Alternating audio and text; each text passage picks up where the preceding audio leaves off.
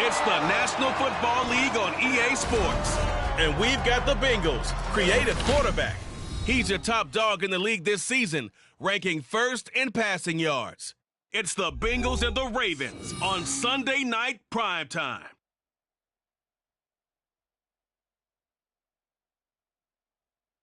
With Chesapeake Bay gleaming in the distance, we are inside M&T Bank Stadium near the Inner Harbor in Baltimore, Maryland.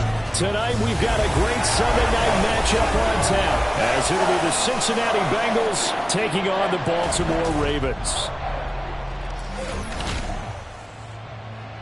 With Charles Davis, as always, I'm Brandon Gaudin. And Charles, you talk about storylines in this one. I think it begins and ends with our two quarterbacks, certainly two of the best in the business. And nowadays, I don't think you can get by for long periods.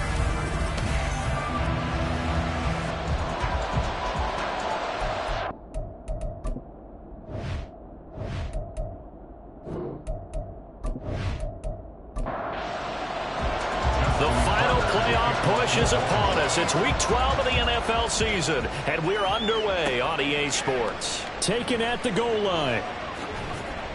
And taken down just past the 20 at about the 21-yard line. Here come the Bengals now to take over. And they are led out there by their mobile quarterback. And he's had such a sensational season to this point, leading the NFL in passing yards. He's been helped out a lot by an outstanding set of receivers, and he's quick to give them credit. But I think even they would tell you that he's the guy that makes this offense go.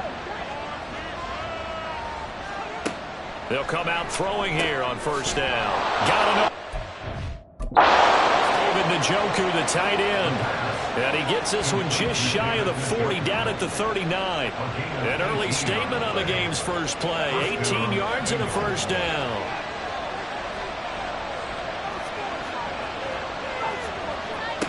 Now they'll throw here out of the gun.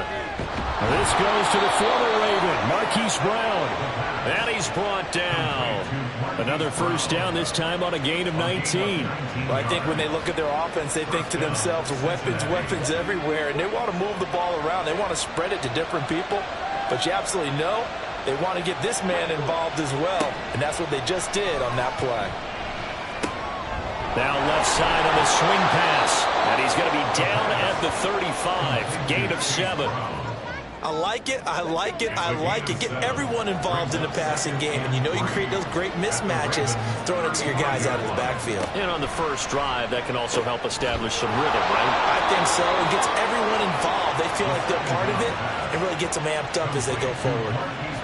9 yards to pick up there, and it's a first down.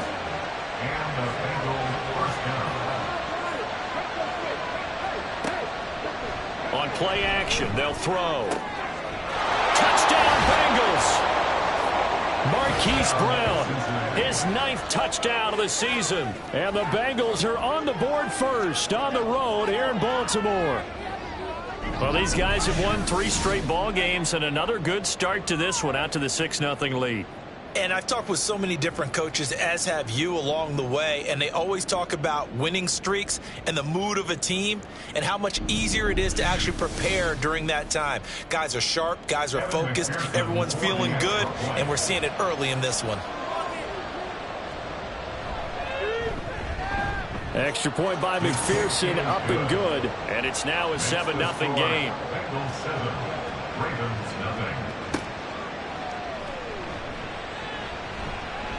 Oh, a good-looking return set up here. He's past the 30. He will score. Touchdown, Ravens. Well, there you go. They gave up the score to start the game, and as quick as they could get it back, they did on the return. And people talk about this all the time, whether you're coaching it, whether you're trying to work on it, whether you're just trying to put in the minds of your players. Attack back as fast as you can after giving up a score. No quicker way than on a kick return. Justin Tucker for the extra point.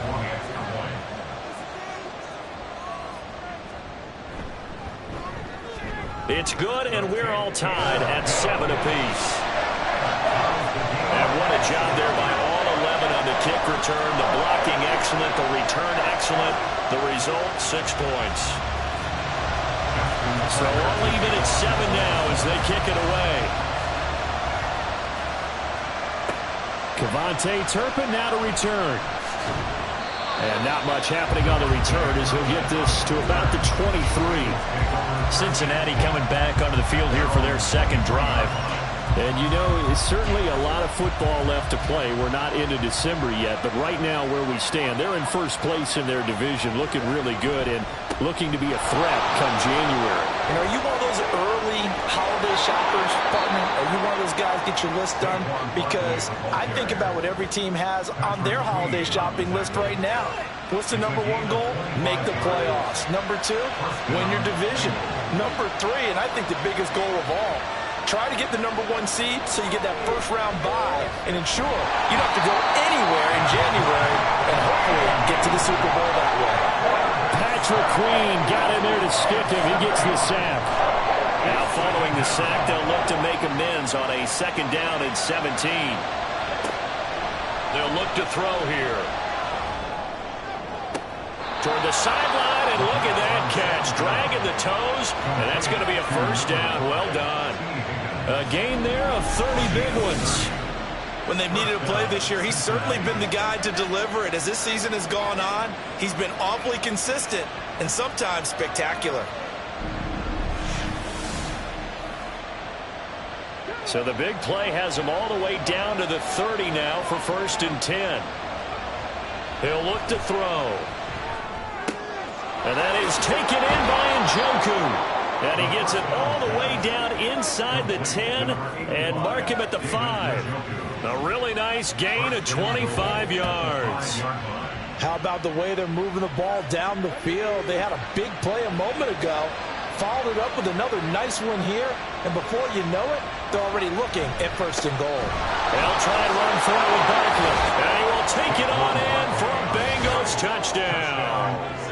Saquon Barkley, his 11th rushing touchdown on the year. And the Bengals have taken the lead. Did my eyes deceive me? Or was that an I formation play that was just run there for a touchdown? Little old school I. How about that? Was that a fullback, tailback, running it into the end zone? Well, that's what that fullback's for, right? That's why you use that. Let him pave the way. Oh, without a doubt. He's an extra blocker, and he did his job well on that play. After the touchdown, McPherson on to kick this one away. The return man down to a knee, and this will come out to the 25-yard line. The number 8, Lamar Jackson, trotting onto the field at quarterback, ready to lead this Ravens offense. His game last week reminded me of the old song, Accentuate the Positive, because that's about all he did, right? Yeah. 3 touchdown passes, over 300 yards in the air. Receivers happy. And they got the win. Got the win. If you're a running back that likes to catch passes, they're happy as well. Big-time game. Jackson on 1st down. A throw taken in by Tyler Wallace. And they're able to get this one across the 35. The drive starting with a 1st down, 11 yards on that pickup. 1st and 10 at the 36-yard line. Now it's Jackson. A short throw caught by Andrews. The numbers for Andrews last week comfortably up over 100 yards when cruising past that number and 2 touchdowns. How'd you like to be the D coordinator this week? He watched that game last week, and I know his first thought was, we have to find a way to take him out of the game plan. We cannot let him do that to us. Meanwhile, Jackson's throw complete there to St. Brown. 7 yards there and a first down. Counting down toward the midway point in quarter 1. First carry for the Iowa State man, Breece Hall. Takes this to the 45. Broken tackle. Bought him a little extra space. Ball placed at the 45 for 2nd and 5. Second and 5 at the 45-yard line. Here's Hall again.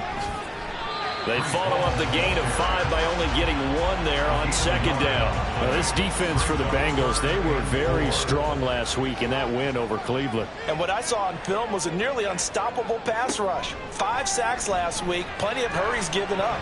So now what do you do on offense? You just max protect, keep everyone in and run the ball, or maybe just 1 or 2 receiver routes in order to try and keep your quarterback upright. The defenders certainly didn't forget about him leaking out of the backfield. There was a guy ready and waiting to pick him up in coverage, and that throw had no shot.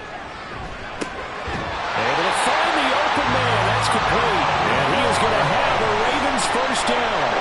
The defense a little lax there. They give up 9 on 4th and 4. Jackson, option right. The quick feet by Jackson. 2 yards the gain on the keeper, and it's 2nd down. The Ravens at 9-1 on the year.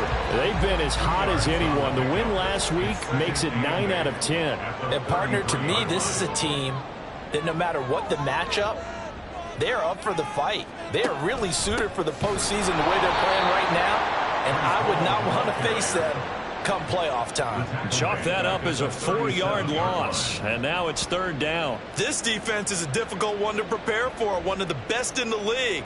They'll come at you from all angles, and they did a nice job there stopping him for a loss. On 3rd down, Jackson. Incomplete, but a penalty flag is down in the backfield. Let's get the call. Offense. So they decline the hold, and that's going to lead to a 4th down. A 54-yard attempt. Tucker's kick is good. And they'll cut the lead back down to 4 now at 14-10. So they're able to end that drive with 3 points in this one-possession ball game. And ideally, you want to end every drive with points. Most quarterbacks would tell you, let's end it with a kick, right? A PAT, that's number 1. Field goal you'll take. Punts, you really don't want to do that. In this case, they'll take the field goal and get prepared for the rest of the game. The offense takes the field, and we turn our attention to Saquon Barkley. Last week, a strong showing, up over 100, also 2 trips to the end zone. It's the kind of week that if you said, listen, I'll let you have this type of a game each and every week, you'd sign up for it. You wouldn't try and get too greedy. But let's face it, good runners always want to be a little bit more greedy at the end, try and squeeze out every last yard. He's going to try and duplicate that and exceed it in this game.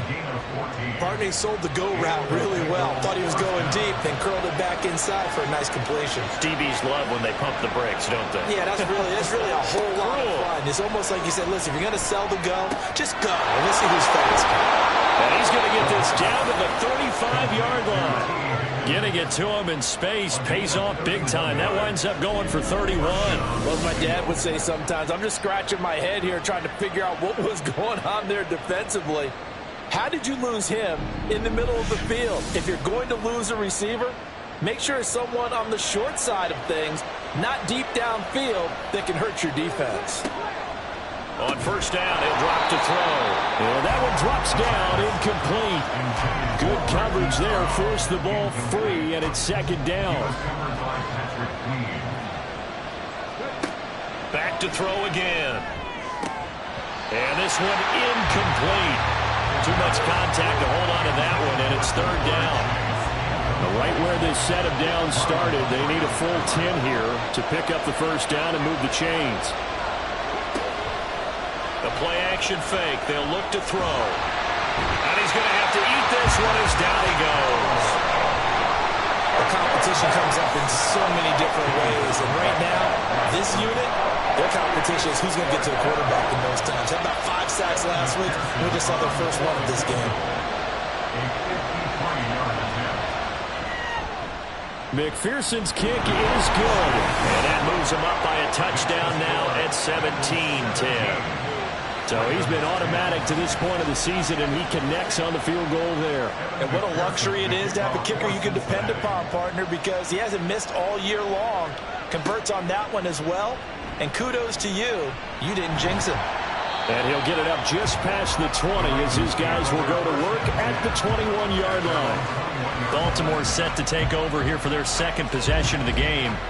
And, Charles, if the season ended today, and it's not going to, we still have December left. More football. We're only in November. But they would be a wild card team. And that's great. They'd be in the playoffs, but you know they're trying to bump up to be one of those division leaders. That guarantees you at least one home game in the playoffs, and that's what you're really seeking. But there also isn't much margin for error for this team, right? Because right where they're sitting, a 2-game losing streak could have them out of the playoffs. So they've got to make sure they continue to keep the momentum going. Absolutely. There's some sharks smelling blood in the water behind them. 4 yards the gain, and it'll bring up a 3rd down. They are in need of 6 yards here if they hope to move the chains. From the gun on 3rd down, Jackson. A bullet throw, but incomplete. How about some applause for the defense there? They forced him to throw that one into coverage, and just like that, they're staring at a 4th down. Well done. 4th down, and out comes Jordan Stout here to punt. Deep to return is Kevontae Turpin. Fair catch signaled for and taken just shy of the 30-yard line. So a change of possession here on the punt. And the Bengals take over 1st and 10.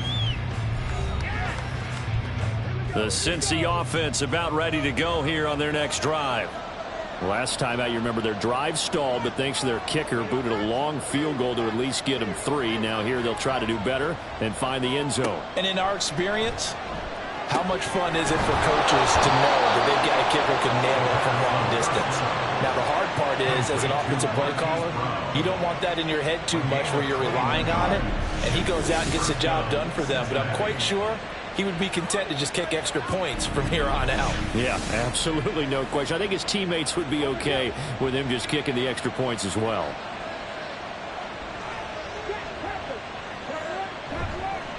Now a play fake here on 1st down. Throw left side, complete to Chase. Pretty darn good, as you see right there on your screen.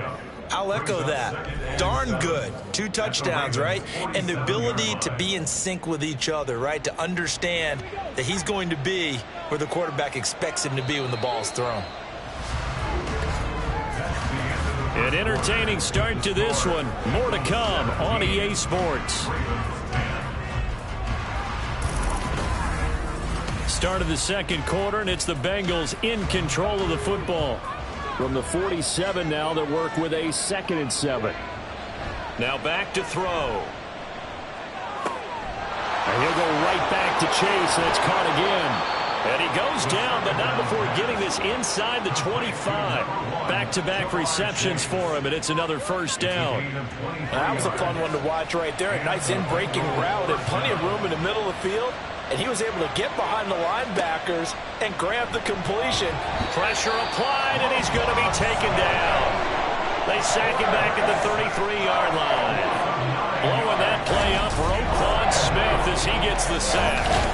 So, Charles, no turnovers yet for this offense, but those sacks now, they're starting to pile up. And one thing usually leads to another because they've got to figure out how the offensive line and everyone else involved in protection can keep their quarterback upright and allow him a chance to throw the ball downfield.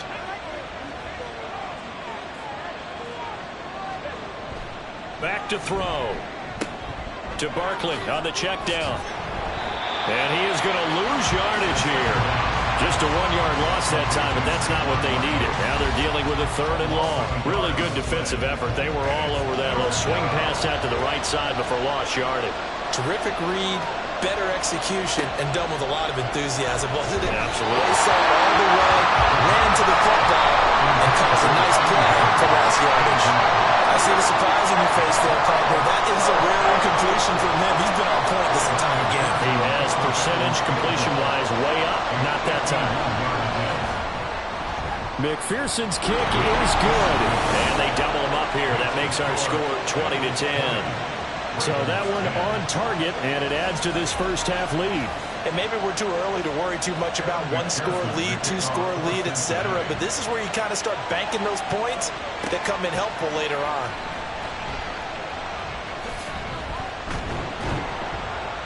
And he'll take it a yard or so past the 20, call it the 21. Baltimore about ready to go on offense.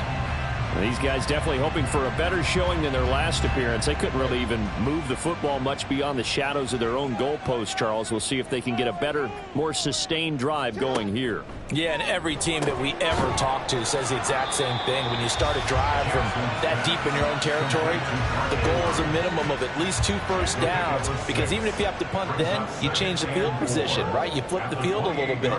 They didn't get that done. This time they want to string together a nice drive and help themselves out. And only able to get 2 here. Stopped at the 30. The offense on third down tonight, 0 for 3 to this point. They could use a conversion. They're up against a 3rd-and-1 situation. They'll try and pick it up by running the option to the right. And nothing but daylight ahead. He may go. And all the way in for a Ravens touchdown. Lamar Jackson with career touchdown number 60. And the Ravens have got it back to within a score. Well, we've certainly seen this before, CD. No one can quite electrify a crowd like Lamar Jackson. And really don't know what else to say other than that was special right there. I think you pretty much said it all, but I go back to what you said about electrifying a crowd. He's also electrifying us, and we're calling the game. This guy's simply sensational. Now Tucker to add the PAT.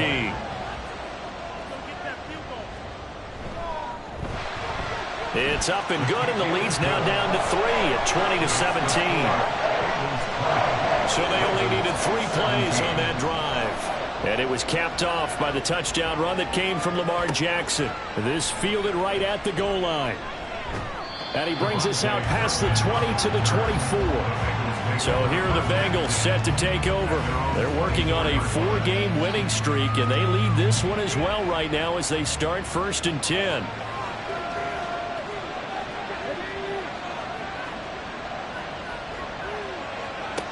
They'll try and start this drive in the air. It connects quickly to Jamar Chase. Will go down as a gain of 6, and that'll bring up 2nd down. Brings up 2nd and 4 at the 29-yard line. They'll set up a throw. Oh, he'll want that one back. Incomplete. He doesn't drop too many in that department. 3rd down. In search of 4 yards here to pick up the 1st down. Out of the gun now on 3rd down. Work in the middle of the field, and he's got a man complete. And he is going to have a Bengals 1st down as they're able to get the 3rd down conversion. Good strong throw and catch right there. And so far in this game, the alleys have been open for them to get completions, and they're taking advantage of it.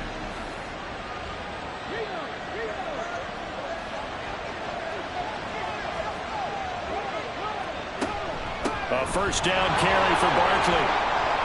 There he goes left side. He'll get this one down near the 20-yard line, just shy of the 20. 64 yards for him on the ground so far tonight as he has been terrific in this first half. So the big play gets him all the way down to the outskirts of the red zone here for 1st and 10.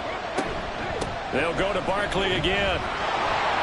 And he gets it inside the 10 to the 9. Another nice gain, 13 yards that time, and another 1st down. Now, this is an example of breaking down a defense, because on a lot of these runs, he's getting past the point of attack, and guess what he's doing? Forcing the secondary guys to have to make a lot of tackles. He'll look to throw. To the end zone, but it's incomplete. Yes, sir. How about an attaboy there on 1st down? Got his hand in and knocked it away. 2 of their 3 red zone trips so far they've come up empty on. They'll look to reverse that trend on 2nd and goal. And he's going to go down. Sacked right around the 17. Marcus Williams getting the sack from the secondary. So that now 4 first-half sacks. This pass rush has been unrelenting. And, partner, you hear that sound of paper being ripped to shreds? That's the game plan that they've had so far, because they've got to say to themselves right now, we have to do something differently. Way back at the 17 now after the loss. It's 3rd and goal. He'll drop to throw. Toward the end zone, but that's going to wind up incomplete. That was well played, but that was also an example of a corner who understands his coverage, realized he had support behind him, and could be a little more aggressive in the shorter zone, and did exactly that, knocking that pass away. McPherson's kick is good, and that will double their lead as it's up to 6. So he's been a busy man here in this first half. That's 3 field goals for him now. And not just 3 field goals, but 3 for 3. So even though the offense has struggled a bit putting it in the end zone, they've still been able to come away with points due to his leg. And this will be a touchback, so they'll bring it out to the 25. Now the Baltimore offense heading back out onto the field. This drive here beginning probably with a pair of motivated groups. Remember, the offense scored a touchdown on their last time out, looking to repeat that in Charles's defense. They were very frustrated after giving up 6 the last time on the field. And frankly, it's just a battle of wills in a lot of ways, because you know they're both motivated, they both game plan for this drive, and they both have specific outcomes in mind. To me, it just comes down to who can execute better and which side can step up and assert its will over the other. On 2nd down, a run with Hall.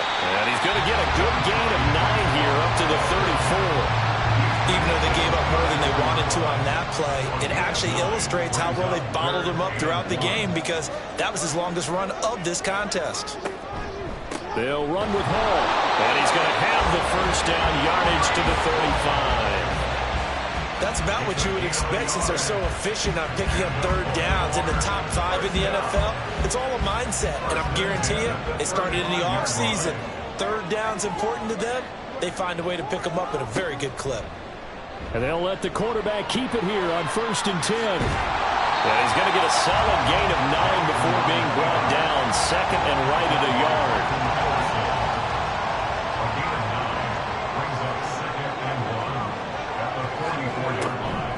They run it with Hall off the option.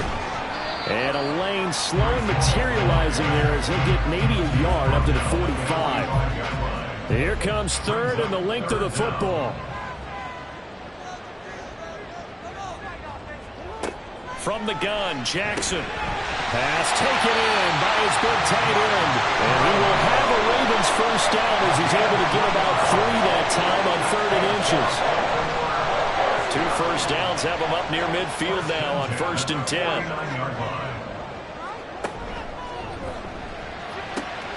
Oh, he tries to force it in, and it's intercepted.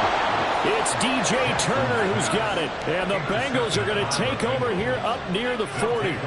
Before we came up to the booth, last thing he said as we were walking off the field, want to play mistake-free football. Well, that just went out the window there with a pick. And do you remember what you said to me when we were walking up to the booth after he said that? You're like, oh, fatal last words. Every time we hear that, things tend to fall apart a little bit, and that's what we saw there. Didn't get enough on that throw, and it turned into an interception. A very good starting field position from the Bengals here as they come up 1st and 10 at the 39-yard line. They'll come out throwing here to start the drive. Able to find Higgins. And they'll get him down after a pickup of 8. 2nd and 2. 8 yards on the pickup. Ball on the 47-yard line. Here's 2nd and 2. 47-yard line. On play action, they'll throw. And that one complete once again to Higgins. And he is tackled inside the 40, not quite to the 35. That'll put him right at 99 yards receiving now as he's got a first down. A give to Barkley out of the gun. And he'll get it inside the 35. Give credit to the defense for stringing that play out, and they gave up no cutback angle. You know he was trying to dart through. No place for him to go. A nice job there, only giving up a 3-yard gain. And a decent gain there as that takes us to the 2-minute warning.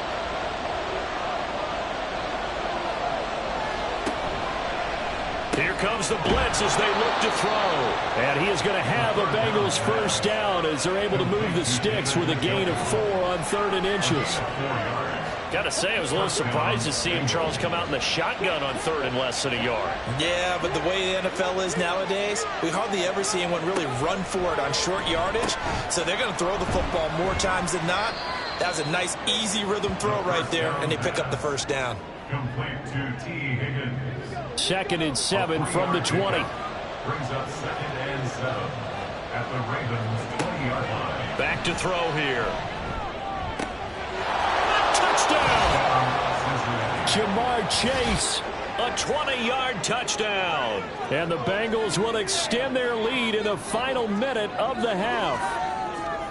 Partner, to me, that touchdown had something that was kind of rooted in that group seeing the future. And what I mean by that is they had a plan. Let's find a way to score right here before the half, and that'll give us momentum going into the second half, give us that cushion that we're looking for. They got that accomplished, scoring right before the half ended. And McPherson on for the extra point.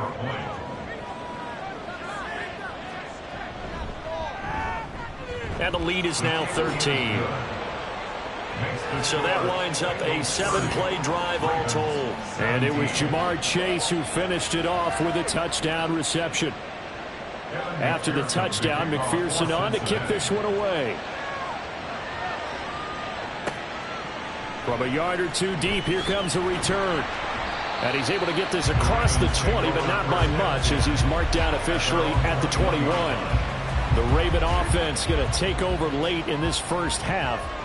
Charles, you're down multiple scores, less than a minute left here, but with that deficit, they've got to try to at least work their way into field goal range to try to muster something out of this drive. And I'm going to go ahead and date myself one more time because I'm going to quote an old Smokey and the Bandit lyric. They've got a long way to go and a short time to get there, but they still have time to get it done. So I'm looking forward to watching them mount this drive and see if they can get some points out of it.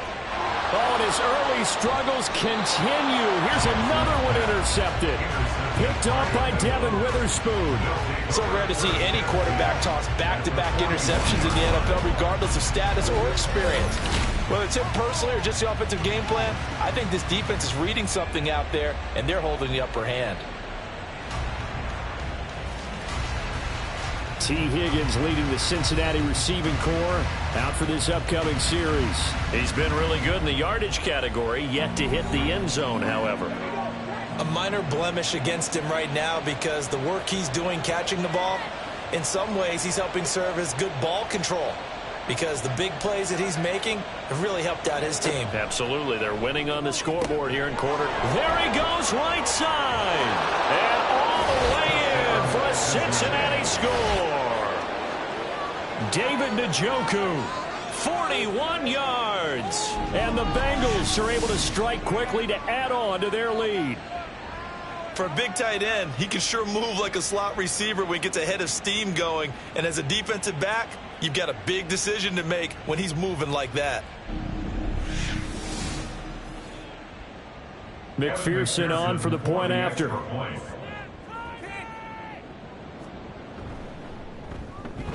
And that one pushes the lead up to an even 20. Those are the kind of drives they like on offense, from the coordinator to the quarterback, the line, everybody. One-play drive and into the end zone for 6. And he won't return this one. He'll go down to a knee, and they'll start at the 25. The Raven offense going to take over late in this first half. And with a 3-score deficit staring them in the face, they might have to press the issue here and try to get points out of this drive. Trying to shake off the interception. He'll look to throw. A short throw caught by Andrews. Now the Ravens going to use one of their timeouts. Throwing is Jackson. It's just their first, so they'll have 2 remaining here before we get to halftime. The Ravens going to use the second of their timeouts as they get it right at the 32nd mark of this first half. And that's going to be incomplete. Too tough to hold on to that one. It's second down. Leads to 2nd and 10 at the 35-yard line. Jackson will throw again. Oh, hit as he throws there, incomplete. So another incompletion there. He's hitting on fewer than half his pass attempts in this one, and that is not a winning formula. Yeah, so let's make sure we give a little bit of credit to the defense here. They've given him a lot to think about, a lot of different looks, and he seems a little bit confused trying to complete passes. And he's got another first down as the tackle's going to be made at the Bengals 43. A gain of 22. Now here's a timeout as they're going to get it with 8 seconds remaining here in the first half. First and 10 at the 43-yard line. So even though it's first down, here's the field goal unit on now to try to get 3 before halftime. They spot it on the midfield stripe, so it is a 60-yard attempt here. And this is off the left upright. And it comes back. It's no good. And that will keep the deficit at 20. Well, he might be the best kicker the game's ever seen, and we've seen him hit from 66, which is the all-time record. But anything 60-plus, that's a very low percentage kick. Don't tell him he doesn't believe it. But this one winds up no good. And this will go as a short gain on what will be the final act of this first half. So that would have been something from that distance, but to no avail. Comes up empty as we have reached the intermission. As we'll head down to Orlando, that's where we find our man Jonathan Coachman at our EA Sports Halftime Report. Coach. Okay, Brandon, thanks very much. Welcome in, everyone, to our EA Sports Halftime Report. Let's get you caught up on what's going on around the NFL. We'll start up at TIAA Bank Stadium in Jacksonville, where it was the Jaguars who pick up the win at home. Christian Kirk, 2 touchdown catches in the victory. Next, we'll stay right here in the Sunshine State, head down to Tampa, check on the Bucs. And they were winners in that one over the visiting Carolina Panthers. P.J. Walker, 4 touchdown passes in the victory. And finally, on Monday Night Football, they've got a good one lined up between the Houston Texans and the New Orleans Saints.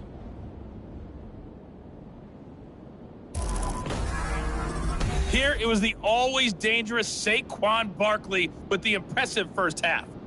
He had a touchdown run that helped get his guys this halftime lead. This was an extremely one-sided first half. One team showed up, ready to go. The other's been in a daze thus far, but there's still plenty of time left for this one to tighten up significantly. All right, Coach, thank you, and we welcome everyone back for quarter number 3. The Ravens set to receive the football, trailing here as we resume action in the third quarter. And this taken in at the goal line. And able to get this across the 20, but not much further as he's dropped it to 23-yard line. The Raven offense set to start this third quarter. And you have to think, Charles, down 3 scores already. They need to play an almost perfect second half to have a solid chance. And that absolutely starts with finding some way to put together a touchdown drive here. They need to be smart, fast, efficient, get the ball to the end zone, and do it again multiple times in order to have a chance to win this game. Throwing now, Jackson on first down. And he slings one that's incomplete. What a difference a week makes. Last week he hit on over 80% of his passes. This week he's down under 50%. What do you see as the difference? Well, I think we're used to seeing a drop. If someone's over 80%, they're not going to hold that number, not in this league. But a drop under 50%, that just tells me that the defense has spent a lot of extra time on game films and came up with a really good plan to try and chip away at his timing. Jackson. To the sideline and incomplete. Well, if they have any designs on getting back into this football game in the second half, they're going to need to be much sharper offensively than they were on this opening possession. Not much happening here, and it'll lead to a 4th down. His first punt, 45 yards. This looks good as well. And the fair catch is taken at about the 13-yard line here. So possession goes over here on the punt. And the Bengals will have a 1st and 10 from deep in their own territory.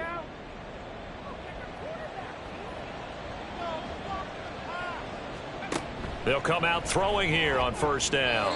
Now a quick throw there, but it's going to be incomplete. Not his best throw there, but where we sit right now in the third quarter, he's had a pretty good game throwing the football. He certainly has, and it's not exactly the point where we're doing 4-minute offense yet, but they've got to think about, I'm not going to say milking the clock, but understanding clock management here on out. And he's got it past the 30 before he's hit and dropped. They call his number again. It's his 6th catch and a first down. This is just more of the same. This defense has had no answer on a lot of these throws. They let these receivers run wild, and here's another completion for good yardage. So they'll come up 1st and 10 now from the 33. Barkley, inside handoff. And he'll be taken down right around the 34 after a pickup of only a yard. Typically, we think it's the strong safeties that are better tacklers, especially closer to the line of scrimmage amidst traffic. But in this case, how about the free safety coming up and making the big-time play? And he's going to be taken down with the first down at the Ravens' 44-yard line. A good pickup there, a 22. Good job there of getting his tight end involved because he lines up on the right side of the formation, just works his way across the field. I really like how they were in sync on that one. He spotted the open gap in the zone, and his quarterback found him, and they get a first down. And he works his way past the line of scrimmage and then slides to a hole. He'll get 3 yards on the scramble there. It's 2nd down. At the Ravens' 41-yard line. He'll look to throw. And his throw's going to be incomplete. The tight end, David Njoku, the intended receiver. And it's 3rd down. Was there defensively. They'll drop to throw. Able to find the open man. That's complete. And he's going to be taken down with the first down at the Ravens' 30. The Bengals passing game finding a rhythm. They've got another first. I'll tell you what, a lot of those mid-range throws have been available because sometimes teams get too concerned about the deep ball and they leave too much space in front of them. And these guys have been taking advantage so far. And that's out quickly to Chase. It'll go as a gain of 4. And that's going to bring up 2nd down. Chase. 4 yards on the pickup. 2nd and 6. At the 26. And they'll send the slot in motion left. He's going to get it on the jet sweep. Oh, and this one may need to go back to the drawing board. He's going to be swallowed up right away. It'll be a loss of a couple on the play, so now 3rd down coming up. They'll come to the line here needing 9 yards to pick up the first.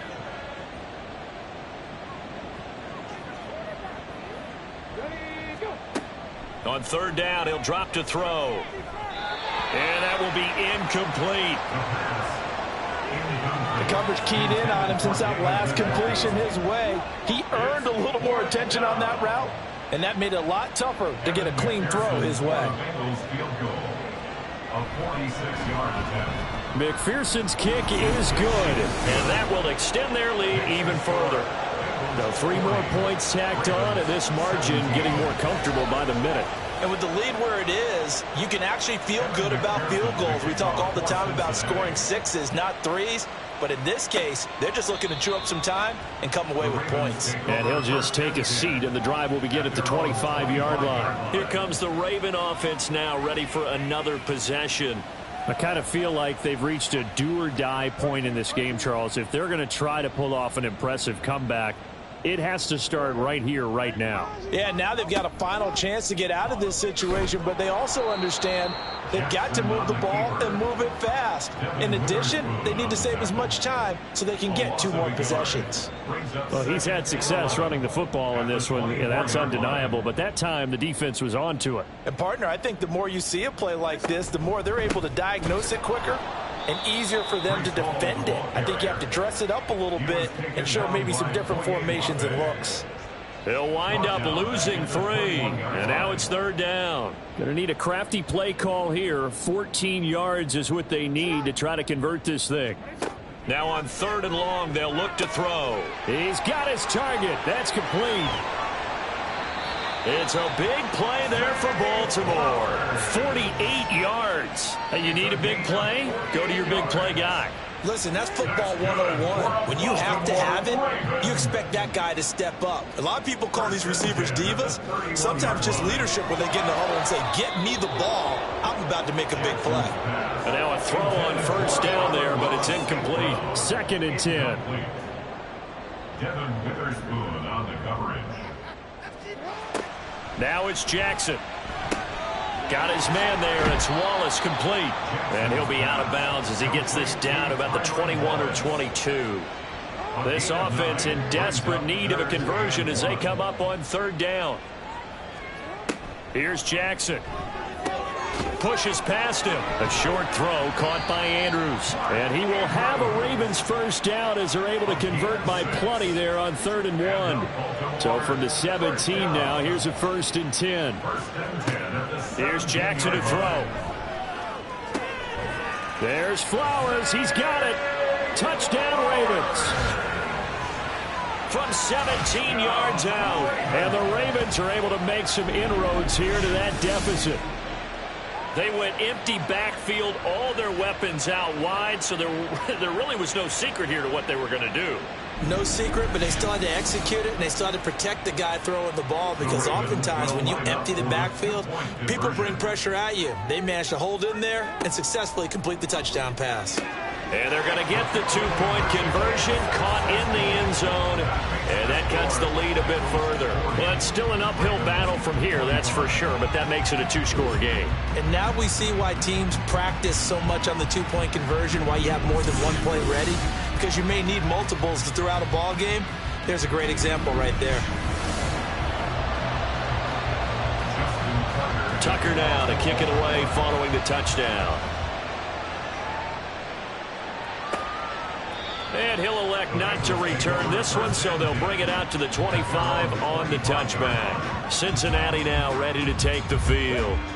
Their lead down to 2 scores after the touchdown a moment ago as they start with a 1st and 10.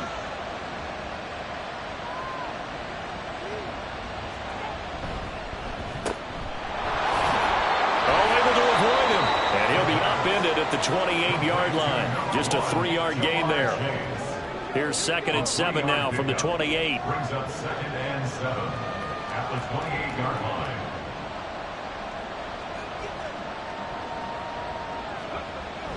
Now back to throw. Got his man complete over the middle. It's Brown. They call his number again. It's his 6th catch and a first down. An 8-yard pickup. First down, Cincinnati. Up the middle with Barkley. And some nifty running here as he'll take this across midfield and down to the 47. 107 yards rushing for him so far as his terrific season continues here. So in Raven territory now. Here's a 1st and 10 at the 47. Back to throw. Open man is Chase, complete. And he'll get it down to the play to the 37. And that's good for a pickup of 10 yards. And they'll be left with a 2nd and about a foot. At the 37-yard line.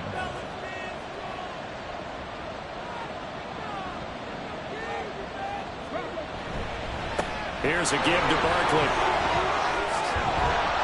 And he'll follow his blockers there all the way down to the 23-yard line. And they'll get 14 on that one. Good for a Bengal first down. I think we're seeing the effect that runs like that are starting to have on this game. They're a little bit slower, that front 7, reacting to the football, almost like body blows in boxing, slowing them down, and they're really starting to take over in this game. He will find his man Chase, complete. And they will eventually get him down, but he's inside the 5 all the way to the 3. Just picking up yardage in bunches here these last few plays. They have moved right down the field, and just like that, they're going to be set up with a 1st and goal.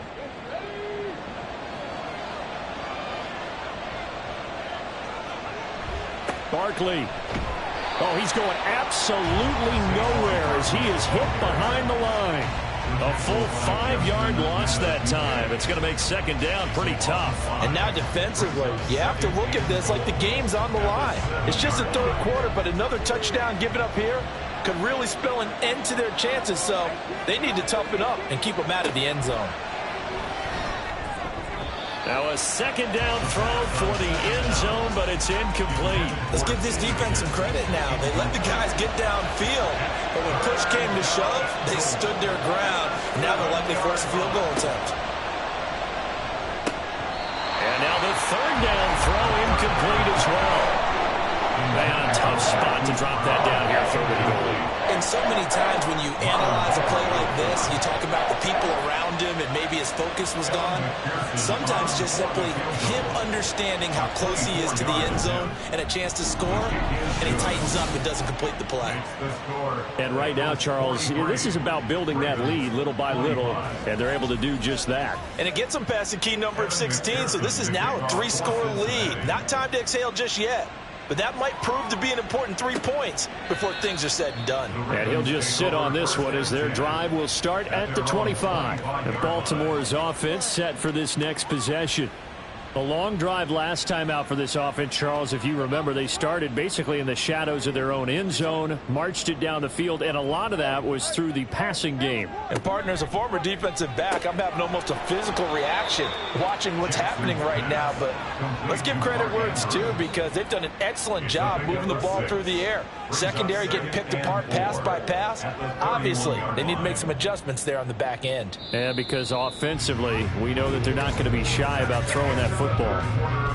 1 quarter remains here on a Sunday night. You are watching the NFL on EA Sports. Back now in Baltimore. It's the Ravens with possession of the football, but trailing on the big board as we get set for the fourth. On second down, Jackson. Throw caught by Flowers. And they get him down, but not before he takes it across the 40-yard line. It's a gain of 11. That's good for a Baltimore first down. Jackson on first down. And he'll be taken down by the Bengal pressure. Myles Garrett in there to get him. Sack number 14 for him on the year. 2nd and 14 as they've got work to do here after the sack. Jackson. A short throw caught by Andrews. It'll be a gain of 5. And that's going to set up a tough 3rd and 9. That's a gain of 5. Brings up 3rd and 9.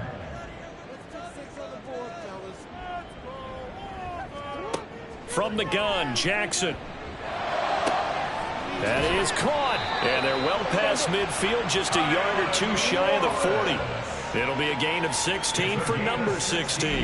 You cannot write these guys off just yet, not with a quarterback like that under center. You mean it actually crossed your mind with him running the team that you could actually maybe write this game on? Not yet. Not a chance. Not with him. We've seen it too many times. So they'll come up in Bengals territory now with a 1st and 10 at the 41. Throwing there, but this pass is going to wind up incomplete. As a corner, you have to be able to run with guys step for step downfield in man coverage and make up ground quickly in zone. You have to put yourself in position to make plays, just like that one we saw there. Jackson's throw into the hands of Andrews.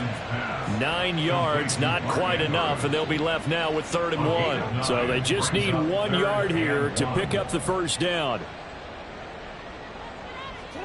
Again, Jackson. And he's going to be intercepted for the 3rd time thus far. Picked up by Devin Witherspoon. And the Bengals will take over here just shy of the 30. With the points that we've seen scored, neither defense has been at their best, but these guys have been a little bit better, Charles, and a nice interception there. Yeah, you're right about that, Brandon. Let's face it. It's not always how you start, it's how you finish, right? So maybe you have a rough game all the way along, but if you make a big play like that at the right time, it can make everything turn out just okay.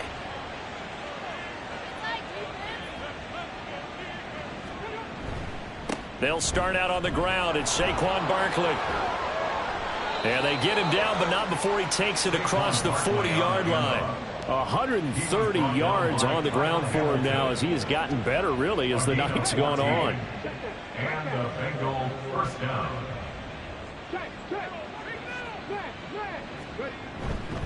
They keep it with Barkley on first down and give him about 5 as he gets this up to the 48-yard line. From the 48-yard line, here's 2nd and 5. At their 48-yard line. Here's a fake on the jet sweep as he'll go instead with Barkley. And he'll take it down shy of the 45 at the 46. A gain of 5, good enough for the first down. First down, Cincinnati. Again, it's Barkley. It's a 6-yard gain on the ground, and that'll make it 2nd and 4. And I'm guessing you'd say this is kind of the key here. Grind out some yardage, work on that clock, see if you can continue to tick it down. Definitely, you want to bleed things out at this point, right? Continue to possess the football, gain some yardage, and put the onus on the defense. Do they have to use timeouts? What are they going to do to stop you? You're taking charge. The offense on 3rd down tonight, they've converted 3 times in 8 chances. They need just a yard here. It's 3rd and 1. Man open left side is Brown. No gain at all on the play there, and that brings up 4th. Excuse my snarkiness here, but isn't the idea of completing a pass supposed to mean you get downfield and gain yards? Especially on 3rd down. Yeah, that one. How about the defense? Figured that one out in a big way. Yeah, they completed it all right and lost yardage. Yeah, 55 yards is anything but a gimme. You've got to really concentrate on your leg swing and proper technique. This time, though, he's unable to convert. Ravens offense getting set and ready for this next drive. Where we stand right now in the 4th quarter, this one pretty much out of reach. And, Charles, I know they're going to be disappointed about several things with this ball game, but the self-inflicted wounds, they've had several turnovers. You would have to think that's going to be something they're going to discuss heavily in the film session in the coming days. You're absolutely right about that, partner, because they're going to have to sit in that film room and watch every error that they made and figure out how to not do it in the future. And mentally, I think a lot of the guys are already starting to think about, okay, how do we put this behind us and get better for the next time out? This, they'll use as motivation for the rest of the time that they play to hopefully never be in this type of situation again. So the completion good for 6 yards, and it'll be 2nd down. Brings up 2nd and 4 at the Bengals' 32-yard line. Now Jackson. Over the middle, complete. It's Wallace. That'll put him at 66 receiving yards now for the game, and he's got a 1st down. And the Baltimore 1st down. 1st and 10 at the 28-yard line. Jackson. And this is going to be hauled in by the tight end Andrews. And inside the 20 before he's brought down.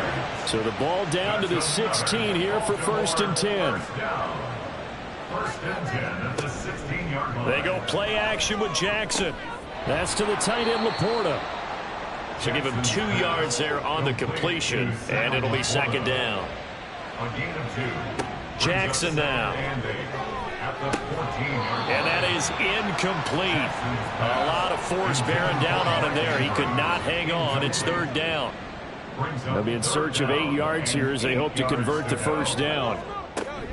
On 3rd down, here's Hall. And he's going to come up well shy of the 1st here as the tackle's made right around the 12. At the 12-yard line. A gain of 3. Here we go. It's Jackson on 4th down. Work in the middle of the field, and he's got a man complete. And the Ravens are going to have 1st and goal as they try to finish off this drive with 6 points. Now they send the tight end in motion left. 1st and goal at the 4. They go play action now. Jackson. And he'll take it into the end zone for a Ravens touchdown. Lamar Jackson taking it in from 4 yards out. And the Ravens have got it back to a 2-score game here in the 4th. This defense, so many things to worry about in the red zone area, but you'd have to almost think that Lamar Jackson running the football, that might be number 1. It should be number 1, and in this portion of the field where things shrink a little bit because the receivers can't run past anyone because they'll run out of real estate, you should have all eyes on Lamar Jackson when the ball is snapped and try and keep him back in the pocket. Yeah, I don't think that they were surprised he was running it there. They just couldn't stop him, and he ends up in the end zone. And this is going to be snuffed out. The Bengals recover. The 4th quarter, they felt like they needed the football back. Unfortunately, they couldn't get it. And I know we brought analytics into the game, and someone has said here that the data says that when a team's expecting an onside kick, 80% of the time, the team expecting it, they do actually recover the ball, which is what we saw here. I just wonder if that number is much more of a anecdotal type of a number. Kind of like when the coaches tell us, well, when you score on special teams, 93% of the time you win the game. I'm still waiting to see that number is empirical. It's Barkley on the counter.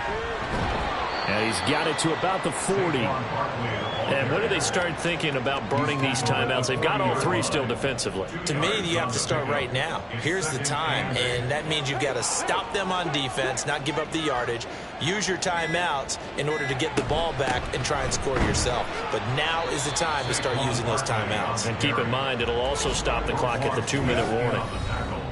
2 minutes left to play in this football game here on EA Sports. So the Bengals in possession of the football here as we get you reset.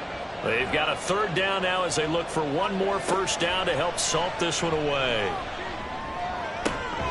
He's got his target. That's complete. And they'll have it in the red zone before he crosses over out of bounds. Great way to convert on third down there. 21 yards the play. He's been the go-to guy. They needed a big play there on third down. Went his way. It worked out. Doesn't matter whether they've scouted it or that they think he's going to get the ball. He has a knack for finding his way open and completing the connection. And he's brought down just outside of the 10 at the 11. And whistles, and we're going to have another stoppage of play as they call the timeout on defense with 1:53 left. And maybe a measure of revenge there. He's had his way in this one, but this time they get him behind the line. On third down, Barkley. And they'll get him down short of the first down, right on the 10-yard line. Ravens going to use their third and final timeout as they'll head to the sideline and talk over what to do next. So they settle for just the 3, but clearly right now anything helps trying to salt this one away in the 4th. Without a doubt, obviously a touchdown probably would have been the final nail to finish this thing off, but it's still ate up time, got points, so while it's not mission accomplished, it's darn close. And here comes a return from just beyond the goal line. And he'll be brought down shy of the 20, so the decision to bring it out of the end zone, not a good one. Jackson and the Ravens, here they come. Down by 2 touchdowns. 1:40 remaining. Field goals, useless at this point. They need 2 touchdowns, and they need them in short order. And he's going to get this one across the 30-yard line. It's a gain of 16 yards. Throwing, Jackson. A little short pass here taken in by Laporta. Now 2nd and 4. A 6-yard pickup brings up Jackson. And that one off the mark behind him. Incomplete. And let's face it, this defense has had its share of struggles all game long, and they know that they can put it all behind them if they defend well here in the 2-minute drill. Excellent coverage right there to force the incompletion. Able to find the open man. That's complete. And he will have a Ravens first down as they're able to get the third down conversion. Jackson to throw. Pass on the crossing route is complete. This is Andrews. Here's first down. Now Jackson. That's into the hands of Wallace over the middle. And he takes this one into the end zone. And all of a sudden, here in the final minute, things get a little bit tighter. Okay, game on. Don't go anywhere yet. You got a 1-score game now. Probably going to rely on the onside kick coming up. Yeah, they have to. It's not a high percentage play, but it's better than not having a chance at all. And that's when you put your leapers and your flyers on one side, get that high hop, and hope that one of the guys can come up with it. And on the other side, get that hands team ready. No doubt about it. Tucker with the extra point. And now things get a bit more interesting here in this 4th quarter. And this is going to be recovered by the hands team. And that should just about put a capper on this one. They had to go for it with no timeouts remaining, though now. This one's as good as over. They gave it an effort. They tried their best, did everything they could to try and get the ball on the onside kick. You're exactly right. They had to try it. It was their only option. And now this game is done. Just take it, kneel, and call it a day.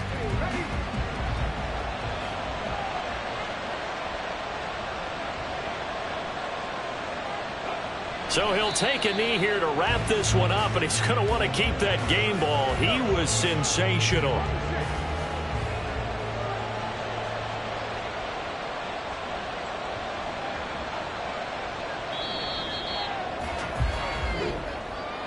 Charles, normally when you see a group score this many points, it's a complete blowout. But instead, they needed every single one of those in this close, high-scoring affair.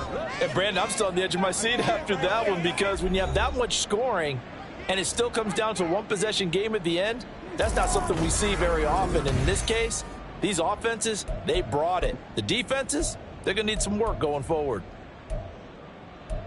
So for Cincinnati, they get win number 10 on the year as they move to 10-1. And they will head back home next week. Meanwhile, for Baltimore, they go down to defeat for just the second time in 11 games so far. And they'll be on the road next week as they travel to Pittsburgh to take on the Steelers. I'm Brandon Gaudin. Certainly have to thank Charles Davis, my broadcast partner, and our entire crew. We'll catch you next time right here. It's the NFL on EA Sports.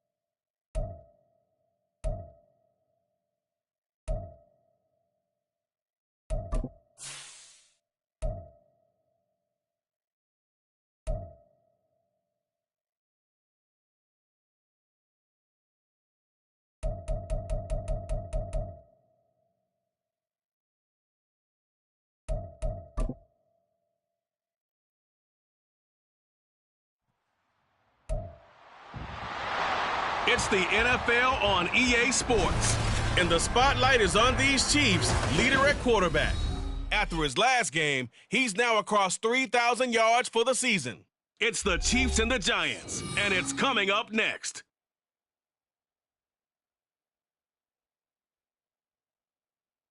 From one of the loudest venues in the NFL, there's a look at Arrowhead Stadium here in Kansas City. Today, Week 12 of the NFL season is upon us, and we've got a good one in store, as it'll be the New York Giants taking on the Kansas City Chiefs.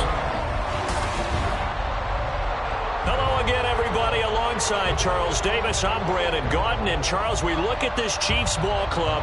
They're hot as can be. Winners of 8 of their last 9 games. I don't know if you'd call this start a surprise exactly, but they've proven that they're going to be able to stand toe-to-toe with anybody. On the other side of the field for the visiting Giants, you have to wonder where their heads are at as they come in winless on the year at 0-10. I think a lot.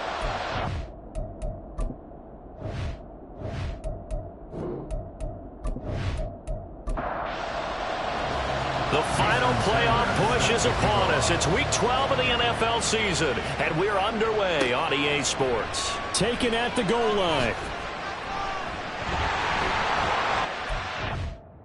Stopped right around where he would have been had he gone down to a knee, maybe a yard shy of there at the 24. So here are the Chiefs now coming out for their opening drive. And a glance at the tall signal caller, standing 6'6". And he's had a great season so far throwing the football. Very likely could go over 4,000 yards with a good performance here. And even in an age of passing first, that is no small accomplishment. They'll come out throwing here to start the drive. Into the hands of the tight end, Dalton Kincaid. And he'll get this one way up just shy of the 45-yard line. Just like that, a pickup of 20 on their first play from scrimmage. Took just one play to move all the way to the 44 as they try again on first down. And it's straight. It's Pacheco. And he is going to be stopped cold behind the line of scrimmage. Looking at a 2nd and 11 now after the loss. Brings up 2nd and 11 at the 43-yard line. They're going to look to throw. Steps away, and he can't find a receiver, and he's brought down. They get to him for a loss of 4, and it brings up 3rd down on the sack. And on that one, the protection just broke down. You've got to have that leverage, don't you? We always talk about low man wins in the running game for an offensive lineman versus a defensive lineman. It's essentially the same thing in pass protection. Well, the pressure too great, and he goes down once more. Buried behind the line by Azeez Ojulari. It always helps for a visiting team to come in and set the tone on defense. In fact, when we talked with them prior to the game, they said they wanted this home crowd to feel like they had to hide their valuables when they were in town. Well, the home crowd quiet now early. See if their offense can take over and get some points on the board. 46 yards on the boot. The coverage holds him to just 3 on the return. And it'll be Giant football 1st and 10. So now we'll get a look at the other offensive unit as they come out for their first possession. And they will be led out by their 2nd-year quarterback. And this is a game for grit, determination, and somehow finding a way not to panic. What a horrible start for them. I mean, they haven't won a game yet. So now, as a quarterback, you're not just talking to your team. You've got to demonstrate to them what they need to do to win. He's got to be the leader by how he plays. The numbers for Mixon last week, 13 carries, 53 yards. Not a horrendous week last week running the ball, but definitely room for improvement for their numbers. No doubt they made some slight adjustments to how they're going to call plays this week in hopes they can kick those numbers up a notch. That one, a first down pickup of 8. Well, there's plenty of real estate for him to maneuver on that run, and let's face it, it shouldn't be a surprise. He's one of the better backs in the league. Had to come into this game with the idea, slow him down, otherwise it's going to be a long afternoon. A throw over the middle, taken in, and he'll be taken down, but not before he works it past the 50. Give him 18 there, and the Giants have a first down. Well, from their point of view, this game could not be starting out much better, could it? Force a punt on defense, and now they're moving it crisply on offense. Crisply, I like that. You like that? Yeah, moving it very, very well. Looks like the defense on their heels a little bit. You put a score in here, long way to go, but you're right, that's a heck of a start. Yeah, and I think this is where the play caller is looking at his play sheet and saying, do I have that dagger play? Do I have that play and just finish them off right now? Because I think they'd love to gain that big advantage early. Now here's a throw that's complete, and he's got this down to the 35. 12 more yards for him there. It's a first down. First down, Giants. Off the play fake, he'll look to throw. Open target here, Darius Slayton. And he's going to get this down near the 20-yard line. Back-to-back nice gains. That one for 14 yards and another first. They'll stick with the passing game as he looks to throw. And his throw's going to be incomplete. You know, Charles, for this defense, look, it's no secret. You're facing a team that is really, really struggling. They haven't won in what seems like forever, but sometimes a desperate team can be a dangerous team, right? You're exactly right about that, but they shouldn't be. When they're on that type of a losing streak, it's incumbent upon you to take charge of this game early and not give them any reason to hope. Get out and attack them and make sure you knock them back on their butts. That's going to be caught by Hodgins. And stopped a few yards shy of the goal line at the 3. 18 yards the gain for number 18. That's a sharp throw right there on third down. They're looking to get the first points of the game, and they certainly don't want to be on a field goal. So that's a nice job to get the hook up and set up a first and goal. First and goal from the 3.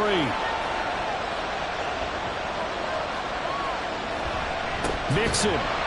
He is going nowhere in a hurry as he is going to lose yardage here in a big way.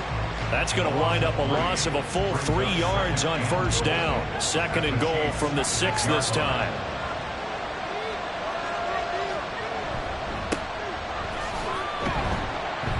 And he's able to get it down to the 2-yard line.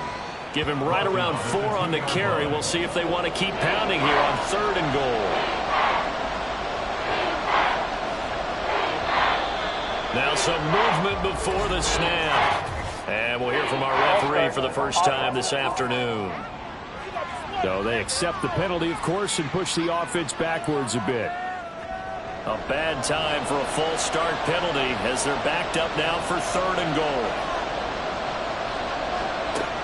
Back to throw here. And this is going to be incomplete. The Kansas City defense tough to throw on there, and now it's fourth down. Well, so a drive that spans all that time, and yet you may only come away with 3 points here. Well, your defense, all right, they actually like these long drives. They get to rest over on the sidelines for a while, but when you're not finishing with points in terms of touchdowns, that's frustrating. They've got to figure out how to close out these long drives and get 6s instead of 3s. Well, in a close game like this, obviously you want the touchdown, but certainly they will take the 3. And they'll be okay with that, but let's throw a little credit to the defense as well. I'm just glad this doesn't come down to a debate, right? Which side won, partner? Because the defense, hey, we didn't give up a touchdown. The offense, hey, we put 3 on the board. Either way you look at it, I think both sides gained something out of that drive. The KC offense out of the huddle, ready for their next drive. And it's only November, but the playoffs, we know how it works. They'll be here before you know it. If it ended today, they would be the number 1 seed. And that's a great spot to be in, but I love the phrase, if it ended today. And I'll guarantee you, that's what they've discussed in their locker room, in their meeting rooms. Yeah, we know where we would be if it ended today, but we also know it's not ending today. Right. So they've got to continue to play the type of ball that put them in the spot where they're number 1 in their conference. 2 yards still to go. Third down now. They'll try for the first with Pacheco. Well, they hit him in the backfield, and he will not escape. And that is not going to get it done. A loss of a yard, and it brings up 4th. That's a really alert defense there because they saw the heavy look come in from the offense, countered it with extra linebackers who brought a little bit of speed and heft, and able to really make a big-time play for their defense. On is the punter Townsend as he gets this one away. Now Brown. A 48-yard punt, 7 on the return. And it will be first and 10 as they take over. So the Giants getting the football back here for their second drive. They've got a 3-0 lead and the football as they start first and 10. They'll try and start this drive in the air. He'll drop this one down and mix it. And he's upended at the 33 following a good pickup of 8. As a passer, you're always trying to find that open window to throw the ball downfield. How about this one? Right in the middle of the field, right in the heart of a defense. On second down, here's Mixon. And he is met at the line of scrimmage, and he goes down right there. He got maybe a half yard at most, but officially they'll be left with a 3rd and 2. And they'll let their fullback try and push the pile. Well, he's going to be a yard short. Needed 2, but only got 1. 4th down. Let's give credit to the defense. They got plenty of bodies to the point of attack and stuffed the run. But I just wonder if the offensive line let down a little bit, knowing that their big guy was getting the ball, and they just expected him to pick up a first. Tress Way on 4th down is sent out to punt. And he punted 3 times in the loss last week as he sends this one away. And taken right on the 30. That'll go as a punt of 34 yards that time. And it's Chiefs football, 1st and 10. KC's offense ready to take over. Still in the first half, but this offense has struggled. Haven't really been able to get anything going, not only in the points category, but in the yards category. We'll see if they can do better here on this drive.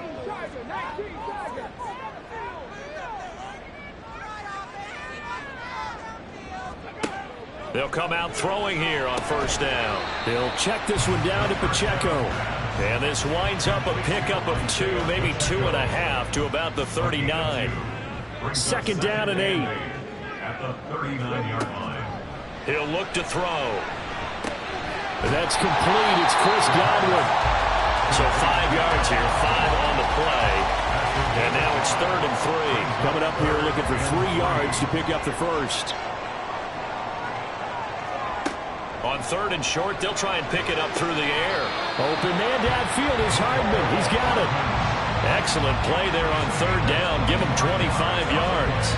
He's such a good route runner. Shows it there on 3rd down. Very proficient and a good pass. And you know what I've observed over the years in the NFL? The better a route runner you are, the more confidence your guy's going to have in you to go to you in important times because he can trust you being in the right spot. And they connected there and picked up a 1st down. On 1st and 10, here's Pacheco. And he's going to take this ahead for right around 3 yards, but no more than that. 2nd down. The numbers on the ground for Pacheco last week. 17 carries, 97 yards. After the last game, they have plenty of reason to be confident in their running game. And even though they're facing a top 10 defense, they're not going to shy away from doing what they do best. Make them adjust to them. Make them stop what they do before they go to any type of a change-up. A 2nd down pass play there, but it's incomplete. One thing that you're going to see from this offense is that they love the matchup with their wide receivers against this secondary. That one wasn't successful, but don't expect them to back away from attacking all game long.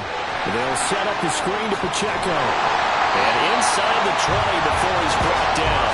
The Chiefs have got the passing game rolling a bit, and another 1st down. And this pass rush has really been bringing the heat. Has already gotten home a few times here in the first half.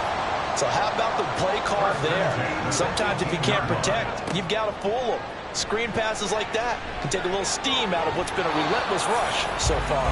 Now a throw to the end zone on 1st down, but it winds up incomplete. Trying to get one more in here before the quarter breaks. They'll look to throw again. Looking for Godwin, and he's got it complete. And he's going to be brought down on what will be the final play of this first quarter. 3-0 after 1 on EA Sports. Second quarter from Arrowhead. It's the Chiefs in possession. So 2 of 2 on 3rd down conversions on this drive, and now they face a 3rd and 3 here. Back to throw again. Now they go screen. It's complete. And in for the Chiefs touchdown. Isaiah Pacheco with touchdown number 12 on the year. And the Chiefs have taken the lead. There are several elements to a well-executed screen pass. This one resulted in a touchdown. It had all of those elements. Yeah, you're so right, because you really need the rush to almost get to the quarterback, almost get to the passer. Then you've got to get the ball thrown perfectly, whether it's to the running back, the wide receiver, wherever the screen guy is. And, of course, the blocking has to form in front to get him downfield for the touchdown. Extra point by Butker is on target. And that makes it a 7-3 lead. Now after the touchdown, here's Butker on to kick it away. This fielded right at the goal line. And up to about the 26-yard line, just across the 25. The New York set to take the field. Charles, a very uninspired effort. The last time we saw them out there was a quick 3-and-out, and they punted the football. Yeah, and you never want to get stopped so soundly during a series, but what would be even worse now is letting it happen again right here. They've got to get going. Here's Joe Mixon as they start on the ground. And it pushes way forward to about the 32. It's a 6-yard pickup, and it gets him to 2nd and 4. Brings up 2nd and 4 at the 32-yard line. Again, it's Mixon. And he'll be brought down shy of the 40 at the 38-yard line. 7 yards there and a first down. It was a good, nice, crisp run for a first down. I wonder if the defense might have been loosened up a little bit, maybe anticipating a pass instead of the run that they got. Back to throw now on first down. A quick throw there is incomplete. That open man that time, they ended up putting a little too much heat on it, don't you think, partner? Absolutely, just needed a touch more air under it. Instead, he fired an absolute bullet. He'll try again with the arm here on 2nd down. Got a man open. It's Darren Waller. And he's brought down. Catch number 44 of on the year. It's a first down. It's a nice zone breaker right there. Take the tight end, move him out to the slot, then have him run a corner route versus the zone coverage, which means he's going to be behind the shallow coverage and ahead of the deep coverage, put the ball right on him. This offense finding its legs now. Here's another 1st and 10. On play action, they'll throw. Bellinger hauls it in out left side. A very nice pickup of 33 yards. You ask tight ends about their favorite routes to run, and surprisingly, this will pop up as one of their staples because they run so many routes in the middle of the field. How about this one? Starts downfield, bends it to the corner, great touch on the football, and they turn that one into a big play. The chain gang hustling to catch up. Here's 1st and goal from just inside the 10. They'll give it to Mixon. And he will take it all in for a giant touchdown. Joe Mixon, his 5th rushing touchdown now on the year. And the Giants are once again back in front. Sometimes you get a 1st and goal and you're back near the 7, 8, 9-yard line, and you start thinking, maybe we'll run it here on first down to get half of what we need, so maybe we can have 2 or 3 shots at going for it from closer range. So this is a bonus right here. What a great run to work his way into the end zone. Extra point up and good by Sanders. And the lead is now 10-7.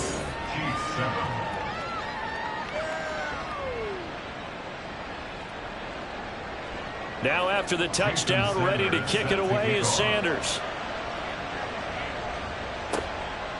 From a couple yards deep, he'll bring it out of the end zone. And he'll take it up past the 25 to the 26-yard line. And now here comes Kansas City. For this offense, Charles, remember the last time they were out here, marched it nearly the full length of the football field, and a lot of the attack went through the air, so now they're seeing if they can duplicate that performance. Okay, if I show my age a little bit, partner, because I can hear my high school coach, John Ford. I can hear his voice in my head. Laddie, when you put the ball in the air, 3 things can happen, and 2 of them are bad. But the way the game's being played now, this is just part of what they do. So I don't think they should change anything at all. They've been dominant. Keep throwing it around. They try to throw on 2nd down, but this one is incomplete. And this offense on 3rd down today, they've converted 3 out of 5 thus far. This will be 3rd and 5. Able to find the open man. That's complete. And he'll be taken down, but not before they work it across midfield. Great way to convert on 3rd down there. 21 yards to play. And maybe that touchdown on the previous drive has re-energized this offense a little bit. They've been kind of sluggish until then, but they're showing signs of life here, and they get good yardage that time and a first down. So the drive takes them into Giants territory now. 1st and 10 at the 48-yard line. Here's a play fake as they set up to throw. This one complete. It's Rashee Rice. They'll get this one down near the 20-yard line, just shy of the 20. A very solid gain of 27. Kansas City Chiefs. First down. Again, he'll drop to throw. And this will be incomplete. Physical play on the football there, and second down.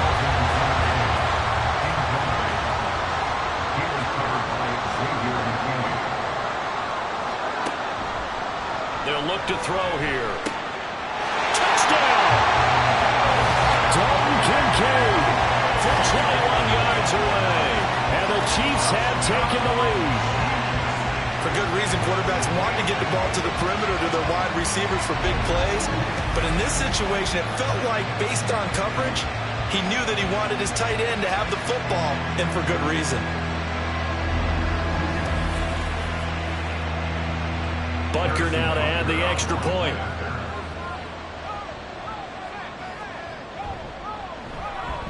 And that makes it 14-10. So the drive there took 6 plays. And it winds up with the Chiefs hitting pay dirt. Now after the touchdown, here's Butker on to kick it away.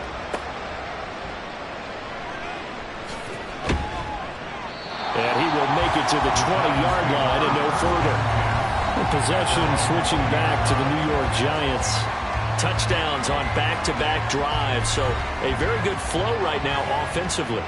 Hard to slow them down, too, because they are locked in. Feel like the offense coordinator is a little bit ahead of the defensive guys right now. They're beating them to the punch with their play calls. They've got a nice rhythm they're locked into. How can the defensive guys come up with something that'll disrupt that flow? That's what they're seeking right now. Well, it's been an exciting sequence to watch. Now second and 6. Inside handoff to Mixon. And they'll take him down at the 31-yard line. 44 yards rushing now on 8 carries for him so far. And that's a nice pickup of a first down on that second down run. And at that yardage gained, they can run that play on any down. And the Chiefs are going to get him. Trent McDuffie. Credit him with a sack, and it goes as a loss of 6. Oh, my goodness. Was that a defensive back that got to him with the pressure? Oh, look at the former defensive back. You're all smiles up here. I hope everybody can hear my smile on that play. And he is going to lose yardage here. They'll wind up losing 3 here on the play. And they're going to be staring at a 3rd and long here. They're going to look to throw. Under pressure, and down he goes. It's J.O.K. Jeremiah Owusu-Koramoah in there for the sack. Now the former Oklahoma Sooner Tress Way on to punt the football.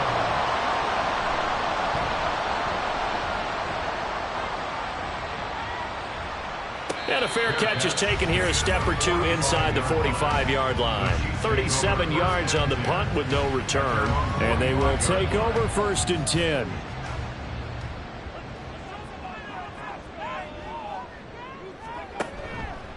The play-action fake. They'll look to throw. And it's incomplete. Took a shot, couldn't connect. It's another zone defense. It looks like it's open for possibilities, but they did a nice job patrolling the middle of the field and forcing an incompletion. And 2nd and 10, he'll look to throw again.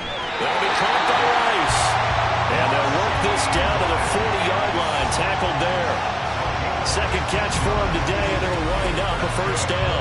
Even against double coverage, he found enough of an opening for a noticeable gain. 2 guys on him, yet he finds a way to uncover downfield for the completion. Pacheco gets it up the gut. And he gets this to the 35. Good for a gain of 5. The Chiefs at 9-1 on the year. They've been playing their best football of the year. Winners of 4 in a row. And I thought that they played pretty well last week. Their execution, their discipline, their resilience, all on display in that victory. And they're going to have another 1st down as the tackle's made at the Giants' 18. 17 yards on the pickup there. The drive will continue. So from inside the 20, here's 1st and 10 at the 18. They'll drop to throw. And is caught. Touchdown, Kansas City. Dalton Kincaid, a beast in the red zone with his second touchdown of the game. And the Chiefs are able to widen their advantage. CD, you know, anytime they get close to the red zone, he is such a threat, and there he is again already, his second touchdown of the ball game. And I know it's probably a little bit of a failing on my part, but you know I watch a game through defensive eyes, and I don't understand what the coverage was doing there. When he headed out deep, they should have adjusted and flowed towards him. Instead, they left him out there and gave him a chance to make a big play. And, of course, he did exactly that. His size, speed, and versatility makes him a top target in any game. Now after the touchdown, here's Butker on to kick it away. And no effort to bring this one out. It's a touchback. And the Giants ready to come out now. They'll look to make some inroads here, trailing 21-10 as they come up on a 1st and 10.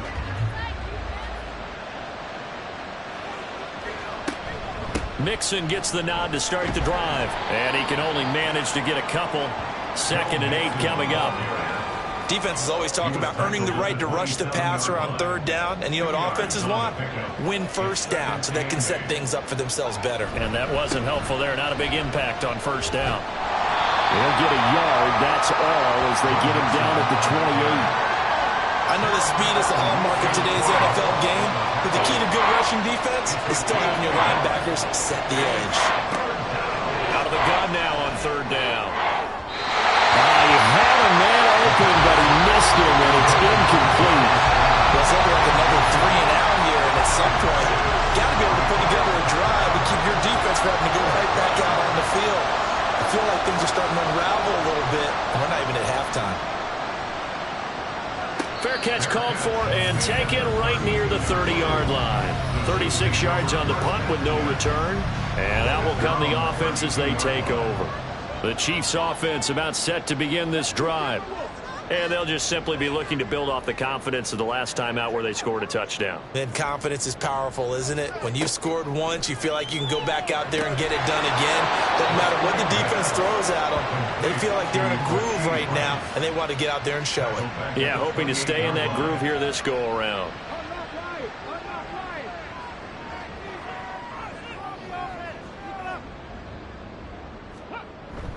A run by Pacheco on 2nd down.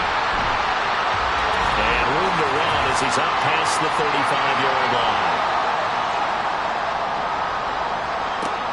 On 3rd down, he'll drop to throw. Out route, and the ball is caught by Godwin. And he'll be out of bounds after getting this one across the 40. A nice 1st down pickup on a gain of 6.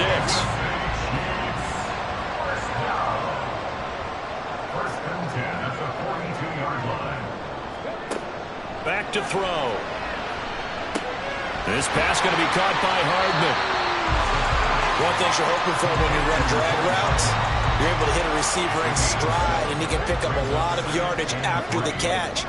But in this situation, the defense was effective, able to stop him before he could get a good head of steam going.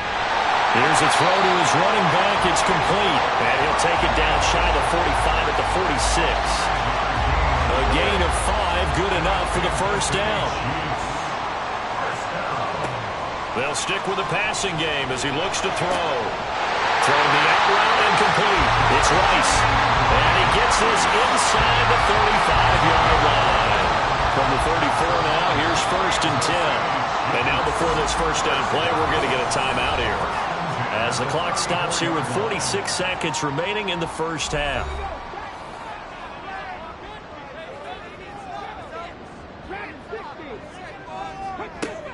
On 1st down, he'll drop to throw. Open man is the tight end, Noah Gray. Yeah, that's good for a gain of 6, and it's 2nd down.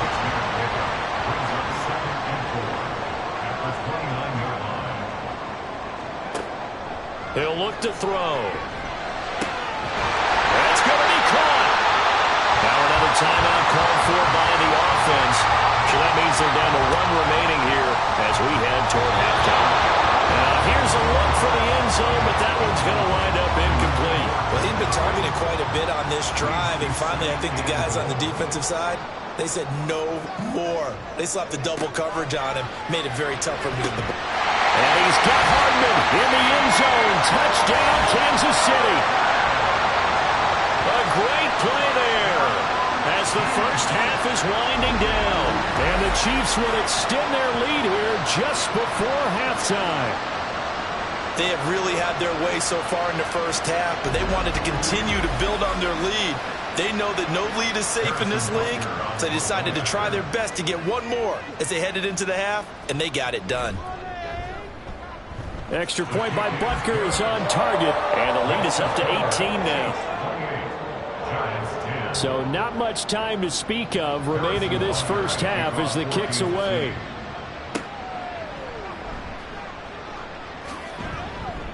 And he takes this near the 25, just a little pass there, call it the 26. The Giants offense at the line, ready to begin their next drive. And with time quickly fading here in the second quarter, not sure how aggressively, offensively they want to play this. I think we'll find out just how much they trust their guys in this situation if they decide to take a shot. It's a gain of 10. First down, Giants. Now on first down, he'll drop to throw it.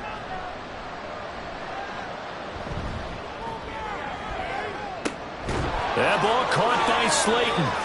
And he has a big gain inside the 40 before being dropped.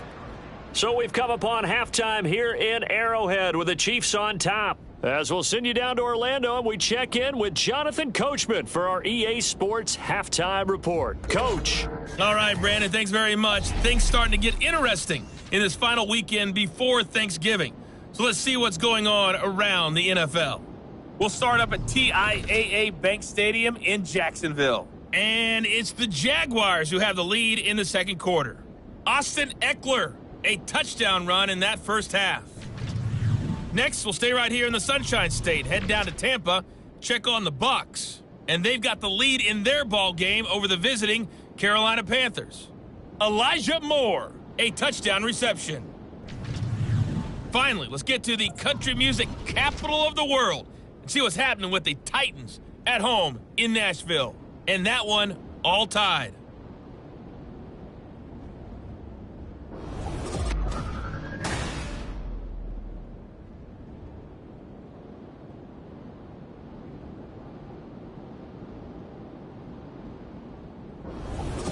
All right, Coach, thanks very much. Fine work as always as we welcome you back for quarter number 3.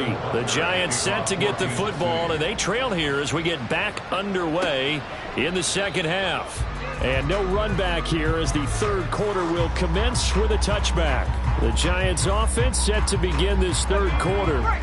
They look up at the scoreboard facing that deficit. A 3-score game, Charles, but look, there's plenty of time to go here. The old football cliche that comes to my mind is you can't get it all back at once. They probably need something, though, out of this drive, at least 3 points. Are you trying to say that there's no 3-score drive on that play sheet for any of those coordinators? They just don't have it, right? You're trying to get it all back. You know you can't get it back in one drive, but maybe cut into it a little bit as you just said. Nowhere to go here. He lost the football, and it's picked up by the Chiefs. And he has brought this one back. A fumble recovery for a Chiefs touchdown. And give some kudos to the defensive coordinator, I think, here. They bring the blitz, they dial it up, and it turns into 6 points for them. It's so nice to hear you actually give kudos to the defense. It is so nice. You're such an offensive guy like that. I love it. He dialed things up, and boy, a big play resulted for his guys. Well, you like the credit to the defense there, right, my friend? Yeah, do I ever? Butker on for the PAT.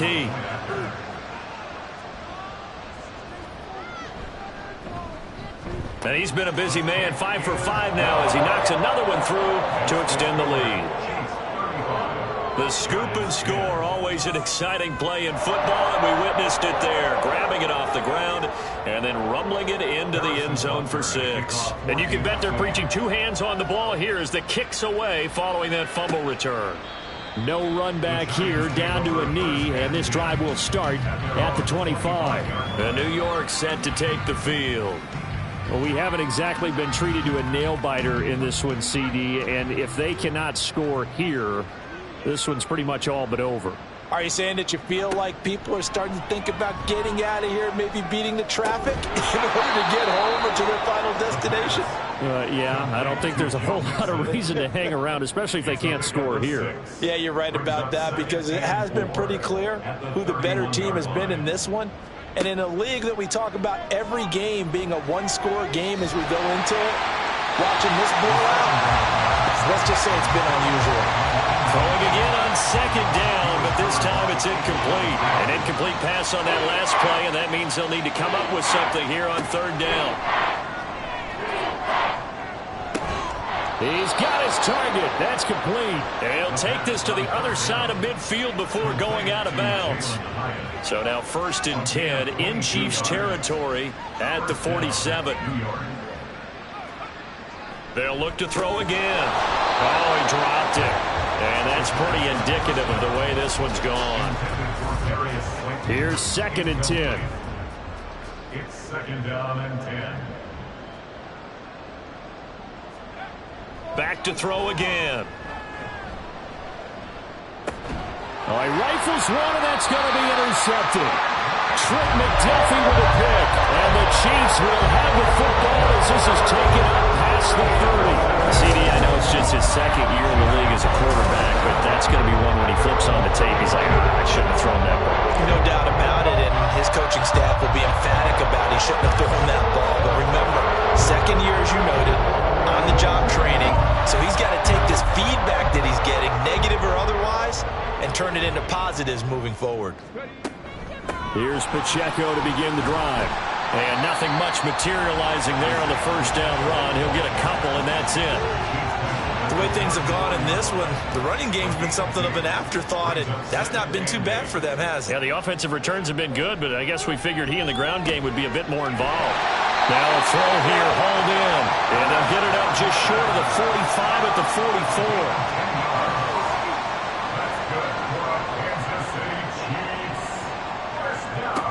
They'll look to throw now on 1st down. Catch is made by Hardman. And they'll get him down as he's inside the 40. Another big hitter there. This one good for 18. This offensive game plan has just been sensational. I mean, when you think about all the different ways they've gotten their receivers open so far, it's really been impressive. Scheme, design, execution. And now off to the races down the right side. And he gets it all the way down inside the 10 and mark him at the 5. That one good for 33 in the 1st. He covered a lot of ground, great blocking, and now they can sniff that end zone. They certainly can, and because of that run, maybe you come back and fake it to him on this play and throw a little play action. Someone should break wide open. 2 big plays in succession. Not sure this D knows what hit him, but now they got to get ready. It's 1st and goal. Looking to throw. And it's caught.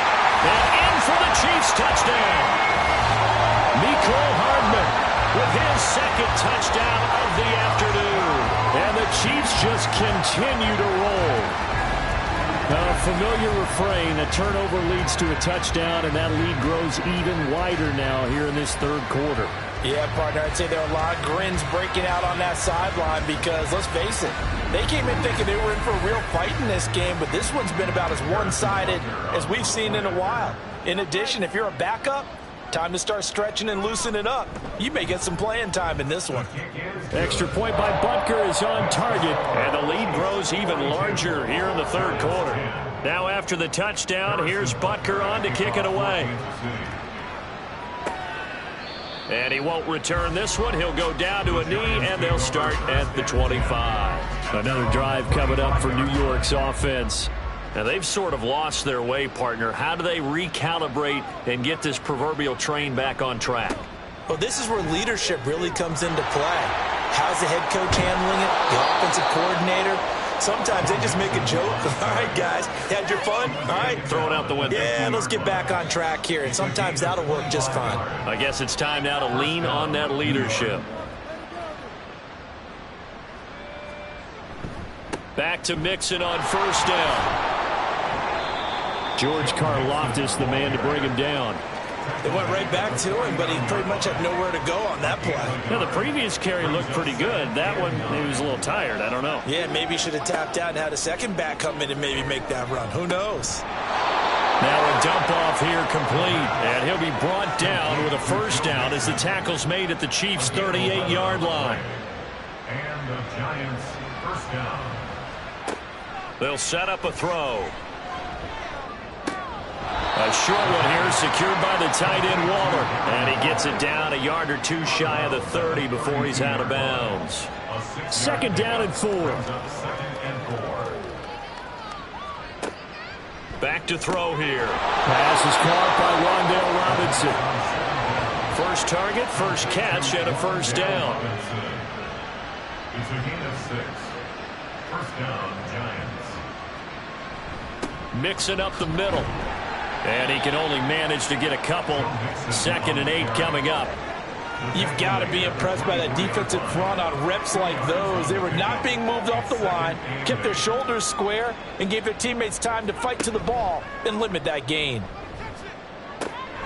He'll find his tight end. That's Waller. And he'll go out of bounds inside the 15-yard line. Here's a 1st and 10 at the 14-yard line. First down, Giants. They'll look to throw here. Got his man in the crossing pattern. It's Slayton. 10 more there and another first down. First and goal, New York.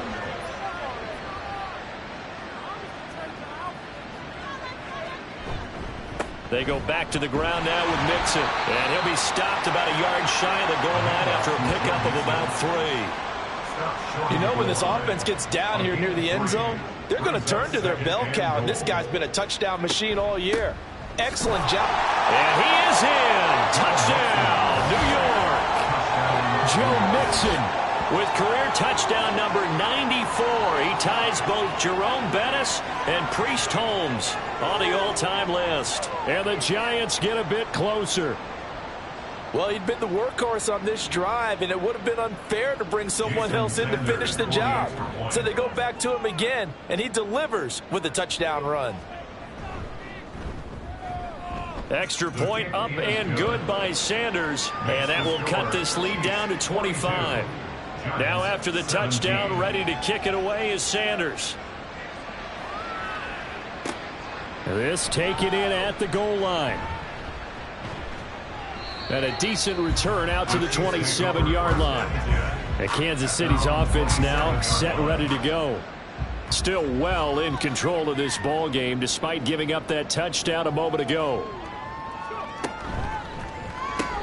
A quick throw caught by Godwin. And past the 40 before it was out of bounds. 14 yards that time for number 14. And if anyone thinks they're just going to tuck their horns in and pull back off the throttle a little bit, you can forget it.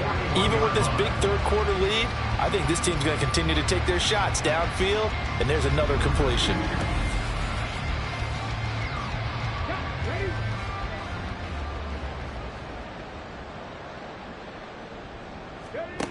Back to throw now on first down. Well, he tries to force it in, and it's intercepted. Picked off by Xavier McKinney. And a huge return as he'll take this one all the way down inside the 30-yard line. Well, to be blunt, not a whole lot has gone right for this defense in this ball game, but that's something right there. Still in the third quarter, it would take something around miracle territory for a comeback, but maybe that's a start, Charles. It certainly is, and they're definitely showing that there's some fight still left in them. Hasn't been a banner day, but they're trying their best to put that disappointment behind them and find ways to make plays.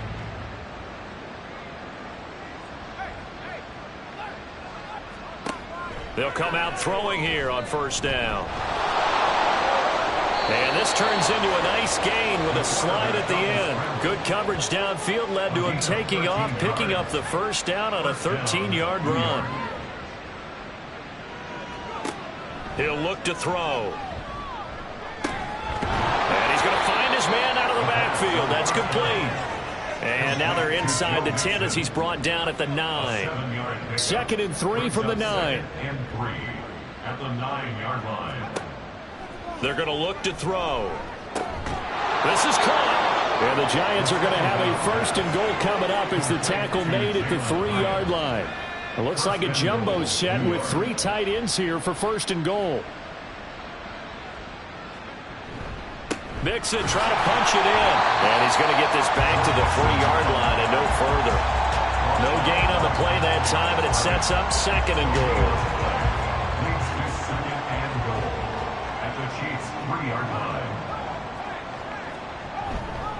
Another try for Mixon, and he will push his way forward down to about the 3-yard line. The 2nd down play, not much better than the first, just a gain of 1 there. Well, they'd really like to make the short field pay off. We'll see if they can, but this is 3rd and goal. And this is going to be intercepted. And the Chiefs are going to take possession here. It's a touchback, and they'll take over at the 20-yard line. What a stand there defensively. They force the 3rd and goal, force them into what they think will be a passing situation, and then they make sure to lock up all the receivers and come away with the interception. Sounds simple, but that was really well done. Now this Chiefs offense gets set to go again. And we'll see if they can bounce back from that last drive. In particular, if they can bounce back at the quarterback position, Charles, after throwing their first interception of the ball game. Yeah, and some guys, you know they're going to want to try and get a big play right away and take control back. Others, they're going to look to hit a couple shorter passes and get a little momentum back that way. But for the defense, that goal's not changing a bit. They want another pick. You're exactly right about that. In fact, you've got to watch them a little bit because in coverage, they may cut down their gaps a little bit, maybe their splits a little bit in order to try and get to the ball even faster. Now here's a pass on 1st down. It's knocked away and incomplete. This defense could use some more of these types of plays. How about him reading it, driving on the football, and he's right there for the pass breakup.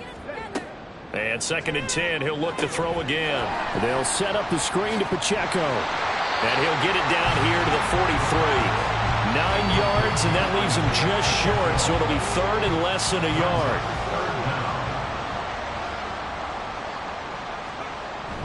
On 3rd down, it's Pacheco. And he'll go down, and that will do it for the 3rd quarter of action. We have played 3 quarters. You're watching the NFL on EA Sports. We're back now in KC. A lot of happy faces in the crowd at this point as their guys have a big lead here to start quarter number 4. On 1st down, they go back to Pacheco. And little room to maneuver there. He gets it down to about the 39. Bobby Okereke making that tackle. Here now 2nd and 9 from the 39-yard line. The play action fake. They'll look to throw. Throwing quickly there, but it's incomplete. A CD, they're up big, but they're still passing it. I mean, this is an offense that's had a lot of success in this game, and it seems like they're just having fun out there. And it does feel like there's been a shift out there, doesn't it, partner? Listen, if you're up, you can continue to do what you want to do. It's up to the other team to make you change how you do things. They'll continue to throw it around until stopped. A good pickup there, 7 yards, but it brings up 4th down. This late in the game, Charles, I think you maybe seriously have to think about going for it. Especially where they are in terms of field position, because this is almost like no man's land. Might hurt your punter because there might not be enough space, maybe too far for your field goal kicker. I'm like the old rule. Possession is 9/10 of the law. Possession is 9/10 of winning the game. Go for it. Get the 1st down. Close it out. So the drive stays alive after the 4th down conversion. 1st and 10 inside the 30. He'll drop to throw. To the right side here, caught by Kincaid. And that's good for a pickup of 10 yards. And that'll leave him with a 2nd and just a few inches left.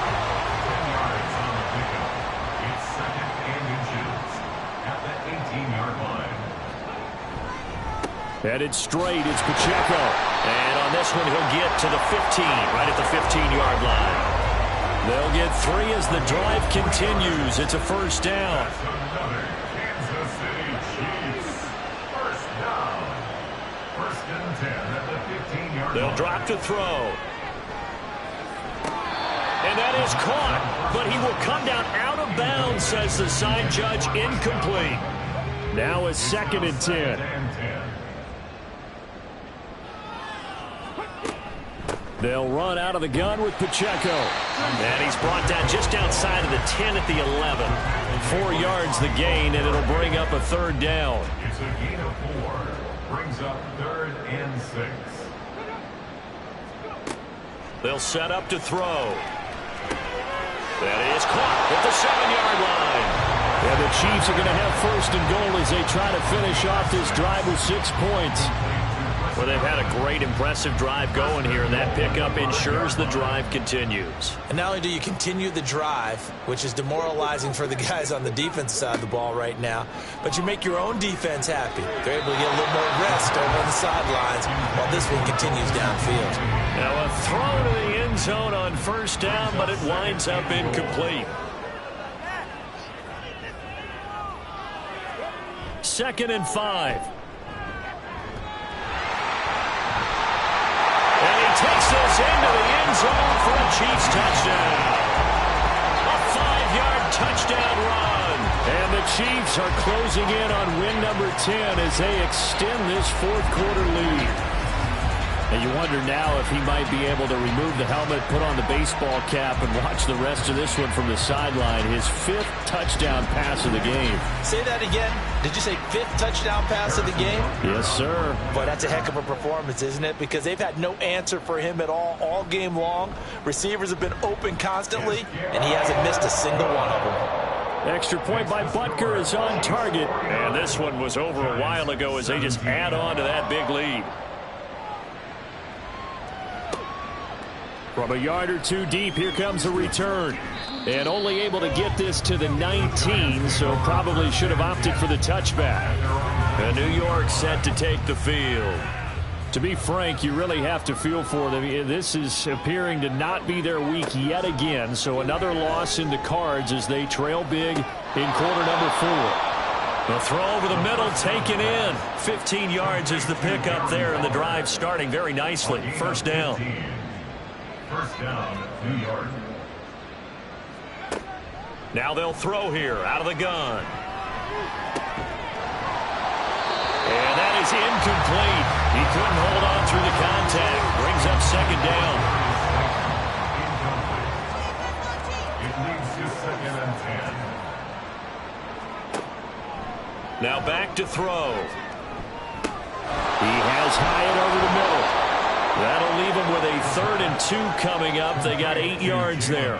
Fired that one in there, able to make connection on a nice in route. With those faster passes when they're going that fast, any hesitation as a quarterback that the deflection, if you miss, might be bigger and lead to an interception? Yeah, and the deflection works both ways. Maybe a defender gets a hand in the way and it pops in the air. And sometimes you throw it so hard your receiver can't handle it, and he pops it up in the air for the defenders to grab as well. But a moot point there as they were able to connect. Got to try it here. He's back to throw. Work in the middle of the field, and he's got a man complete. And he is going to have the Giants' 1st down as the defense couldn't come up with a big play. In fact, they got 6 more than they needed, a gain of 8 on 4th and 2. From the midfield stripe, they'll look to throw. Left side, he's got Robinson. And he's able to take it across midfield before going out of bounds. From the 46-yard line, a 2nd down and 6. 4 yards on the pickup. 2nd and Back to 6. throw again. Waller taking it in over the middle. And he'll be brought down with a 1st down as the tackle's made at the Chiefs' 28. A gain of 18 on the play. 1st down, Giants. Again, he'll drop to throw. He's going to take a shot for the end zone. Oh, and that is incomplete. Even with such a big lead late, the effort hasn't lapsed one bit. If the offense wants to score some points in this one, they're going to have to earn it. These guys are not giving up anything. They'll look to throw again. And he'll slide to a halt here, still a little shy of the 1st down marker. He turned that into a nice gain, gets him 8 yards closer for 3rd down. They'll come to the line, needing only 2 yards to gain the 1st here. They give to Mixon. And the ball is knocked out, and it's picked up by the Chiefs. And they have the football and will take over at the 24-yard line. And with that kind of a deficit, you can't afford to make any kind of mistakes. But it's been pretty symptomatic of what we've seen all game with them, isn't it? Down this big in the fourth.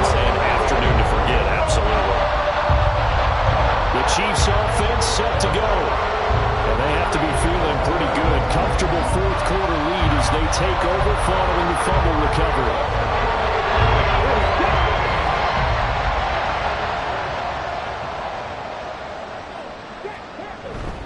They'll start the drive here with Pacheco. They'll be brought down on the 30-yard line after a gain of 6. Brandon, I've got to think this offensive line has got some smiles on its faces. And I know it sounds crazy, but they practiced for this back in training camp. They knew they'd be in situations where there'd be extra defenders in the box coming after them, trying to keep them from locking down a game. Right now, they want to show the world they're up to the challenge. 93 yards rushing for him now as he has been tremendous all day long. First and 10 at the 46-yard line. Again, it's Pacheco. And not able to break away this time as they're going to stop him right around the line of scrimmage. Second and 10. No gain on the play. Second and 10 at the 46-yard line. They run it with Pacheco from the gun. And a good run here as he'll rumble all the way down to the 4-yard line. That goes for a Chiefs first down, 14 yards. Well, that's a carry they have to be satisfied with. And throughout this game, they've been satisfied with what he's given them. Whenever they've needed a big run, a first down, he's the guy they've turned to. And it doesn't matter what the defense thinks. They feel like they've got the confidence to keep handing it to him and keep picking up good yardage. So the Chiefs in possession of the ball as we welcome you back. And they have just about put this one on ice as they've got it here, first and 10. On first and 10, here's Pacheco. And he'll manage to pick up about 4 at second down. I like the call there because that was one to take time off the clock and get them closer to getting out of here with a W. In the mind of the play caller, all you want to hear is tick, tick, tick. A handoff now for Pacheco. There he goes, right side. And they will eventually get him down, but he's inside the 5 all the way to the 3. That one good for 33 in the first. Hate to be blunt, but it is just continuing to prove to be the case that this O-line is manhandling this D-line right now. They deserve to roll up their sleeves and show up their biceps because they're doing exactly what you just described, manhandling the defensive front. They've got the leverage, they're powering through, and they're controlling this game. Pacheco will get down close to the goal line, but not in, as he'll be marked down at the 1. Second and goal from the 1. Brings up second and goal.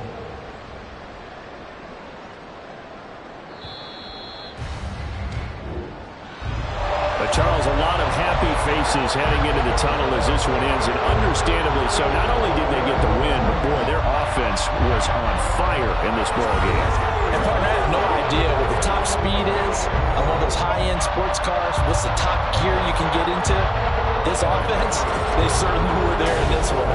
Everything clicking for them in this contest, the kind of performance that they're going to cherish.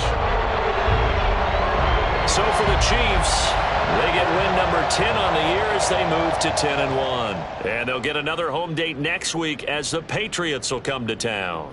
Meanwhile, for the Jets, the losses continue to mount as they drop to 0-11 on the year. And they'll get a chance to redeem themselves at home next week. So for our entire crew, alongside Charles Davis, I'm Brandon Gaudin. Thanks for watching, everybody. We'll see you next time.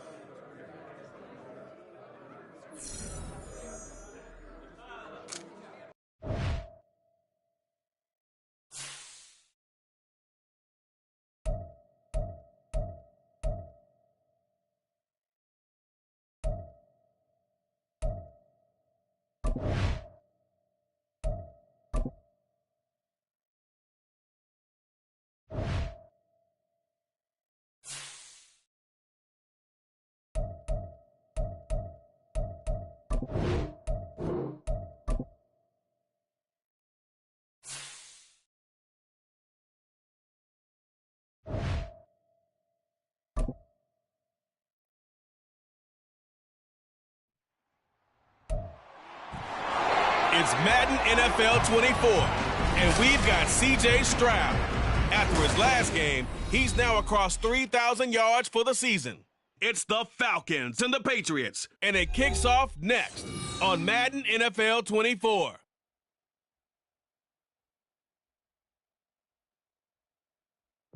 EA Sports coverage of the National Football League brings us to Gillette Stadium in Foxborough, Mass. Today, Week 12 of the NFL season is upon us, and we've got a good one in store, as it'll be the Atlanta Falcons taking on the New England Patriots. With Charles Davis, as always, I'm Brandon Gaudin. And Charles, you talk about storylines in this one. I think it begins and ends with our two quarterbacks, certainly two of the best in the business. And nowadays, I don't think you can get by for long periods of time without a top-flight quarterback. The way the game is played, with all the responsibility he has and how the game flows through him, if he's not on the top of his game...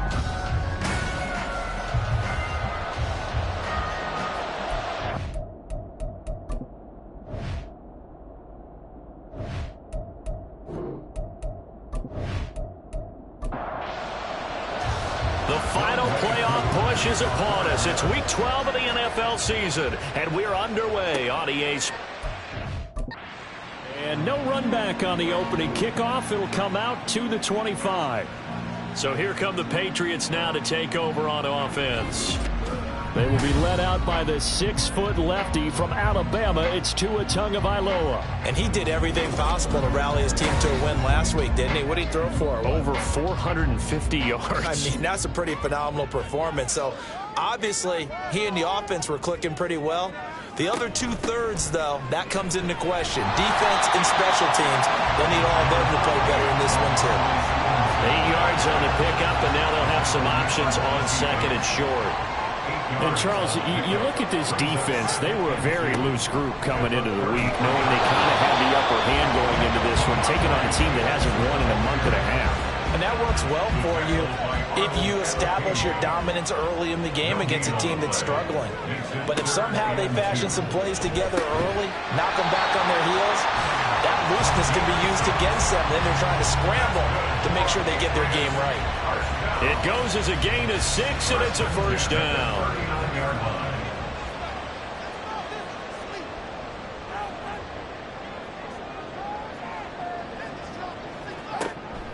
Off of play action, Tagovailoa. Short pass caught by the tight end Gentry. The numbers for him from a week ago.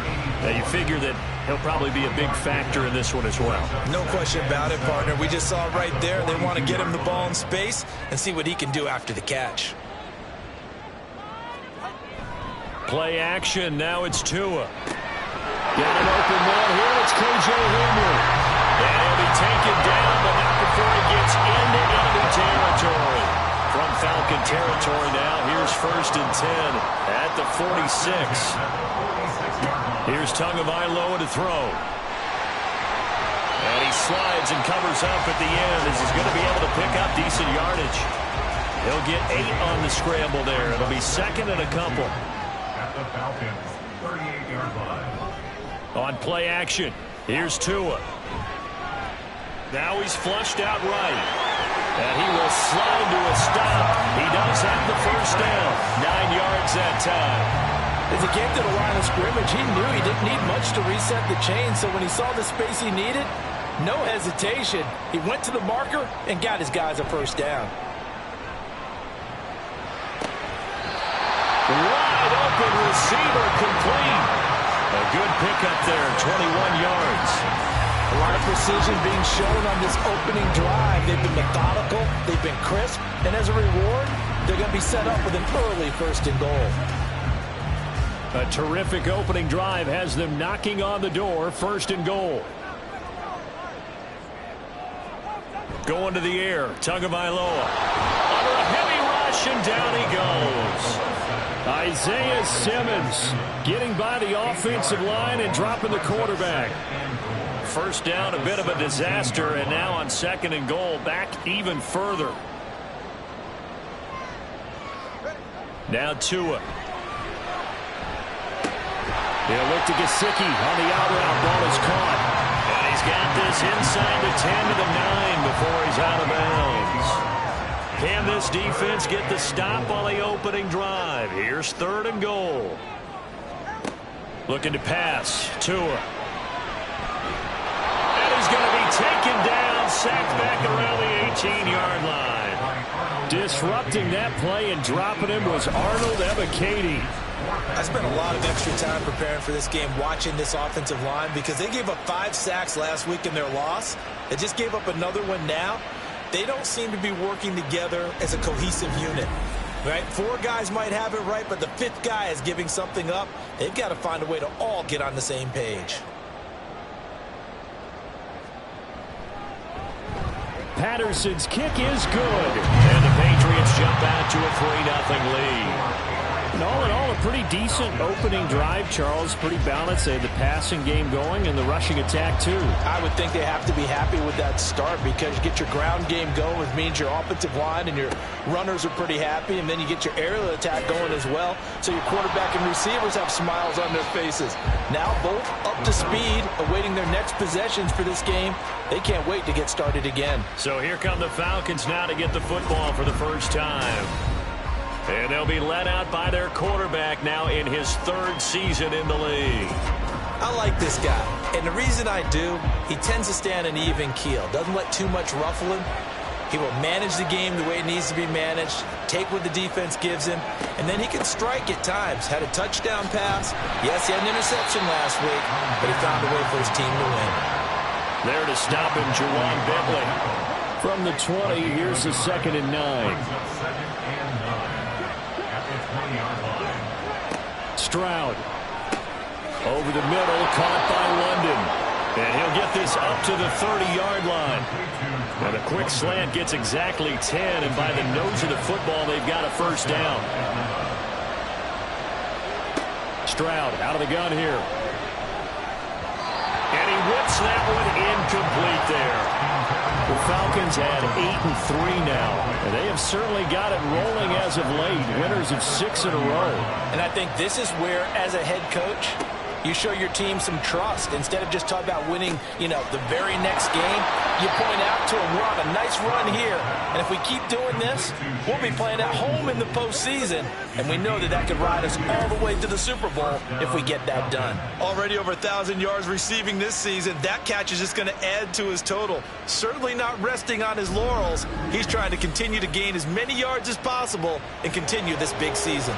So how about that for a chain mover? They're all the way down inside the 40 now for 1st and 10. First carry of the game now for the Texas superstar, Bijan Robinson. And he'll get what he can up the middle, 3 yards. That'll bring up 2nd down. Check in on the numbers last week for Robinson. 2 trips to the end zone and well past 100 yards. And going back and watching the film, we saw every kind of run from him, didn't we? We saw some power, we saw finesse, we saw speed, and what I love the most, he finished each and every run. And Pitts is going to pick up a Falcons first down as he'll take this down to the 26.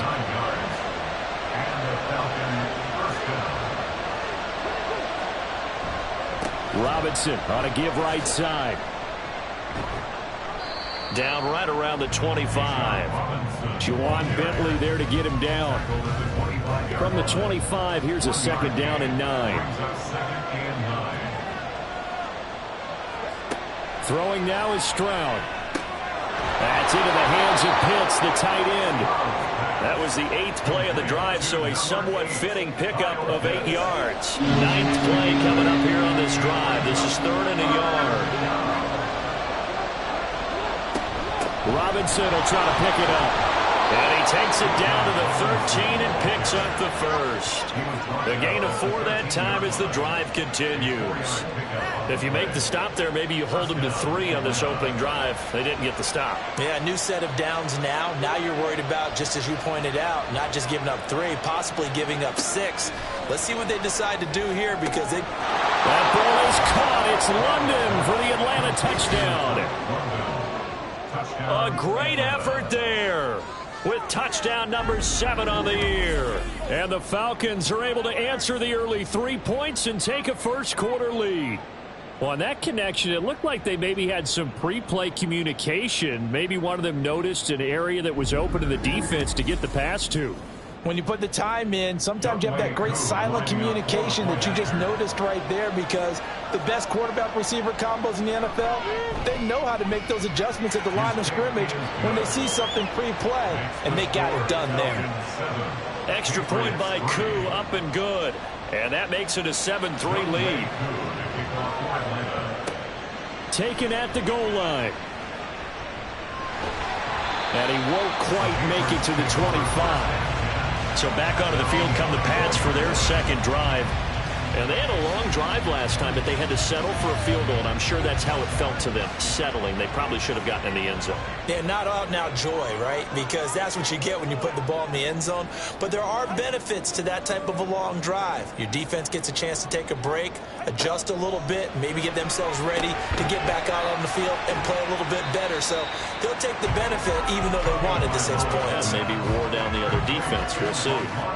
Ball on the 28-yard line. Here's 2nd and 6. 2nd and 6 at the 28-yard line. Tua sets up to pass it. Throwing over the middle, and it's incomplete. You talk about this Falcon defense. They've been dreadful against the run. No getting around at number 32, dead last in the NFL. They have tried all season long to fix all the things that they need to in the running game, and they have been successful so far. I wonder if this is a time to just sell out. Make sure you have 8 in the box every time, and bring a 9th and sometimes even a 10th to try and stop them from running the ball. It's his first catch, and it'll be good for 15 and a first down. That's a play that will likely be forgotten when you talk about big moments in this game. But plays like this are critical to keep drives going. And if points result, we'll call this play significant.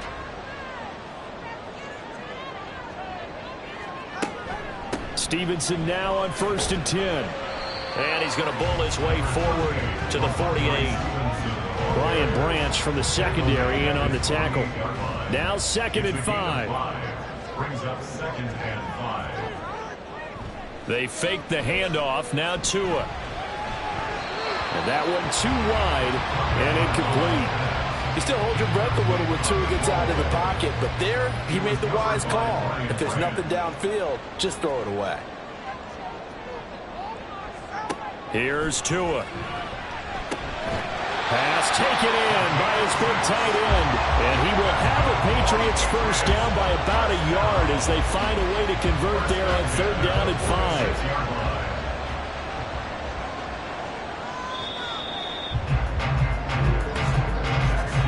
After one, 7-3 the score on EA Sports. Start of the second quarter from Foxborough. It's the homestanding Patriots with the football as they've got it with a 1st and 10. To the right side, this is Stevenson. He's got it to the 43 here. Just not a whole lot of room to operate there on that carry. No, not at all. They did a really nice job staying in their proper places and not allowing any lanes to open up. Tua's throw there, complete to Hamler. So give him 5 yards there on the pitch and catch. And now that sets up 3rd and 2. Brings up 3rd and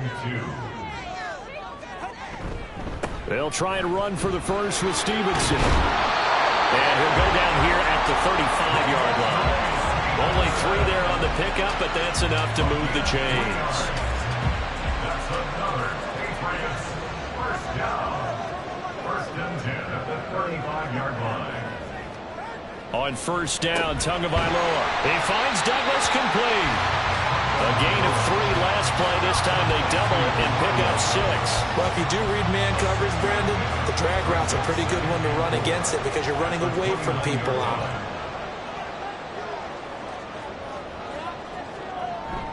Now Tua on the bootleg here. Now a quick throw there, but it's going to be incomplete.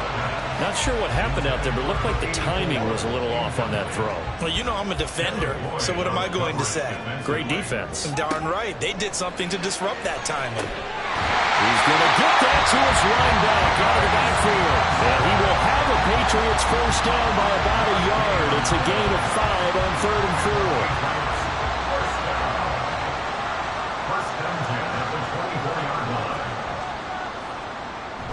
Now a play fake. Here's Tagovailoa.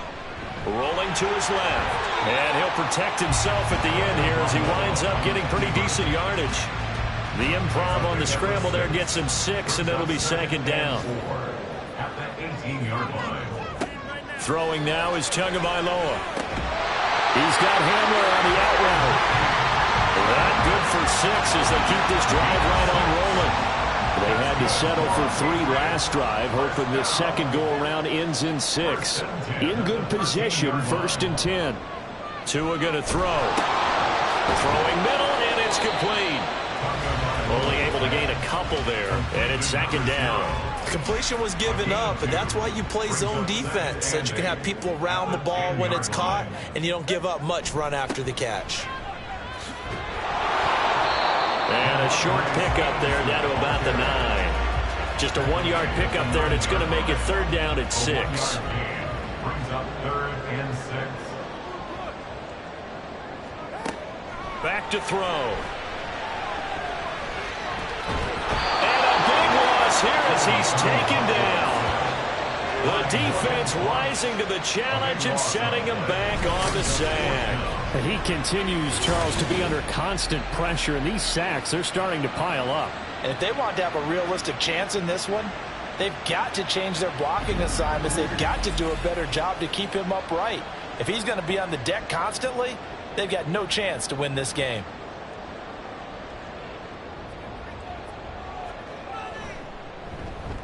Patterson's kick is good. And they'll get it back within a point at 7-6. So the margin shrinks there as they get the field goal to draw them a bit closer here in the second quarter. Yeah, nice snap, nice hole. They just want to keep this game close, so give them credit for finishing that one off with 3. And it'll come out to the 25 as he will not attempt to return. So for the second time in this one, we get set to see the Falcons offense. And they come into this one riding that nice long win streak. And remember, next weekend is an open week for them. So if they can get the win here, a lot of momentum into that time off. It certainly is. And if you're wondering if anybody's saying, boy, this is coming at a bad time, we want to keep playing, the answer can be yes. Because when teams are on a hot streak, they want to keep going. But what the veterans are telling the young guys in the locker room, an open week is always good, guys.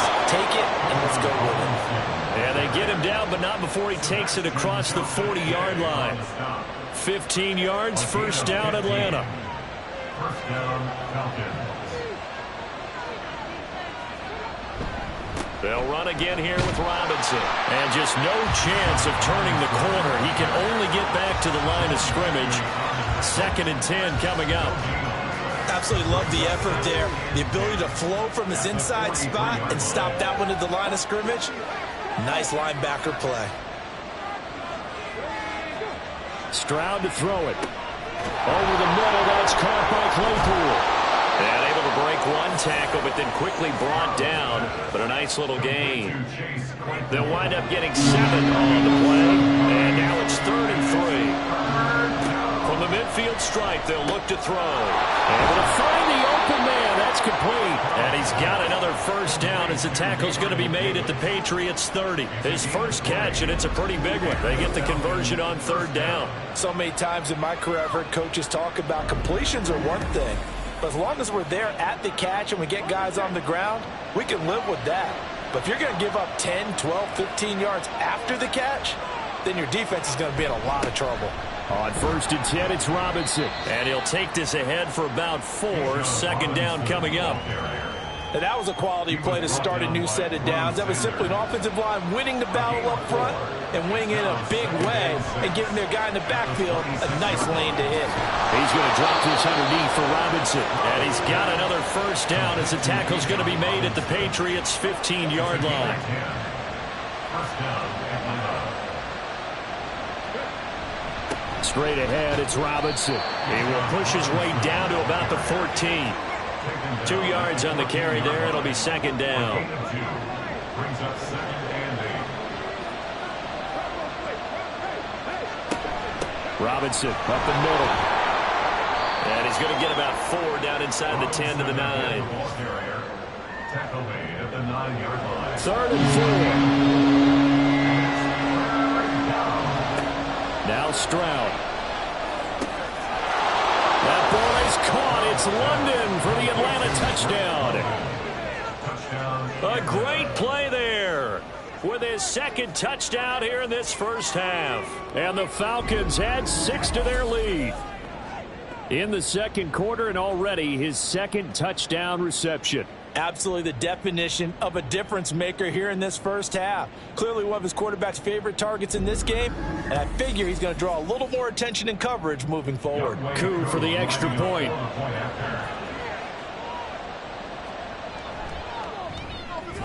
And it's up.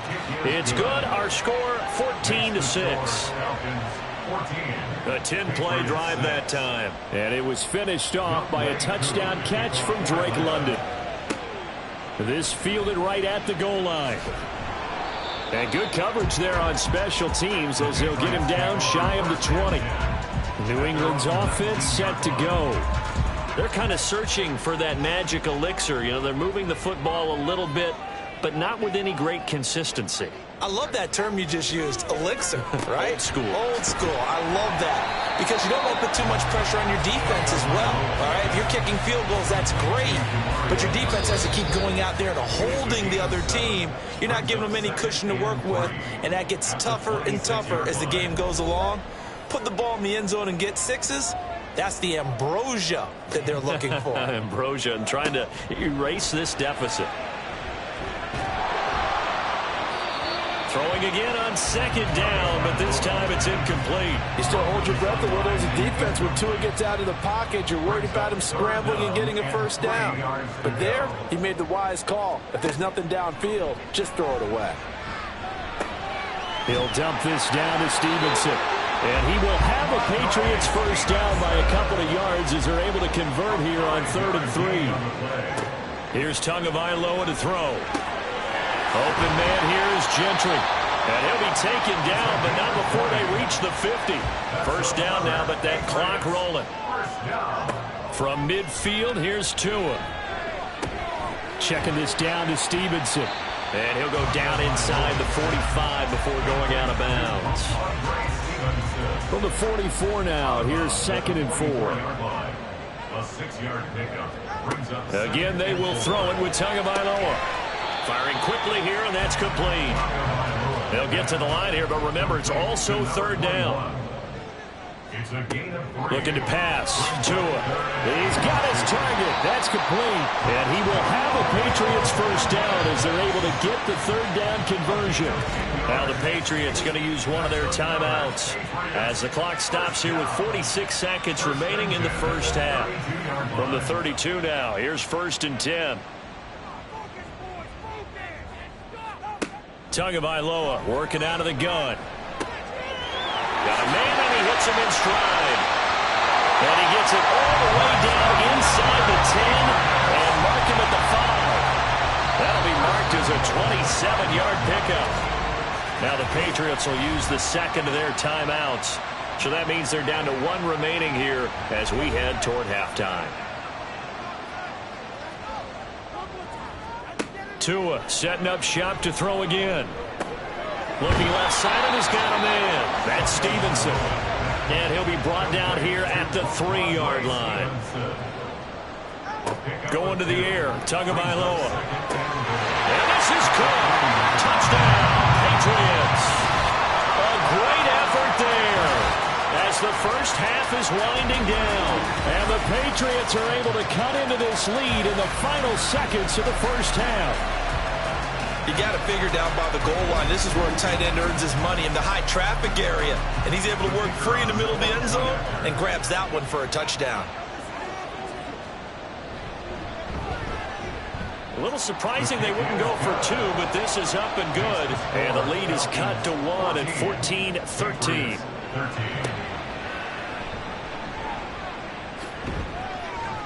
And up to about the 26-yard line, just across the 25. About set to begin their next drive, the Falcons offense at the line.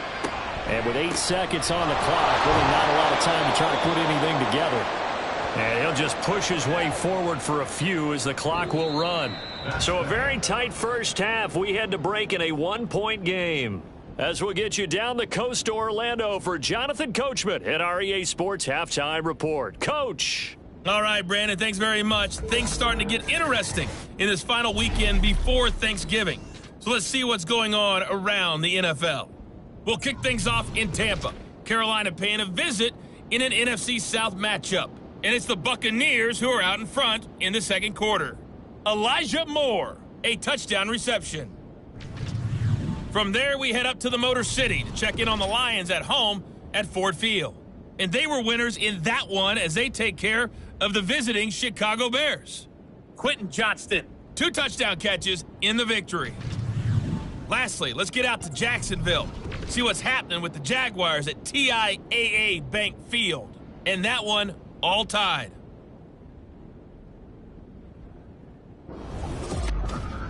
This one's been all you could hope for as an NFL fan. Just a 1-point game here at halftime. This has been as much fun as you could hope for with both these teams in it to win it.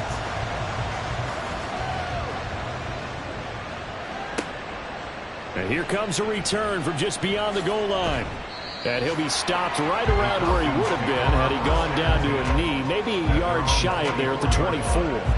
So here are the Falcons to take over on offense. Their win streak at 6 coming in and counting as they've got the lead right now beginning this drive 1st and 10. And he is swallowed up right at the line of scrimmage.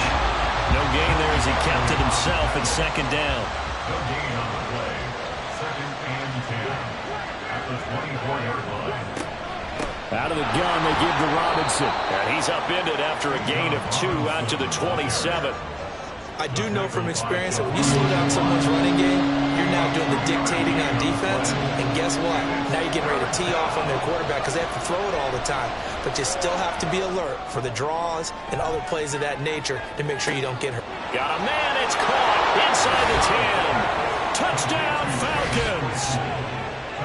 Chase Claypool, 73 yards. And the Falcons are able to extend their lead. He's tough to contain as it is, but in man coverage with a pretty deep pass downfield, really tough to contain. And it's so difficult because every play you got to consider he might try and run past you. So your goal as a defensive back is to give him plenty of cushion, meaning lots of space between you and him. If he wants to catch the short stuff, come up and secure the tackle, hit him a bunch during the game, and try and keep him in front. But if you turn your head for a second, if your concentration wanes, he just takes off and goes. And I think that's what we just saw there. And the tackle going to be made right there at the 25-yard line. So here are the Patriots now. They get ready for their first possession of half number 2.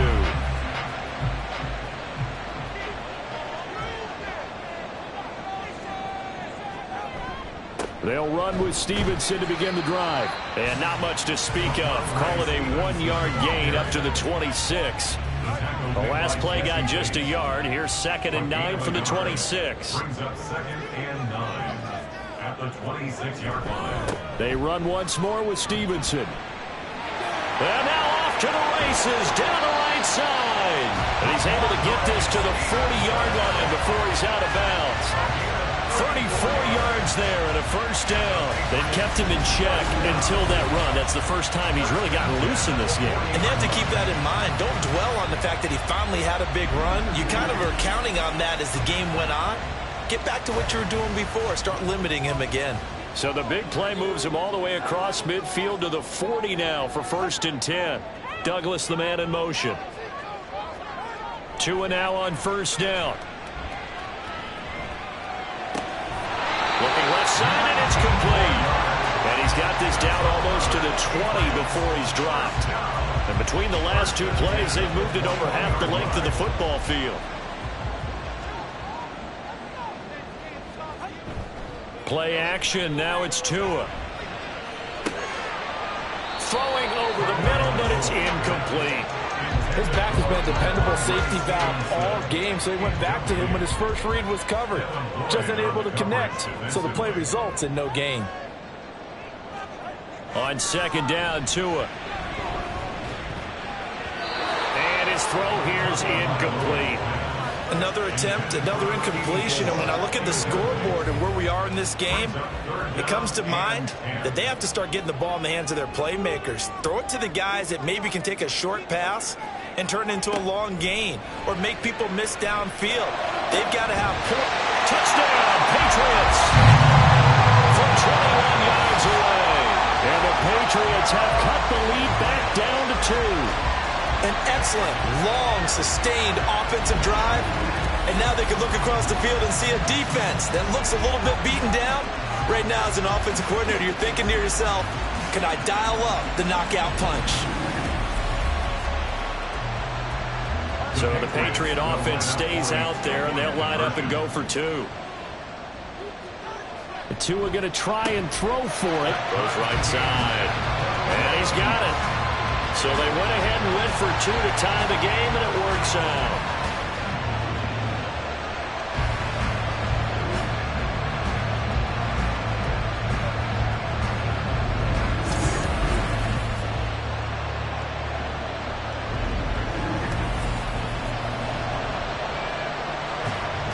So a tie ball game here as the kick's away.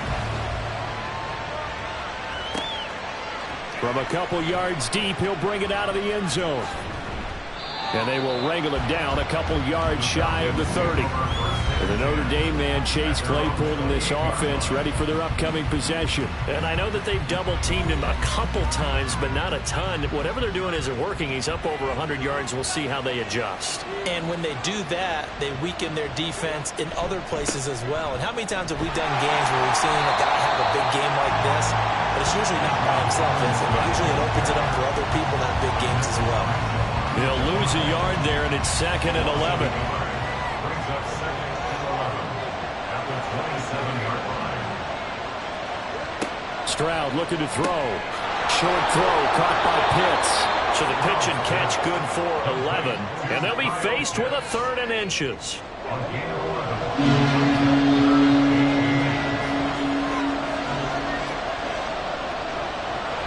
On the bootleg, Stroud. That is caught. And he's going to be out of bounds, but not before he takes it inside the 40. And they pick up 25 as they convert on 3rd. That's what we're used to seeing from him right there. Plays like that, why he's number 4 in the league in terms of receiving yardage. Able to make adjustments all along the way. Doesn't matter where he lines up, where he releases from. Working his way into the secondary, figures out defenses and finds weak spots in order to get open. On 1st down, here's Stroud. On the throw, led him too much that time. It's incomplete. To give you an idea of how accurate he's been throwing the football, we're in the second half. That's just his 2nd incompletion. Well, if he's that locked in, that means everyone's locked in, because to me it's like throwing a no-hitter in baseball. The pitcher may get the credit. A lot of people making plays behind him in the field. They get 7 out of that, so they're left with a 3rd and 3.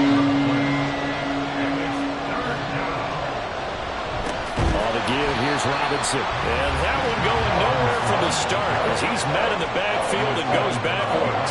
That'll make it 4th down after a loss of 1. I think it's pretty evident. We can say what a difference a week makes. Last week, he ran pretty much wild, didn't he? Did pretty much what he wanted to do. But this one, they stopped him cold. That, to me, that's good scouting and even better execution. Yeah, and they stopped him behind the line right there. They obviously watched the tape a few times and made some adjustments. So a response there to the touchdown, the opening drive of this 3rd quarter, as they're able to reclaim the lead. And I think you'll take that, because obviously you'd like to be able to match them touchdown for touchdown, but the first order of business was to get the lead back, and they've done that.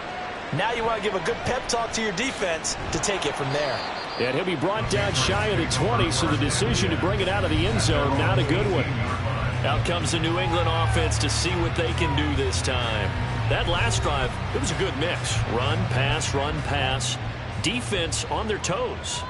And what really helps out in a big way is when you're doing the run-pass mix and everything's working, that means that they're guessing wrong every time on defense. They think you're going to pass when you run and vice versa. I would continue that, and when they finally draw a beat on you, maybe you mix it up a little bit, a little play action and throw the ball. And will they maintain that balance? Time to find out. Stevenson gets it again on 2nd down. And he's taken down, but able to slip across the 35. 73 yards for him on the ground now as he has been terrific here this afternoon. So from the 36 now, 1st and 10.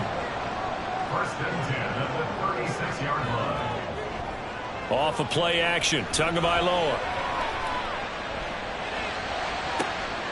Completes it to Douglas.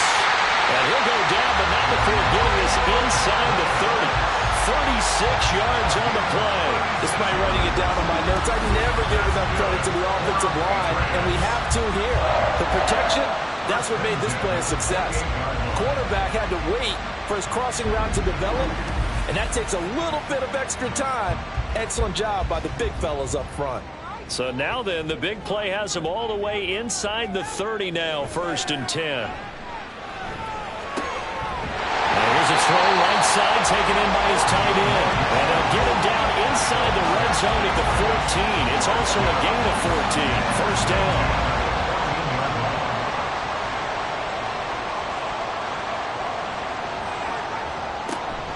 Straight ahead, it's Stevenson. And he'll get about 3 just outside the 10, stopped at the 11. Here's 2nd and 7. A 3-yard pickup brings up 2nd and 7 at the Falcons' 11-yard line. Now Tua on the bootleg here. And that is incomplete. At this point in the second half, one mistake on a forced throw could doom your chances of a comeback. So that's the right call there to just throw that one away. Throwing is Tagovailoa on 3rd down here. Work in the middle of the field, and he's got a man complete. And the Patriots are going to have 1st and goal as they try to finish off this drive with 6 points. Well, he does have 1 touchdown in the game already, and while this one won't go for 6, it's enough to get him 1st and goal. But you and I both know he's going to be a little upset he didn't cross the goal line for a 2nd time in this one. Might want the ball here on the next play. Stevenson.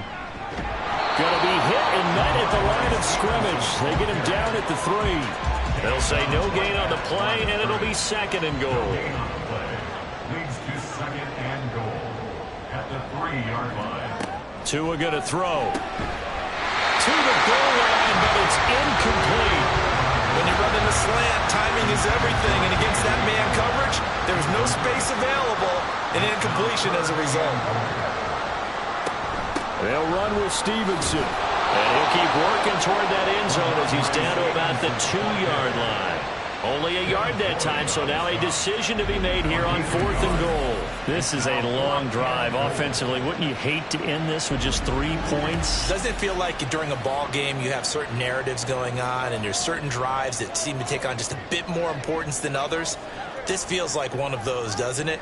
To me, 3 points here. And that's going to be caught for a Patriot touchdown. A 2-yard touchdown grab. And the Patriots have taken the lead here this 3rd quarter. Well, an all-out battle on 4th and goal, offense versus defense, and the offense won it. And I'm just wondering what was going through the minds of the guys on the defense. And now, of course, all scoring plays are reviewed, and I think they're going to take an extra long look at this one. They're taking a peek at whether or not those feet were in bounds, and obviously a big call here in the end zone. And not just the feet. How about the hands? How is the ball possessed while the feet are hopefully getting down in bounds? That's what they're trying to look at to see if it all comes together. So they called it a touchdown originally, and this will stay a touchdown after the video review, so they had it right. Extra point by Patterson, up and good. And that will make this a 4-point game. This taken in at the goal line. Well, a dangerous return man showing it here. And a very solid return out across the 45-yard line before going out of bounds. The Notre Dame man, Chase Claypool, in this offense, ready for their upcoming possession. Good day for him so far here in the 3rd quarter. He's hit pay dirt once, over 100 yards, but hey, it's the 3rd quarter. He's thinking, I want more, right? He wants more, and it just increases the confidence of his team because every play he makes, that means his quarterback is really feeling good about throwing the football. Probably feels like he can't throw an incomplete pass when he throws it to him right now. Yeah, he's looked really, really sharp. Hand off now to Robinson. Looking for a seam, but finding none. He'll get back to the line of scrimmage, and that's it. Third quarter of a tight football game as we come up on a 2nd and 10. Robinson with another carry.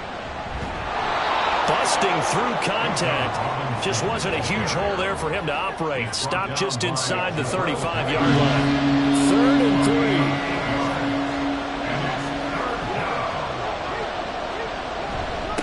3. Here's Robinson. Has some strong running there as he's down just shy of the 20 on the edge of the red zone. 56 yards rushing for him now as he's carried it 16 times.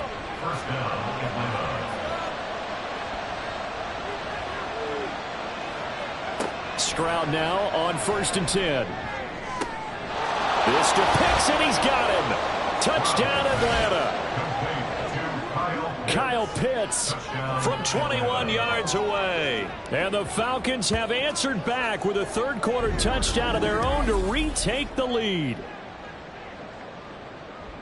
Well, he's regarded as one of the best athletes among NFL tight ends, Charles, and it certainly was on display right there. And as we've seen this league continue to grow and develop, I think the tight end position is becoming harder and harder to defend because now it's elite athletes playing that position, not just the big guys who can block.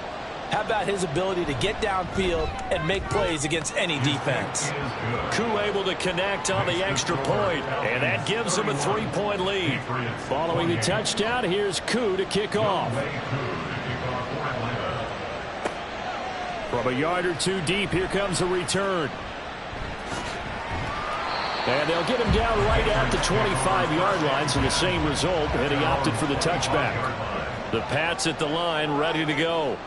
We have seen a lot of points here in this quarter. For us up here in the booth, it's been fun to watch. The defensive coordinators probably scratching their heads. Yeah, they're going a little bit crazy right now. But let's face it, all of our friends who play fantasy, they're enjoying the heck out of this show because most of them are creating and getting a bunch of points. Yeah, points certainly not at a premium here.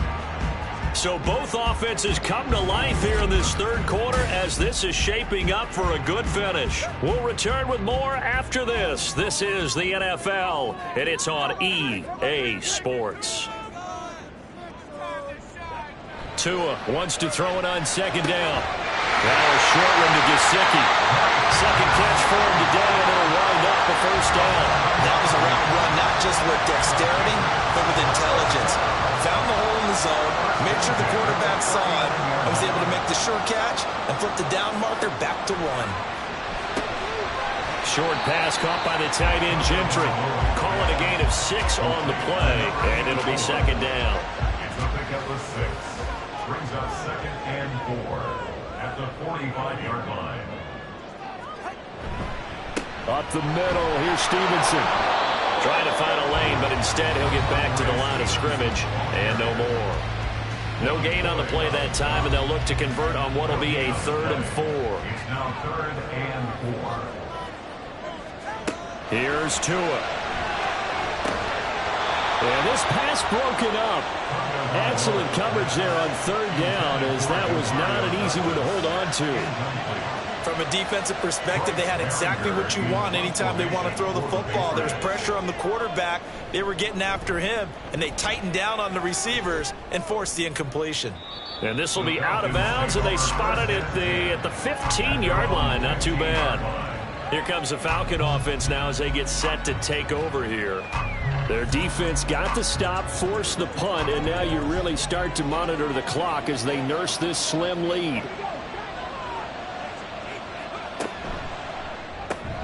Over the middle, that's caught by Claypool. And he's got it past the 30 before he's hit and dropped. Successful start to the drive, 17 yards, and moves the sticks. Well, how about this aggressive approach? Got the lead, 4th quarter, continuing to throw the football. Are you thinking about Super Bowl 51? Atlanta had the lead against New England, and they ended up giving it up? I was going to say don't say it, but you did say it. I did, didn't I? Yeah, anybody watching Atlanta, our apologies.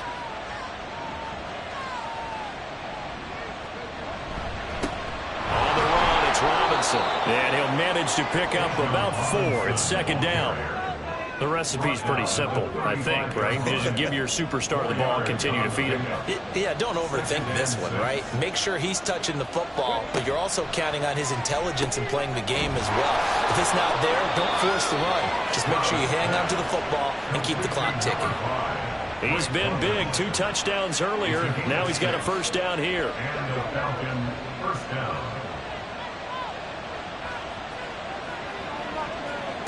Stroud. Short throw caught by Pitts. And he'll be taken down, but not before he works it past the 50. The Falcon passing game looking good on this drive as they get the first down. First down, Atlanta. Now Stroud. Giving the football to Davis on an out route. And he's going to get this one down to the edge of the red zone.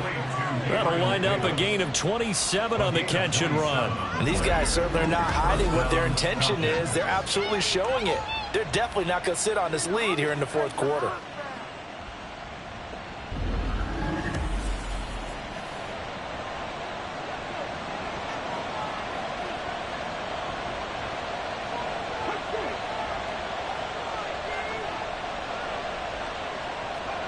They'll throw it with Stroud here, 1st and 10. And he's got it.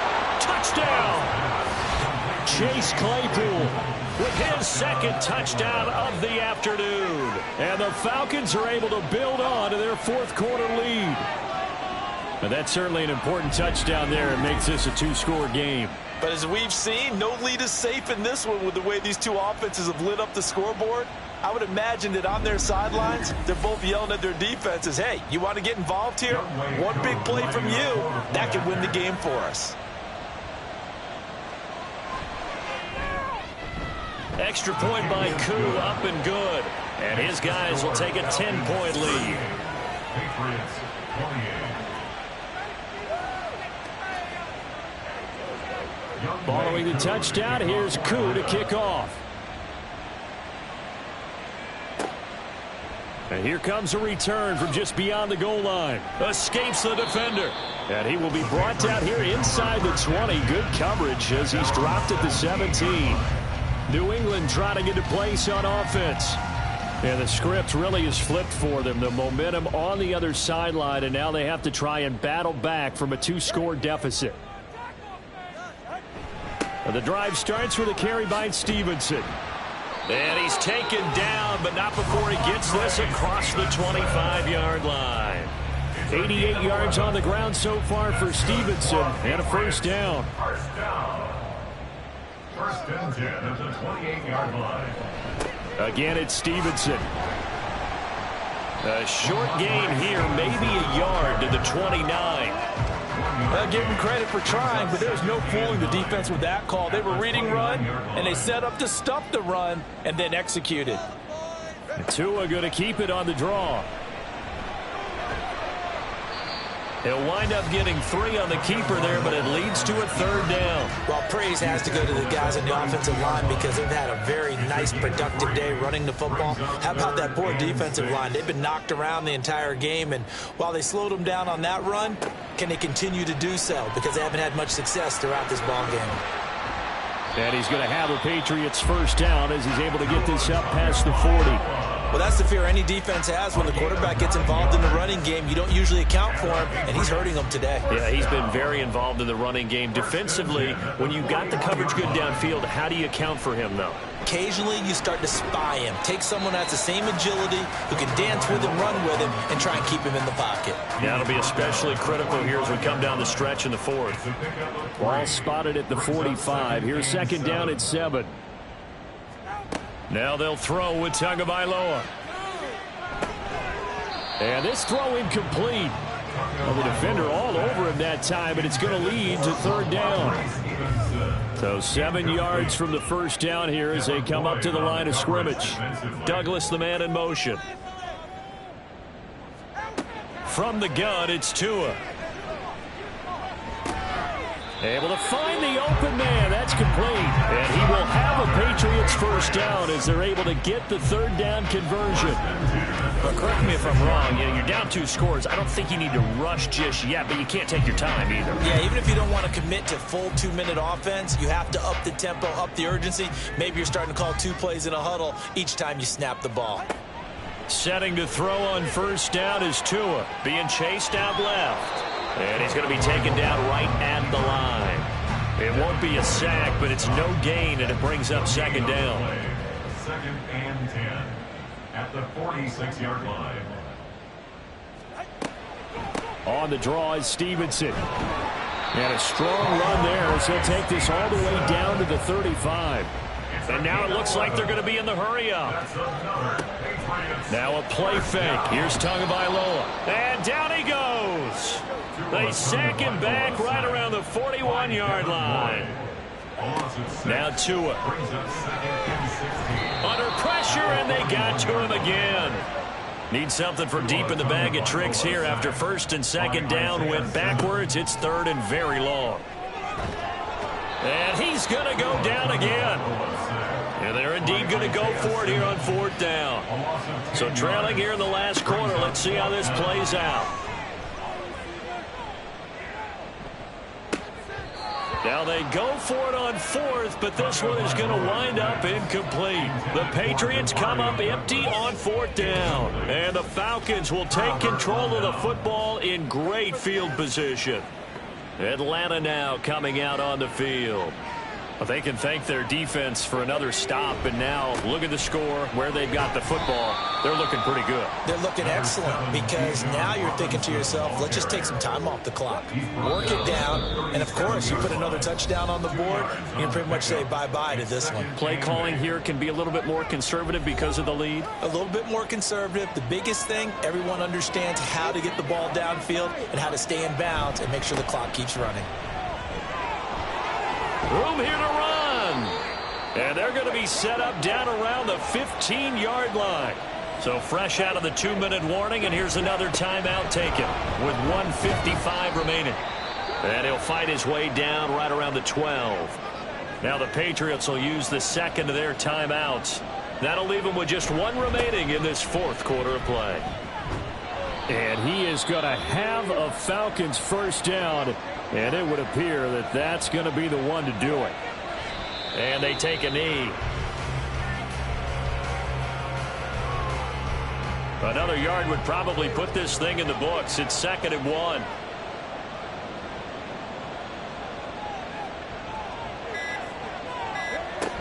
1. Robinson. Touchdown, Falcons.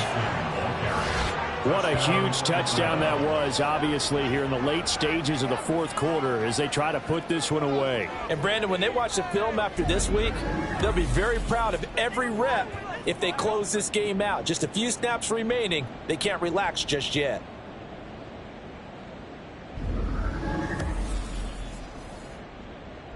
Koo now for the point after.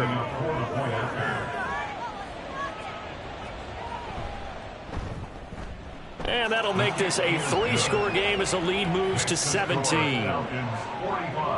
A drive that time of 6 plays. And it was Bijan Robinson who took it home with a touchdown run. Taken at the goal line. Powering his way forward. And he won't get this to the 20-yard line as he's down at the 19. Now the Patriot offense set to take over again. Facing a big 4th quarter deficit here, things not looking good. You know, this offense, though, they've been in the top half of the NFL so far this season, but in this one, well, their defense has really struggled. He'll get this to his tight end, Gesicki. And he'll get this up to the 34-yard line. On play action, here's Tua. And the timing a bit off that time as that one falls to the ground. This has been a rough one, to put it mildly, for him. And after this one's done, you just feel like at the post-game press conference, this team's going to have a lot of questions and definitely not a lot of answers.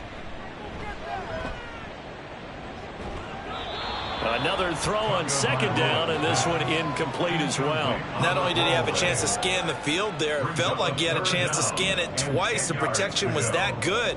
Unfortunately for him, the coverage downfield, equally good. That to the sideline, and it's intercepted. Well, it wasn't always pretty, but the interception there, that means that they should get out of here with a victory. Yeah, this is not a game that they're going to preserve for posterity on defense, but they did finish it off, didn't they? They did make the winning play to close things out. They'll take that one and head to the locker room. Bijan Robinson and the Falcons back onto the field. And you'd have to figure, he got the ball quite a bit last drive. You see the numbers, that now they're looking to chew some clock. He's going to get it even more here. I would think so, because they have momentum going in their direction. They moved the ball that way on their last drive, and you know they're trying to lock this game down.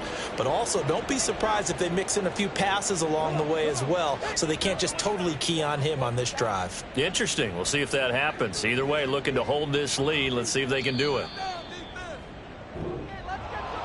Charles, a lot of happy faces heading into the tunnel as this one ends, and understandably so. Not only did they get the win, but boy, their offense was on fire in this ball game. And, partner, I have no idea what the top speed is on one of those high-end sports cars. What's the top gear you can get into? This offense, they certainly were there in this one, huh? Everything clicking for them in this contest, the kind of performance that they're going to cherish. So for Atlanta, they continue to make their case for the playoffs as they move.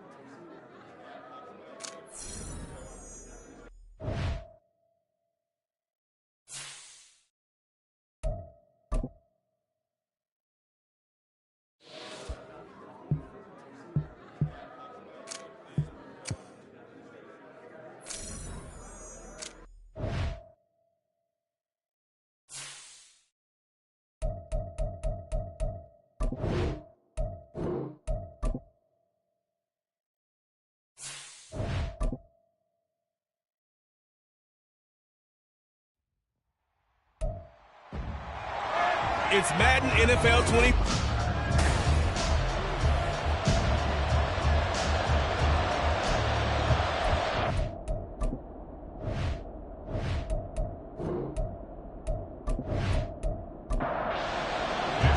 The final playoff push is upon us. It's week 12 of the NFL season, and we're underway on EA Sports. Taking it about the 1.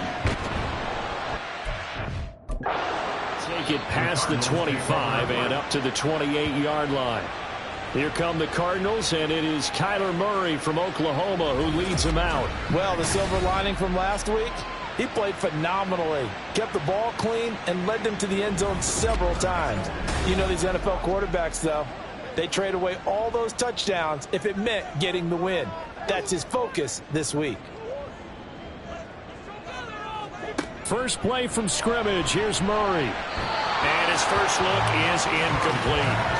Amari Cooper, the intended target. That'll bring up second down. You look at this Niner defense. Against the pass, they're toward the middle of the league, number 15 in the NFL. So I'm prepping for this game. I kept asking myself the question, what's keeping this group from being top 10 in the league against the pass? And too many mistakes, especially little mistakes. And those add up into big mistakes. Big mistakes add up into points against you.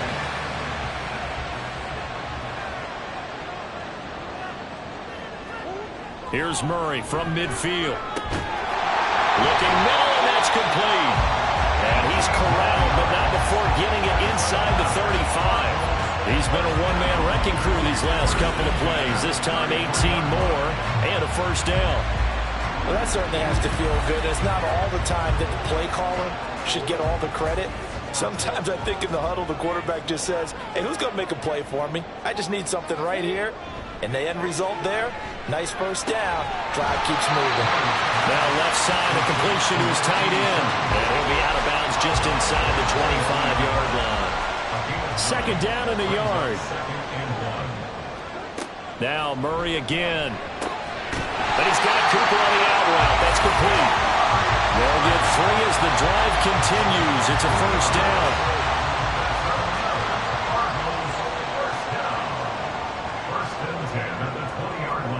From the red zone, here's the Heisman Trophy winner, Murray. Looking for Cooper, and it's intercepted. And the 49ers are going to take over at their own 2-yard line. Well, it's no secret he's had trouble this year with interceptions, and this is a bad start for him. First drive, throwing another pick. No matter who's broadcasting his game, that's how the conversation begins. Throwing too many interceptions. Can he take care of the football? If I were his backup, I'd be edging towards the coaches and saying, hey, how about giving me an opportunity? So here are the 49ers now with a long field ahead. And they will be led out by their 6'3" quarterback. I love today's NFL because it is high-flying, big-time action, some risk involved. But how about him eliminating all that last week? 3 touchdown passes, incredible yardage. Yeah, almost 400. Big-time game. Here's Walker to start the drive. And he'll take this up to about the 7 or 8 yard line. He'll get a nice chunk there on the first down run, and it's 2nd and 4.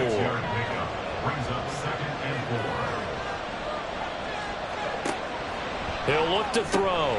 The first catch of the game for George Kittle. And Kittle going to have a 49ers first down as he's up close to the 15-yard line. They get 6 on the pickup there as the drive will continue. So still backed up, but the situation not as dire now. 1st and 10 at the 14. And he'll take this ahead for about 4. 2nd down coming up. The numbers on the ground for Walker a week ago. Very productive. 3 touchdowns, 2 of them on the ground, 1 through the air. And it will always be a compliment to say that a guy's got a nose for the end zone, and he sure had it last week.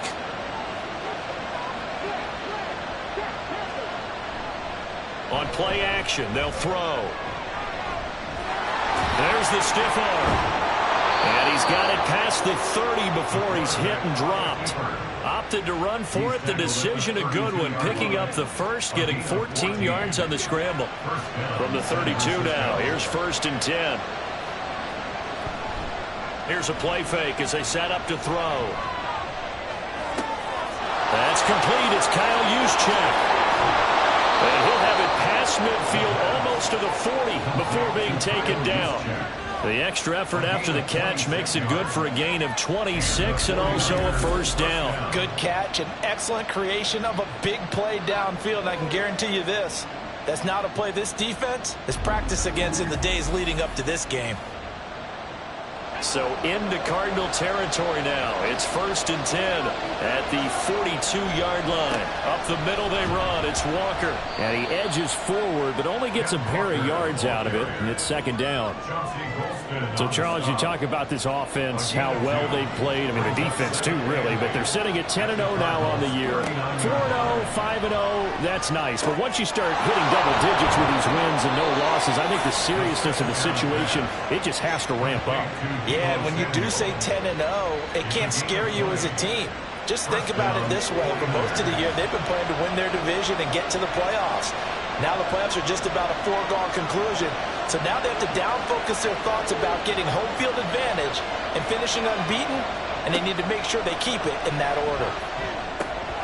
Again, he'll find Samuel for the completion. And a good gain here of 9 from the 19 down to the 10. Ball resting on the 10-yard line. It's 2nd and 1.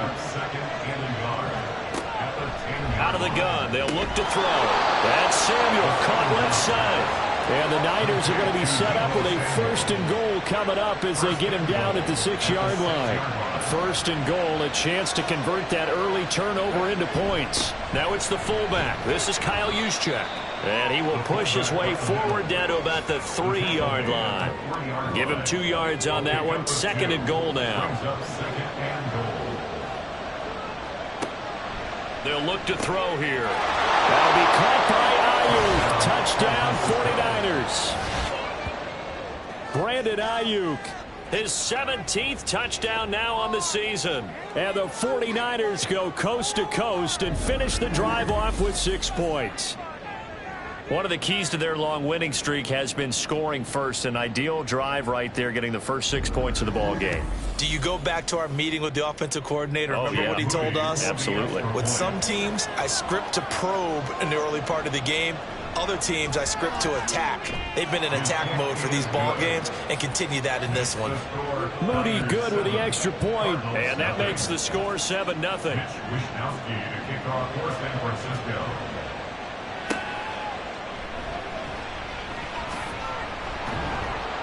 And makes it across the 20 as his guys will set up shop at the 23-yard line. So the Cardinals offense back onto the field here for their 2nd drive of the game. They threw an interception the first time they had the football, wound up leading to a touchdown the other way. How do you approach drive number 2? Going back to your game plan coming in, everyone has matchups that they like better than others, where they think they have an advantage. Dial up some of those plays. Try and go to those spots and get your offense moving. On 2nd down, here's Murray. His throw incomplete. They'll put a check mark in the box where the defense coordinator was saying, how well can we stay with these receivers if we're in man coverage? Because he just did it on that one, forced the incompletion. That allowed him to get bolder with his pass rush, won't it? Absolutely. Frees up your guys elsewhere. And he's going to lose yardage here. Back to his own 18. A loss of a yard, and it brings up 4th. Well, they certainly didn't appear to be fired up about their options throwing the football. So, to me, this seems like a case of just kind of taking their medicine there, run the ball, see if they could pick up something. Instead, they were throwing for a loss. He punted 4 times in the loss last week as he gets this one away here. So a change of possession here on the punt. And the Niners will go on offense. 1st and 10. Back out there comes the 49ers offense ready for their 2nd drive. And they'll be looking to make this a 2-score advantage. Had the touchdown on their first drive, Charles. Hey, they can get up 2 scores here on the road. That's a heck of a start. And not only have they thought about it, I wonder if they visualized it. I remember playing and they used to turn the lights out in our meeting room and run through a situation like this and say, just think about what it would be like to be up on the road and take the crowd out of it. Maybe they did some of that. Here's the 2nd and 7. Completes it to the tight end, Kittle. And they've got it well across midfield down to the 40 before it's all said and done. 2nd catch for him today, and it'll wind up a 1st down. 1st down, San Francisco. Back to throw. Throw left side is complete on the diving effort. 17 more yards on that one as they keep the drive rolling. But that last throw, Charles, puts him over 15,000 yards passing now for his career. And Brandon, they're not going to stop the game and give him the game ball here, but that's still a pretty impressive number, and he's got plenty of more good football ahead of him. Although I would say the team should give him a game ball after it's all over. On 1st down, he'll drop to throw. And it's caught. Touchdown 49ers. Justin Jefferson. A 22-yard touchdown ground. And the Niners are off to a 13-0 first quarter lead. Well, this has been a flawless start for them. They score, they get the stop, and they score again, Charles. Complimentary football at its finest. You've just mentioned how they got it done. They scored. The defense got the ball back for them. They score again. That's the way you win ball games. The extra point try now for Moody.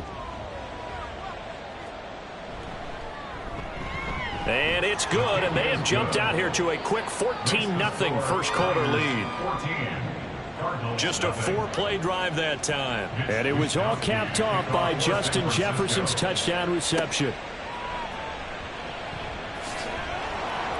And he'll be brought down right on the chalk of the 20. Here's the Arizona offense now as they get set to take over.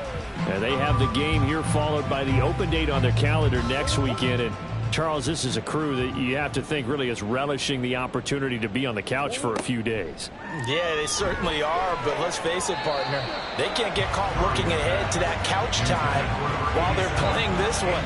They've got to take care of business first. After the incompletion, here's 2nd and 10 from the 20.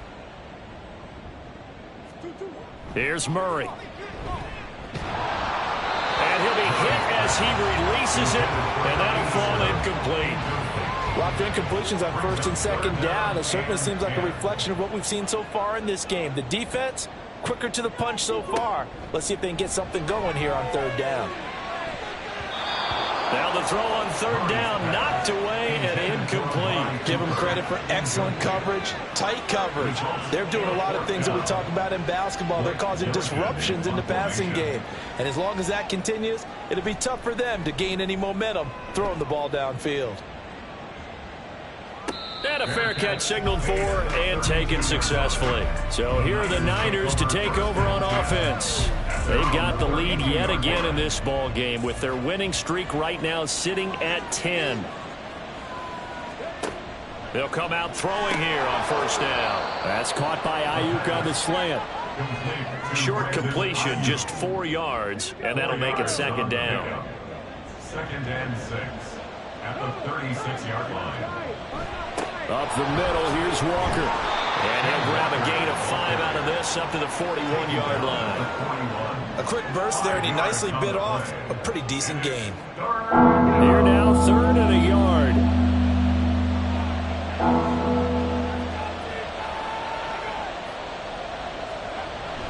They'll try for the first with Walker. And he'll go down right around the 47 this time. Give him 6 yards, and they do convert on 3rd. He was solid last week, over 100 yards in their victory on the ground. They want to get that going again. Absolutely. What they also understand is that from week to week, it's not necessarily the same, but they want it to be, right? What they saw last week on the ground, they want to see in this game as well. Will go down as a gain of 6, and that will bring up 2nd down. 14-0 the score. This is the NFL on EA Sports. The 49ers with the football here to begin the 2nd quarter. Here now, 2nd and 4.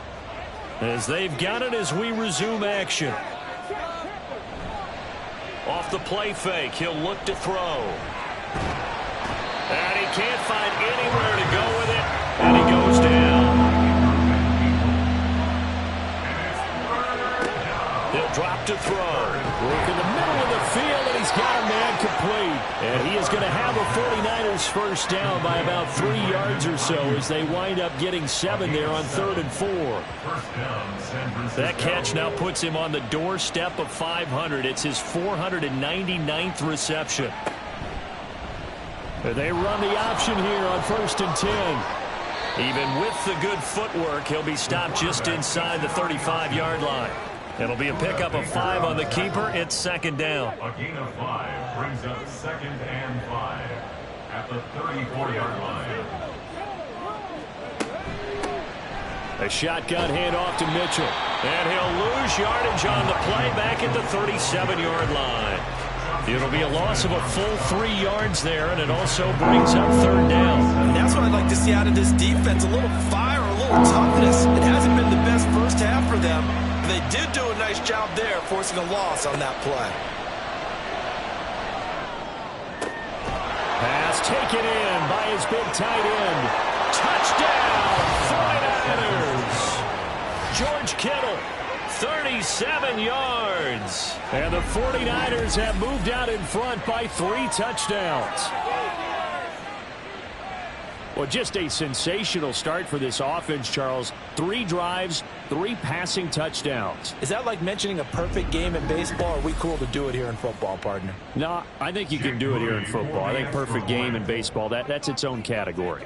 Yeah, I think you're right about that. Could not imagine a worse start for that secondary, or let's face it, a better one for this offense. No chance they stop passing now the way that it's going. I think they'll continue to press the ball downfield and hopefully reap the same results. And he'll take it up past the 25 to the 26-yard line. Arizona getting ready to go as they take the field.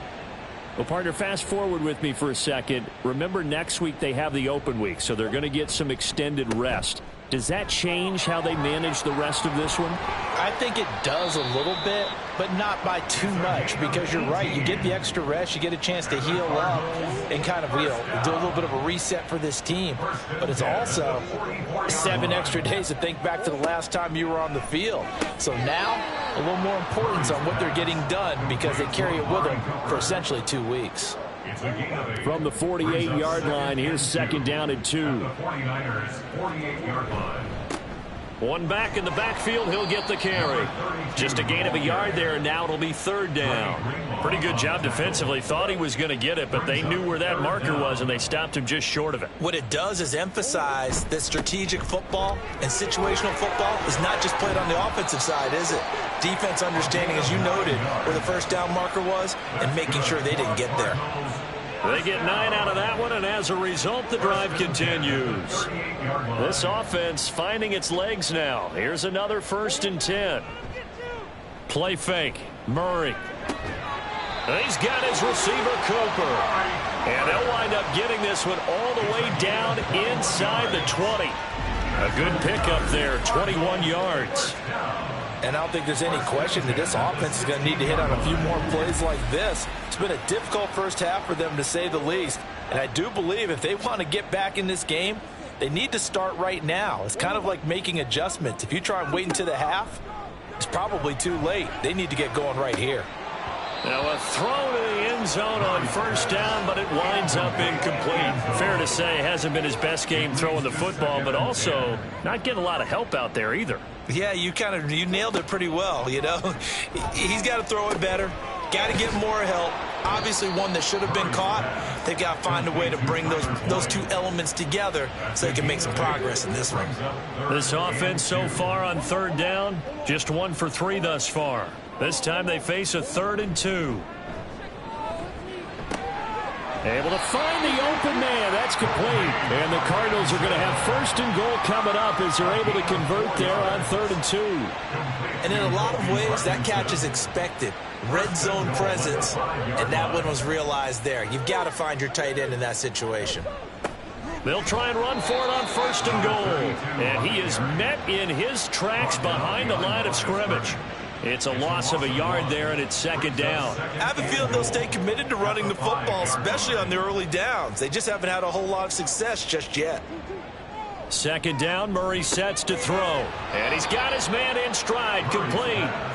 Only able to pick up 2, and that leads us to 3rd and goal. Brings up 3rd and goal. They'll try to run this one in. That is not going to be any help as they dump him behind the line of scrimmage. Losing 2 yards that time, and now it's 4th down. With the way things have gone in this game, I think they've got to consider going for it here. I realize it's just the 2nd quarter, so they're not panicking, but they need something to give them positive momentum to get things going.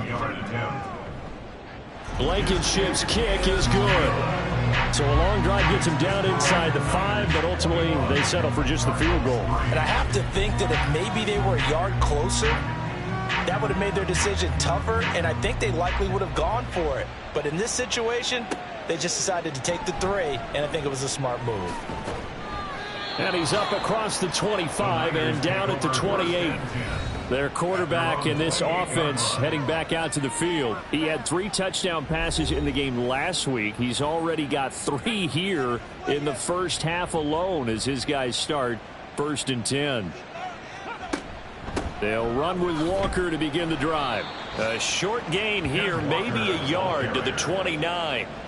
Well, remember, these two teams met earlier in the year in Santa Clara with the Niners coming out on top. So a win here in Arizona would give them the season sweep. 2nd and 9 now.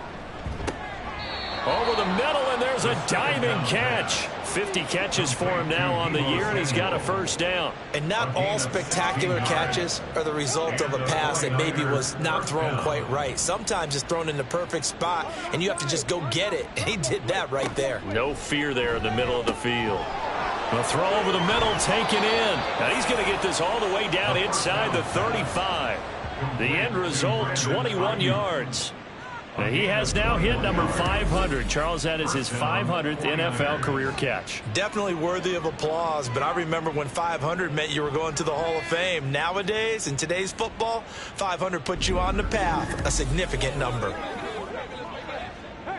So into Cardinal territory now. It's 1st and 10 at the 34. The play action fake. They'll look to throw. Throw left side, taken in by Jefferson. And he is out of bounds inside the 30. That'll give him 8 that time, and it'll be 2nd and a couple. They'll look to throw again. That's going to be caught by Samuel. And Debo going to have a Niners first down as he takes it down to the 20-yard line. It's a gain of 6. First down, San Francisco. Again, he'll drop to throw. He'll get this to his tight end, Latu.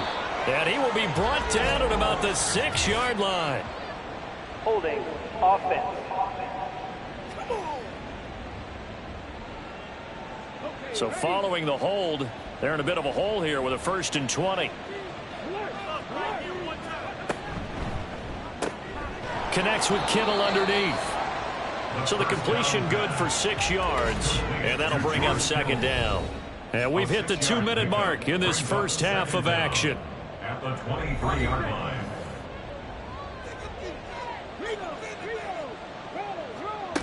They'll stick with the passing game as he looks to throw. Staying on his feet. And he doesn't quite make it, taking it within an eyelash. Dropped at the 1. No one there to help out downfield, but no problem. Scrambling for 22 and a first. This guy's proven himself to be one of the best in the NFL. He brings an added dimension to their offense with his ability to read defenses and know when he's able to pull it down and take off and go.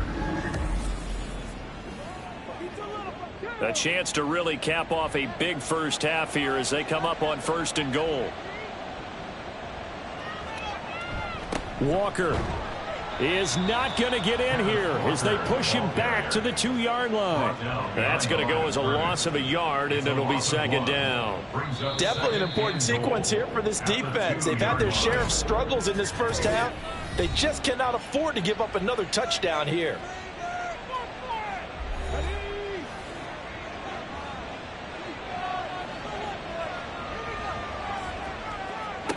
Second and 2.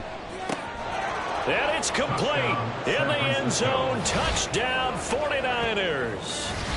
Justin Jefferson with his 2nd TD of the game, his 6th on the year. And the 49ers are able to add on to their first half lead. I know Paul Revere talked about by land or by sea, right? You know, 1 by land, 2 by sea. He didn't mention air because right now we're seeing a big-time performance, aren't we? That's 2 touchdowns so far in this game. Where'd you pull that one from? And, you know, every now and then I actually listened in history class. And you're just a scholar all the way around. You're reading all the time. I like that you fit that into the broadcast. You know, I just grab a nugget when I can. And he'll get it up just past the 20 as his guys will go to work at the 21-yard line. Well, the Cardinal offense going to take over late in this first half. And with a little under a minute remaining, they may try to put something together here just to try to cut into that deficit. Now, meanwhile, a pass that should have been intercepted, but it winds up falling incomplete. 2nd and 10.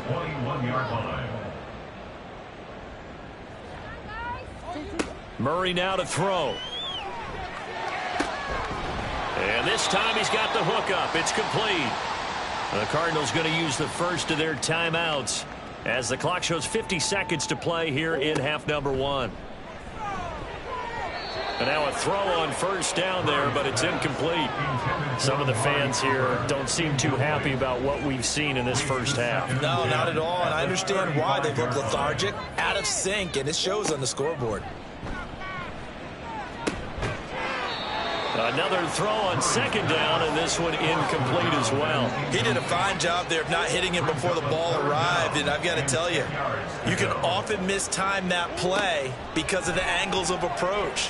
When you're going to get it. And down he goes. The 49ers get there. Now San Francisco going to call their second timeout. So that means they're down to one remaining here as we head toward halftime. Watch out for Hill on the return. George Kittle and the Niners ready for their next drive. And CD, assuming he stays healthy, assuming the health, should get to that 1,000-yard mark pretty easily. And the best part of what he's done so far is it allows him and the team to relax their pursuit a little bit. Meaning, if they just have normal games, they'll get to the 1,000-yard mark. They don't have to force anything. But one of the reasons he's having the year he's having is what I call route running arrogance. They think there's no one that can cover them, no matter how many people are put in his direction. It just doesn't matter. He's going to find a way to beat them. And so far this year, he's done exactly that. He sure has. They'll throw now on the final play. And he knocks the ball away, and it falls incomplete. So we have reached halftime here with the visiting 49ers on top. As we send you on out to our studios in Orlando, here's Jonathan Coachman at our EA Sports Halftime Report. All right, Brandon, thanks very much. Things starting to get interesting in this final weekend before Thanksgiving. So let's see what's going on around the NFL. We'll start up in the Pacific Northwest at Lumen Field in Seattle. And it's the Rams who are out in front in that one. 2 touchdown passes for Matthew Stafford. From there, we take the long trek eastward to Tampa, check on the Bucs at home at Raymond James Stadium. And they were winners in that one over the visiting Carolina Panthers. P.J. Walker, 4 touchdown passes in the victory. Finally, let's get out to Southern Nevada and see what's happening with the Raiders at home in Las Vegas. As you can see, the score there in the second quarter. It's Mac Jones with a touchdown pass there. This was an extremely one-sided first half. One team showed up ready to go. The other's been in a daze thus far, but there's still plenty of time left for this one to tighten up significantly. All right, Coach, thank you, and we welcome everyone back for quarter number 3. It's the 49ers out in front, and they will get the football first as well as we are back and started in the second half. And Hill will opt for the touchback. Justin Jefferson and the rest of this offense, they've got their helmets back on, and they're ready for this next series. 2 touchdowns to his credit so far. Charles, I'm curious, do these wide receivers, what do they go in with each week? Is it different week to week for the goals that they personally set for themselves, do you think? I doubt that it's different from week to week. Maybe because of game plan, they know that one guy might be featured more than the other. But all in all, these guys are looking for 100 or more yards in receiving. But the biggest thing, getting into the end zone. And how about him? He's gotten there twice in this game. He has indeed. And this won't be enough to pick up the first. A gain of 2, 3rd and 1. It's a gain of 2 yards. And it's 3rd down. They'll look to throw for it on 3rd and 1. A short throw here to Latu. And he is going to have a Niners first down as they're able to convert by plenty there on 3rd and 1. So from the 39 now, they'll come up on a 1st and 10. And a good quarterback facing zone coverage. If he has just a little bit of time to survey the scene, that's what's going to happen. No doubt about it. If there's no pressure, he's going to continue to pick them apart because he'll have all that time to find someone open downfield. You can only cover for so long. So maybe they want to go to a zone blitz scheme, get a little bit more pressure. Remember when Carolina did that against Denver? They lost the game ultimately. They dropped the defensive end out, and he ended up with an interception in that game in Super Bowl 50. Maybe some sort of scheme like that to try and get more pressure at the passer. So the incomplete pass on the last play, and that leads us to a 3rd and 3. Back to throw again. That is caught. And they're going to have another first down as the tackle's made here at the Cardinals' 37. He goes for 18 there as the drive will continue. Well, I certainly don't want to pile on, but this defense has just not been up to the challenge in this game, and this continues as we see here. Coverage, not been very good, soft in spots. There's an easy throw and catch for another first down. Walker now on 1st and 10. 41 yards rushing for him now in the ball game. Looks to me like maybe there's a little attrition setting in with this drive, because when you see that type of a run, I get the feeling the defense getting a little bit tired. And that's the last thing they need, especially when they look up at the scoreboard. Connects with Kittle underneath. And Kittle going to have a 49ers first down as he'll get this down to the 23. First down, 49ers. Well, same target, same result. It's Kittle. Give him a gain of 5 on the completion. And that's going to bring up second down. Brings up 2nd and 5 at the 19-yard line. Now to the ground. Here's Walker. They juked him. And he can't quite get there. Tackled down at the 1. 18 yards there, and it'll be a 1st and goal. All right, I got to ask you, with these RPOs, essentially the quarterback has 3 options, right? So what's different from that versus the triple option that we see the service academies run at the college level? As a general rule, the triple option at the college level, most things are called outside of the quarterback faking it to the runner and then keeping it himself and maybe... Touchdown! George Kittle, a beast in the red zone with his 2nd touchdown of the game. And the Niners take the opening kickoff of the 3rd quarter and drive right down the field to extend their lead. And, Charles, they continue to have trouble stopping him as he's into the end zone yet again. Yeah, that's multiple series now that have ended with him in the end zone. A perfect plan on how to utilize him best when they get in close.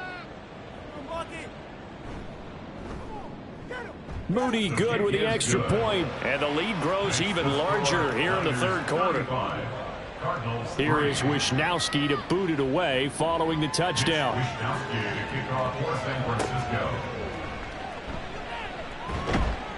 And he's up past the 20 to the 22-yard line. The Cardinals offense now ready to get their first opportunity here in the 2nd half. CD, they certainly know the hole that they face as they begin the 2nd half. They have to do what precious few teams have done in NFL history, and that's try to come back from a 4-possession deficit.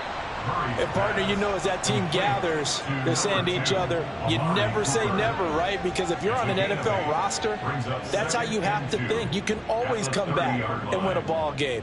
And let's face it, we saw a certain Super Bowl, a 25-point lead late, that wasn't enough to put someone away. But that being said, this task is near impossible. Let's face it. And bottom line is, it officially becomes impossible if this possession is an empty one. On 1st and 10, here's Murray. Oh, he's got a man wide open, complete.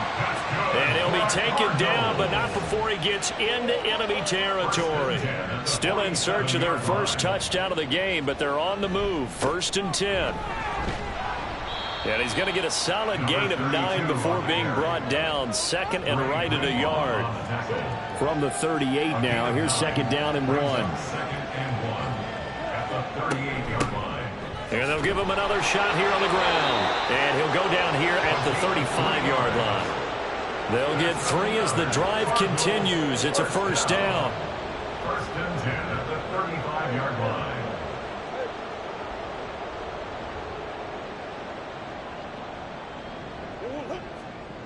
Murray going to throw. A quick throw there is incomplete. And there's another stop. One of the league's best defenses is certainly bringing it again this week. Shotgun now from Murray. Now he'll dump it underneath to his running back, complete. And this will move the chains again as the tackle's going to be made at the 49ers 14. There's a 1st and 10 at the 14-yard line. From the red zone, here's the Heisman Trophy winner, Murray. And a quick throw here, that's complete. And he'll get it here to the 10-yard line. 2nd and 6 from the 10. It's now 2nd and 6 at the Niners' 10-yard line. Again, they'll throw with Murray. Touchdown, Cardinals. Amari Cooper with career touchdown number 75. And the Cardinals are able to cut into that deficit. Brandon, what we just saw there were two guys who are in sync. The person delivering the ball, but especially the person running the route. Tremendous job. It results in a terrific play. Did he keep those feet in bounds? That's the question they've got to decide. And I got to say, watching it in real time, it was awfully close. Yeah, it certainly looked like a heck of a catch because he didn't appear to bobble it, which could complicate things. But even with the benefit of replay, that's pretty tight. Now, here's the call. Extra point by Blankenship is up and good. And that will cut this lead down to 25. The return man is Hill. Now a crease here as he's past the 30. He might take this all the way. He will take this all the way. Touchdown, 49ers. Well, they're just having fun. I mean, they are clicking on every single cylinder, offense, defense, and here, special teams. And how about the extension of the lead? This one felt a lot like, you remember Seattle-Denver, Super Bowl 48, Percy Harvin to start the second half?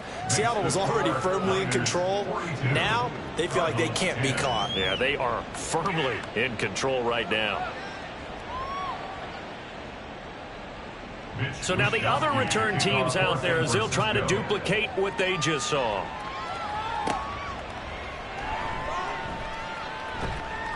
And he returns this to the 22. Amari Cooper and the rest of the offense heading back out there now. Pretty good game for him so far. I guess he's still got time here to make this a great game, but so far he's been solid. I like where you're going with that because it has been pretty good. But there's always that hint that things can really escalate for him.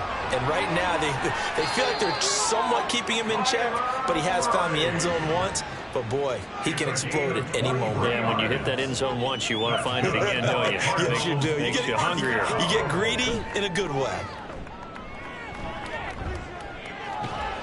Now the Niners get there and bring him down. Chase Young in there to get him, and on the season now, that is 9 sacks for him. Well, many times when you talk about mobile quarterbacks, you get the sense that they feel like they can get out of any bad situation. They keep moving around and trying to emulate guys like the Scrambler or the Dodger. Instead, they keep losing yardage and digging themselves a hole that they can't get out of. Well, they're in some hot water now. After that sack, it's 2nd and 21. Throwing there, but this pass is going to wind up incomplete. He's had trouble finding open receivers all game, CD, and that's because really there hasn't been many. This defense has been all over them. Yeah, they're one of the better defenses in the league, and every time I talk to someone around the NFL, they all say the exact same thing. They're so fundamentally sound, it's hard to execute against them. Tough sledding. They lose a yard there on 3rd. Here comes the Cardinals punter now. He's been one of their few bright spots so far. Averaging 50 yards a boot so far as this one's away. And this returnable for Hill. A big kick that time, 52 yards. Justin Jefferson and the rest of this offense, they've got their helmets back on and they're ready for this next series. He's been his typical solid and reliable self, hasn't he, Charles? When you have that go-to receiver that you can count on in the situation where you absolutely have to have him, there's nothing better for anybody who's throwing the football. But the best part is the payoff. 2 touchdowns already. That's the bottom line when you throw the ball to a guy. Absolutely. Not over 100 yards right now, but he does have the 2 touchdown catches. Throwing on 1st down, but this one winds up to be incomplete. Phoenix, Arizona's the spot. Glad to have you along for the ride. 3rd quarter action and a 2nd and 10 upcoming. This one brought in by Jefferson. And he'll be upended here after a pickup of 3, getting it out to the 25. Here comes 3rd down and 7. Brings up 3rd down. Back to throw. Setting up the screen here. This is Walker. And he is going to have a 49ers 1st down as they're able to get the 3rd down conversion. I'm not sure that was necessarily a safety valve or a check down throw on third down. Sometimes just try and find the open guy and get him the ball. He did exactly that and found a way to pick up a first down. From the 34 now, here's 1st and 10. Straight ahead, Walker. And nowhere to run on the interior of that defensive line. He'll get back only to the line of scrimmage. Now it's 2nd and 10. Brings up 2nd and 10 at the 34-yard line. They'll set up to throw. And his throw is incomplete. I would describe the way that he's played today as mature. He's already moved on mentally from that incompletion, and he's more than ready to throw his next pass downfield. Able to find the open man. That's complete. And he is going to have a Niners first down as they're able to get the third down conversion. 3 quarters have come and gone. We'll return with more after this break. You're watching the NFL on EA Sports. Welcome back to the desert. We're in Glendale. And this is a blowout so far as we get set for the fourth quarter. A very one-sided affair. And he is going to be stopped cold behind the line of scrimmage. 2 yards the loss, 2nd and 12. Run blitz there defensively, something we might see more of here in the fourth quarter. I think we'll see a lot of it, and the difference between that and a pass blitz, you're just trying to get to the quarterback. You're trying to scheme someone open who will get to the QB and make sure he gets on the ground. In a run blitz, you're actually trying to cover up gaps, trying to cover up holes so they can't run the football. In search of 8 yards on third down. They've already converted 2 of these on this drive, 2 for 2. And Walker once more. And he'll get this into enemy territory, but not by much as he's down to the 48. Give him a couple on the run as it brings up a fourth down. Well, that's not a run that's going to make any of the highlight tapes, but they've been moving it well all game on the ground. This is another one that keeps them moving forward. Here comes the 49ers punter now, as he should be able to pin him back deep here with his first punt. And this one will not be returnable as it sails out of bounds. The Cardinal offense now making their way back out onto the field. Well, I think that the folks here had hoped that maybe this home atmosphere would carry their guys to a surprise victory, but it does not appear that that's going to be the case. Just too much to handle on the other side in this one. Here's a throw to his running back. It's complete. That'll go for a gain of 7, and it'll be 2nd down. 7-yard pickup brings up 2nd and 3 at the 33-yard line.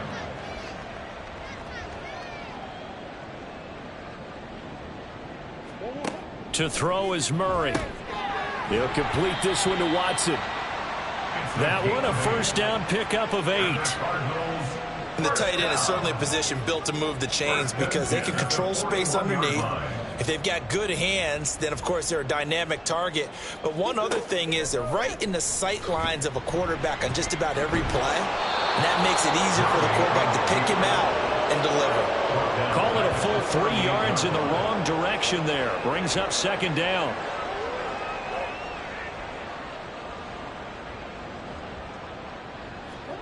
Here's Murray.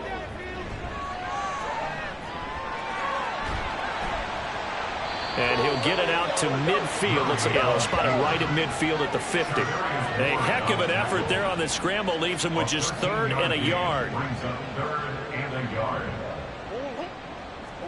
Here's Murray from midfield. And that one behind his receiver and incomplete. At this point in the game, they've got to continue to try anything they can. They're still working at it, even though this one feels like a lost cause.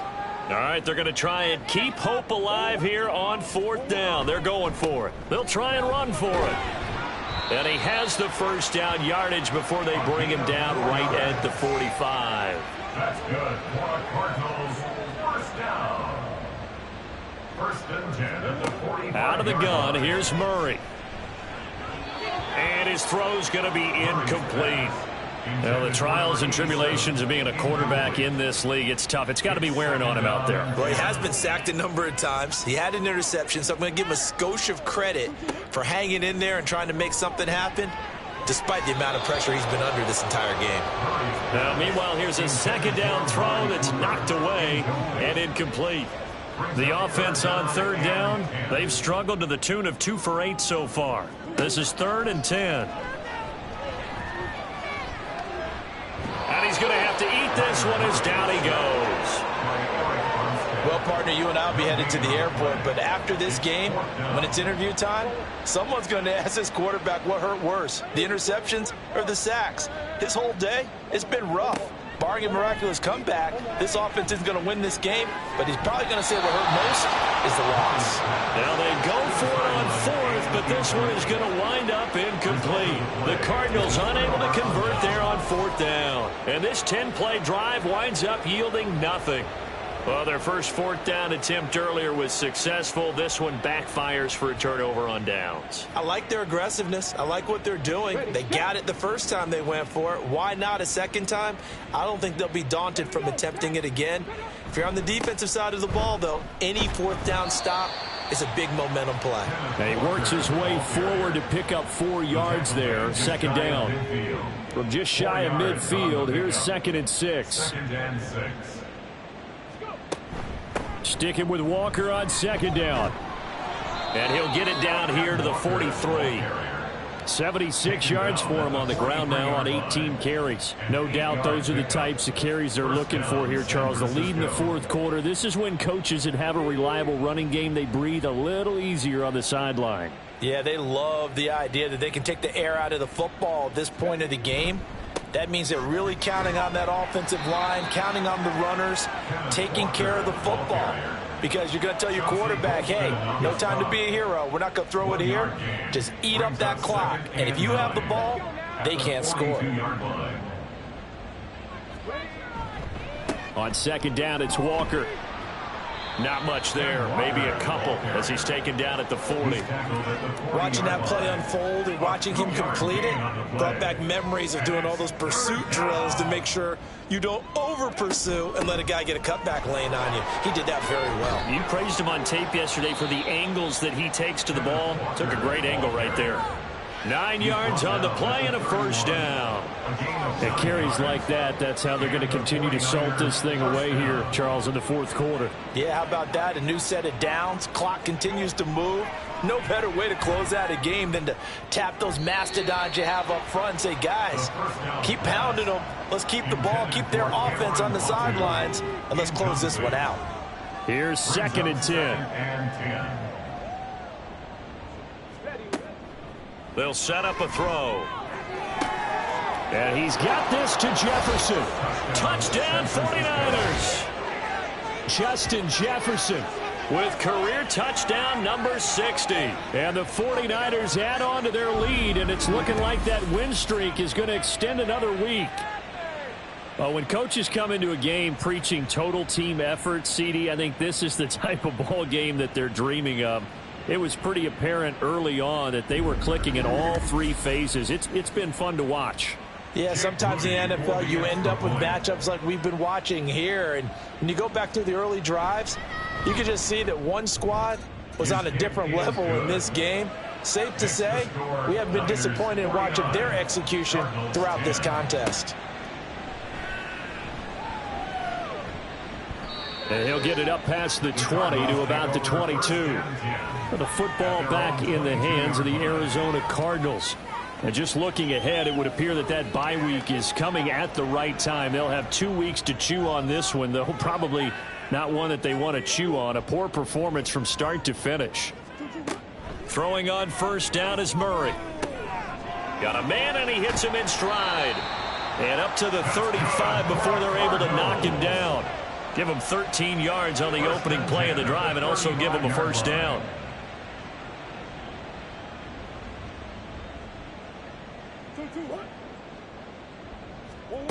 To throw, it's Murray.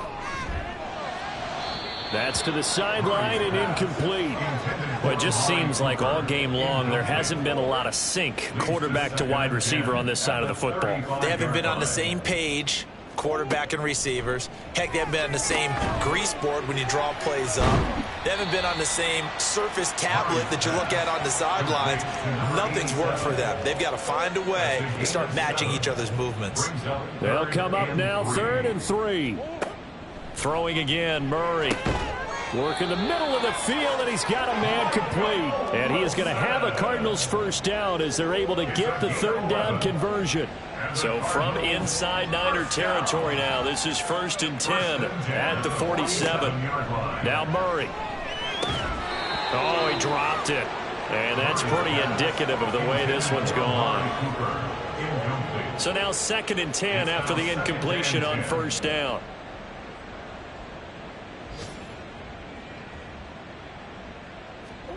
Throwing now is Murray. He gets this one to Boyd.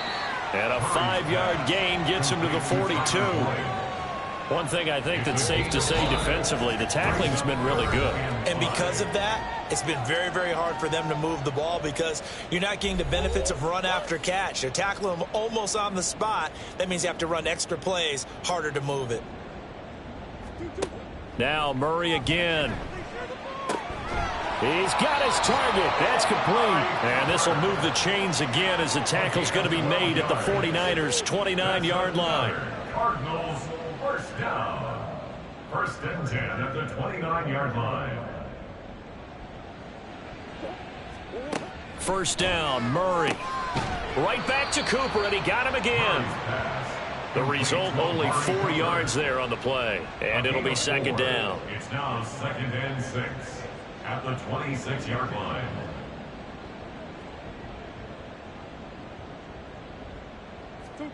Murray now. Looking for his running back, and he's got him. And out of bounds right around the 20. 3rd down and 1. Brings up 3rd and 1. Murray now to throw. He's going to get that to his running back out of the backfield. And he is going to have a Cardinals first down, and comfortably so, as he gets 5 there on 3rd and a yard. Line of scrimmage, the 15. It's 1st and 10. Murray to air it out again. Nowhere to go here. He lost the football. And now this is scooped up by the 49ers. And I don't know that fumble is going to matter a whole lot. You look at the deficit here in the 4th. It doesn't matter. The coach on the sideline still scratching his head. Yeah, not only scratching his head, but probably writing a note or two about, we're going to address this come practice next week because maybe that's the reason we're down this far. Doesn't matter at this point, but being sloppy throughout the game, not going to help them improve. Justin Jefferson and the rest of this offense, they've got their helmets back on, and they're ready for this next series. This defense, they wouldn't mind not seeing him again for a while. 3 trips to the end zone. How about that? I think right now they would happily go to their general manager and say, is there any way you could get a trade for him, bring him over to our team so we don't have to cover him anymore? Because he is really having a heck of a ball game, isn't he? Boy, he is. I don't know that a mid-game trade is going to happen, but good thought. Charles, a lot of happy faces heading into the tunnel as this one ends, and understandably so. Not only did they get the win, but boy, their offense was on fire in this ball game. And partner, I have no idea what the top speed is on one of those high-end sports cars. What's the top gear you can get into? This offense, they certainly were there in this one, huh? Everything clicking for them in this contest, the kind of performance that they're going to cherish. So for the 49ers, the perfect season remains intact as they move to 11-0 on the year. And they will head back home next week. Meanwhile, for the Cardinals, it's another week with more questions than answers as they fall to 3-9. And they'll get the extra week to think about this one as they return to action in 2 weeks' time. That'll do it for us. I'm Brandon Gaudin alongside Charles Davis. Thanks to our entire crew as well. We'll talk to you next time. So long, everybody.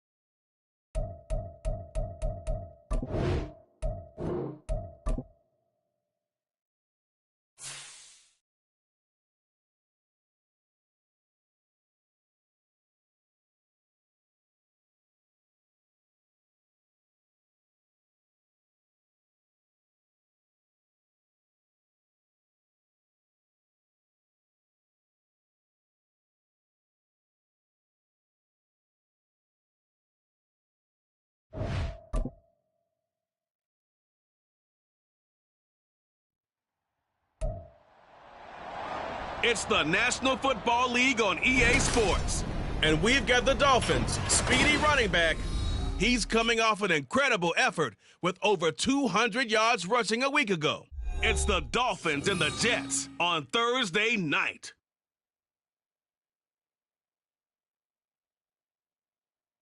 Well, we have a cold night in the Northeast. A bad evening to be without a parka, but we are set for football at MetLife Stadium in East Rutherford, New Jersey. Tonight, it's the final morsel in our Thanksgiving feast, and we've got a good one in store, as it'll be the Miami Dolphins taking on the New York Jets.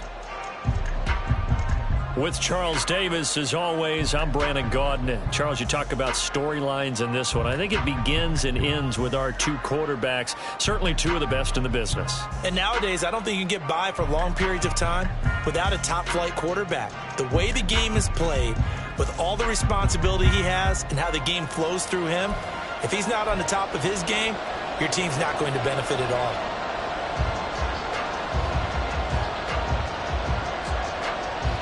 Time to set the old turducken aside and get ready for football, as here we go on a Thanksgiving night.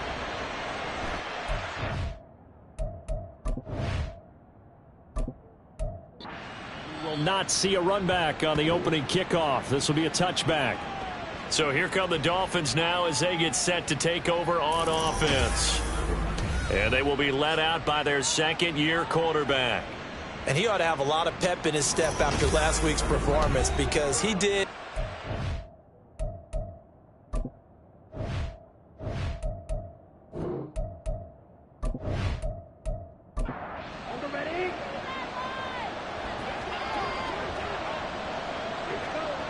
Throwing to start the drive. Tyler. A short one here, caught by McBride.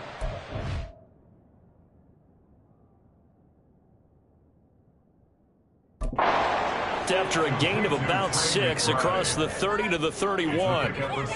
Charles, Thursday night game, I think a lot of teams probably say shrink the playbook somewhat. Is that correct? I think you're right about that, because you just don't have the amount of time that you have in a normal week to put in a full playbook.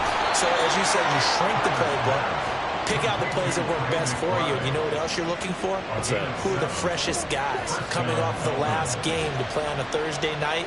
Guys have a little extra pep in their step. You go to them early and often. Pickens going in motion left. He'll get it here on the jet sweep. And running room scarce here. He's going to be stopped in his tracks at the line of scrimmage. Here's 2nd and 10. Back to throw. Tyler. This one thrown underneath to Achane. And getting this just shy of midfield. They'll spot it at the 49. 2 first downs have him up near midfield now on 1st and 10. They'll run. Here's Devon Achane. And he's tackled a yard short of the marker. Good gain of 9 on 1st down. We take a look at his numbers on the ground last week. There was no answer for him defensively. Over 200 yards, 2 touchdowns to boot. And that was a fun film to watch because a few of those runs, it was apparent he was just not going to be denied. And his team is hoping that carries over to this week as well. They try to throw on 2nd down, but this one is incomplete. Trey McBride, the target on that throw, and it's thrown short. You talk about this Jets defense. They were terrific last week against Buffalo in that victory. Have to admit, I was extremely impressed by what I saw. They ended up getting 4 sacks in the game, stayed in the face of the quarterback the entire time, made it difficult for him to step up and find receivers downfield. And that's what they told us this week, that pressure on the QB is key. On 1st down, Tyler. Catch is made by Metcalf. And they'll wind up getting this one all the way down inside the 20. A well-executed 22-yard gain.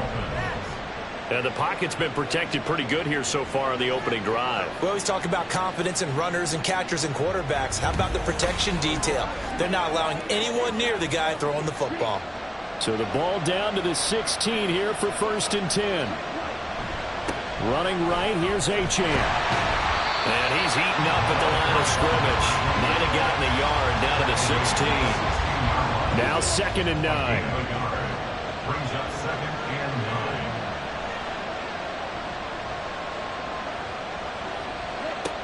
9. Operating from the gun. Tyler. Quick hitter here. The ball comes out.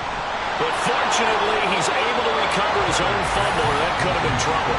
So it goes as a fumble, but the key thing, not a fumble loss. Yeah, that stat's big, isn't it? I mean, I remember watching teams play. The ball might be on the ground a number of times during the game, but the other team doesn't get it. That's a huge difference in the ball game. And in this case, they were able to retain possession. Now to try the field goal, here's Daniel Carlson. That's just 32 yards officially from the right hash. The kick by Carlson is good, and the opening drive for the Dolphins yields 3. No touchdown there, but if that first drive is any indication, looks like they're going to have a pretty good day passing the football. I would say confidence would have to be pretty high after that first drive, able to throw it almost at will. You're exactly right. They didn't get the touchdown, but 3 points serves as a nice notice about how this offense is going to move. Now a hit and a loose football. So a teammate picking him up there, that was nearly disaster. And the way that you coach these things, you want to make sure you have eyes towards the return guy because you want to make sure that the catch is secured. A lot of teams do that. They have at least one guy. Okay, you're responsible for making sure he secures the catch. He's not always the one that makes the recovery, but he can always sound out the alarm. Hey, ball's on the ground. We've got to get it back.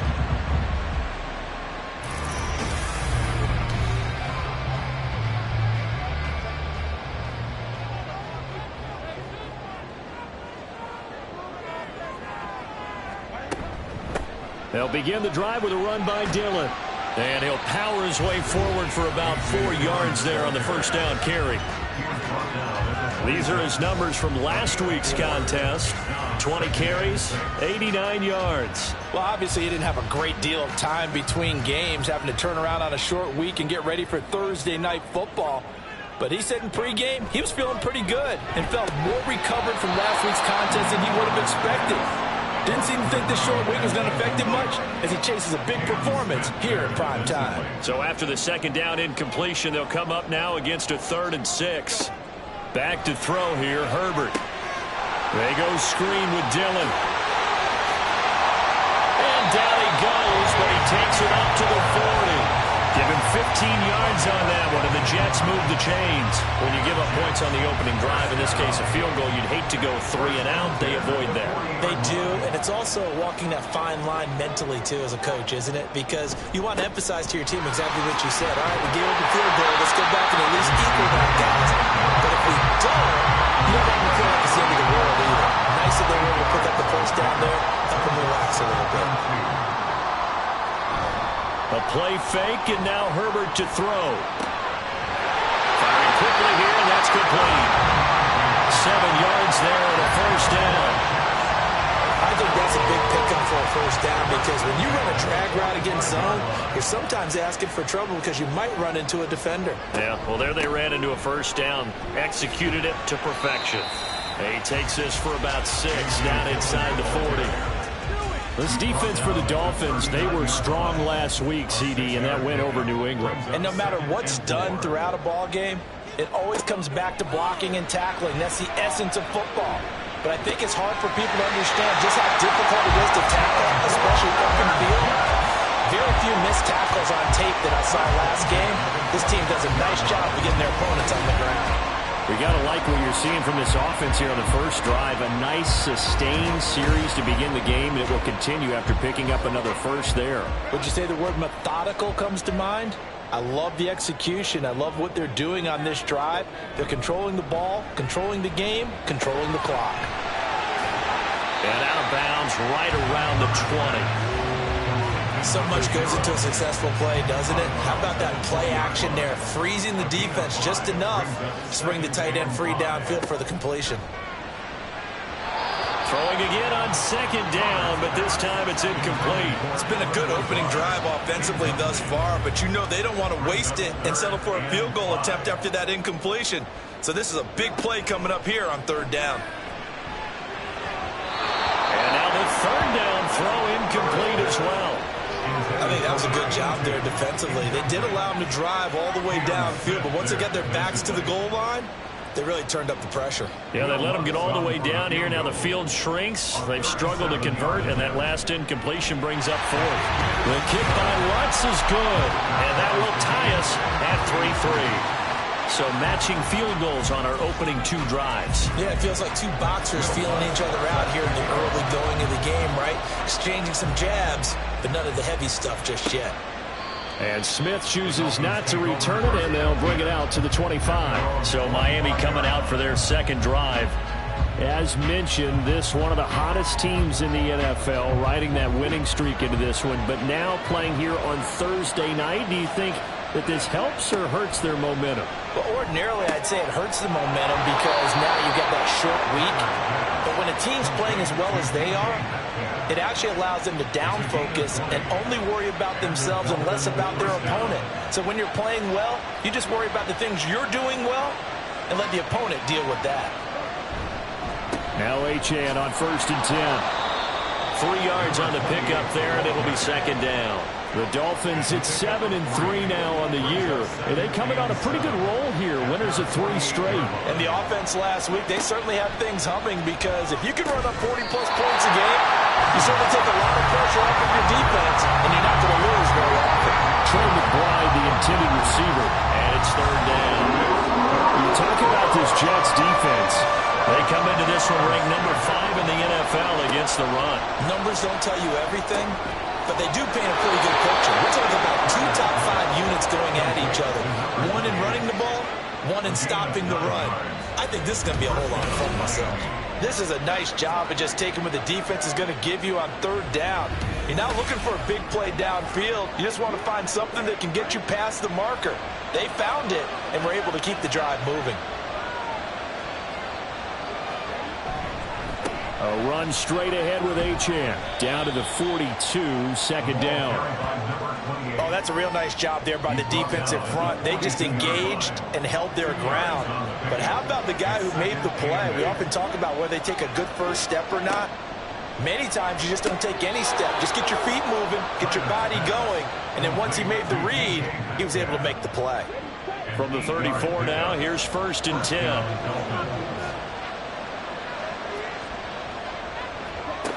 Operating from the gun, Tyler. That completes it again to Metcalf. And inside the 20 before he's brought down. Give him back-to-back catches now. That one for 16 and another first down.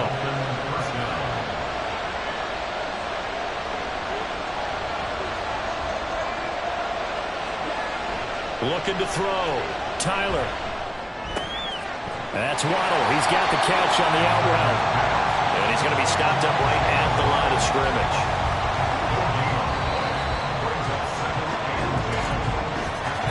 These two teams all tied after one. It's Dolphins football here as we begin the second quarter, as they've got it with a 2nd and 10.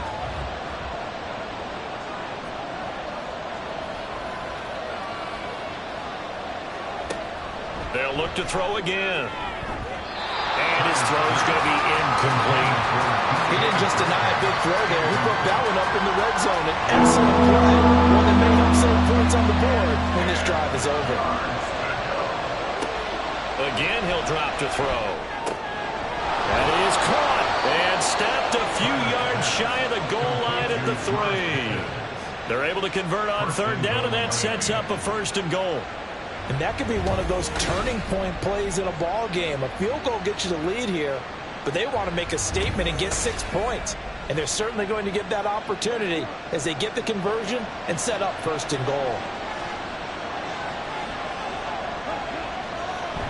And they'll go with a ground attack here.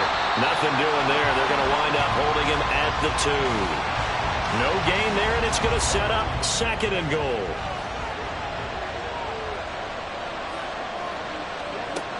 Operating from the gun.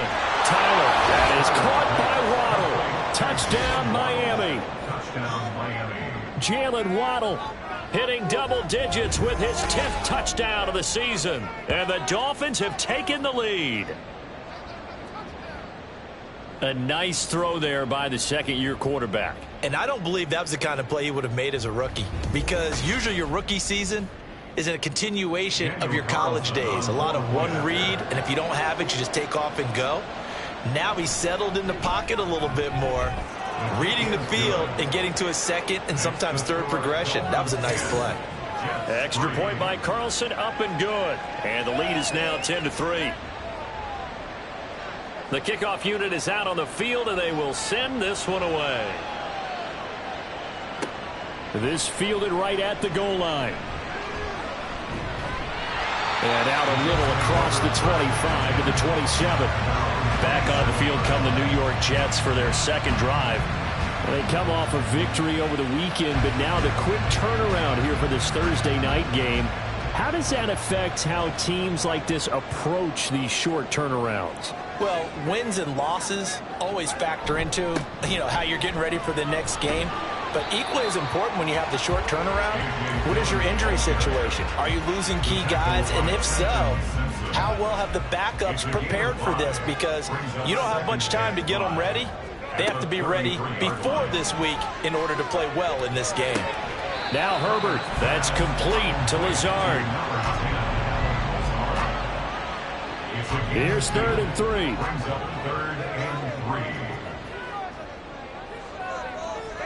Now it's Herbert. Throwing quickly there, but it's incomplete. The passing game not in sync here early, and now it's 4th down. Like what I see so far out of this defense, because they've been showing their best coverages on 3rd down. So far, only allowed 1 conversion on a handful of attempts. One area of their game plan that they've executed to perfection. They call that a punt of 38 yards officially, and it'll be Dolphin football. So now the Dolphins set to take over on offense. They're on a 3-game winning streak, and right now looking good in this one as well. Good starting field position for them here as they come up 1st and 10 at their 35-yard line. Throwing to start the drive. Tyler. He's got McBride here over the middle. And he's taken down right at the 45-yard line. An ideal beginning of the drive there as they'll get 20 and a 1st down. That's a nice throw there, and he's obviously feeling pretty good because, remember, he had a touchdown pass on the last drive, and here he comes out throwing again, and they wind up getting good yardage and a 1st down right out of the gate.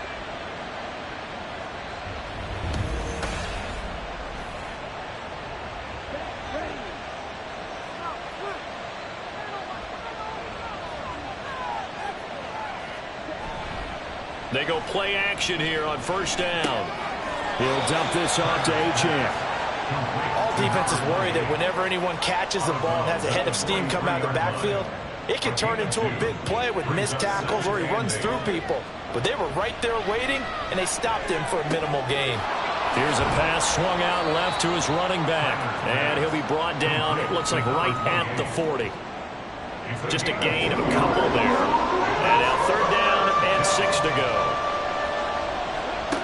They'll stick with the passing game as he looks to throw. And that's going to be incomplete.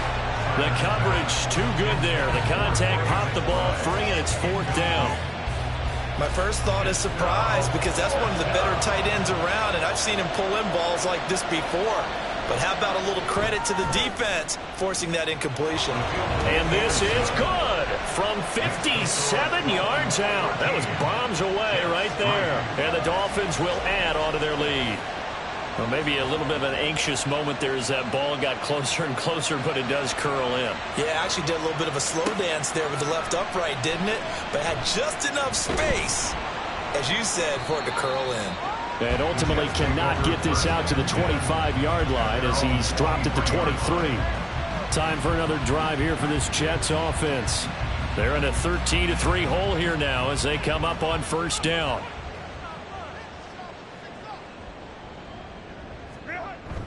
Now Herbert off the bootleg. Throw right side is going to be caught by Samuel. And he's able to get this one up to his 30 before he's out of bounds. Ball on the 30 now. Here's 2nd and 3. It's a gain of 7. Brings up 2nd and 3. They'll fake the handoff. Now Herbert. He's going to get this one out to his fullback. So they'll get nothing out of that play. And this will wind up being a 3rd and 3. No gain on the play. It's 3rd down and 4. Here's Herbert. Pass taken in by his big tight end. And he is going to have a Jets 1st down. They needed 3. He doubled that. He got 6. Many different ways to create space, but on that play, he did it with that big, wide body of his. Didn't get a whole lot of yardage on the play, but it did what it was supposed to. Pick up a 1st down. Dillon now on 1st and 10. And trying to push forward, but he is going to be stuffed up in the backfield. Officially, it's a 1-yard loss. That's going to bring up 2nd and 11. Sometimes you just sit back and marvel at what he can do defensively. Speed, strength, quickness, he's the whole package. And that package just wrapped up the runner for a loss. A 2nd down pass play there, but it's incomplete. A lot of times it's that first read that you have. Maybe you get it in pre-snap, and he locked in on his target, but he was covered quite well, and that one's incomplete. Going to throw on 3rd down with Herbert. He's got his target. That's complete. And he'll have it past midfield almost to the 30 before being taken down. A pickup of 24 on the 3rd down conversion. Yeah, these are the types of plays they're going to need to hit on if they're going to get back into this game. It hasn't been the greatest in first half, but this is a nice throw here on 3rd down, and they keep the drive going. This offense finding its legs now. Here's another 1st and 10. They'll try the left side with Dillon. And he'll take this one down to about the 40. Credit him with a 1-yard gain there to make it 2nd and 9. 1-yard gain brings up 2nd and 9 at the Dolphins' 40-yard line. Herbert. Oh, he dropped it. They were looking for him in the middle 3rd. He couldn't catch it. Now 3rd down. Incomplete. He was covered by Patrick Surtain. Justin Herbert looking to pass. And the Dolphins rush gets home. Down he goes. He couldn't get away there on 3rd down. The pressure too much, and he's sacked for a loss of 12. Well, last game he had 2 sacks. Got another one here, picked up right where he left off. Brandon, he spent the entire offseason working on new moves, new techniques, trying to add to his arsenal of pass rush moves. Certainly paying dividends in what we've seen so far. Here's the Jets punter now, as he'll kick it away for the 2nd time.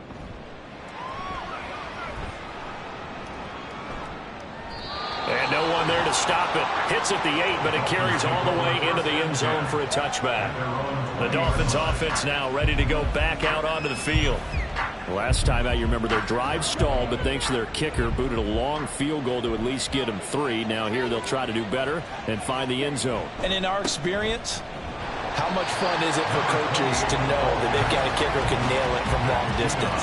Now, the hard part is, as an offensive play caller, you don't want that in your head too much where you're relying on it, and he goes out and gets the job done for them. But I'm quite sure he would be content to just kick extra points from here on out. Yeah, absolutely no question. I think his teammates would be okay with him just kicking the extra points as well. And way up past the 35 before he's taken down. A gain there of 21 yards. If you're going to blitz, likely going to leave you in man coverage with this guy, and that is less than ideal. It is, because just about any offense that has an elite receiver, if you blitz and have him in man coverage, you're going to him, even if he has an elite defender on him, because he usually knows where the ball is before the defender does.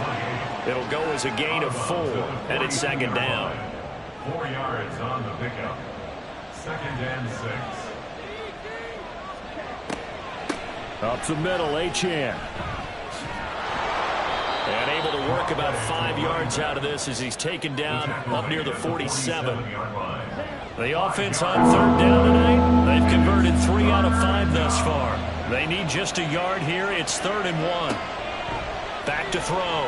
Tyler able to find the open man. That's complete. And he is going to have the Dolphins first down, and comfortably so, as he gets 5 there on 3rd and a yard. 2 minutes remaining in this first half of football.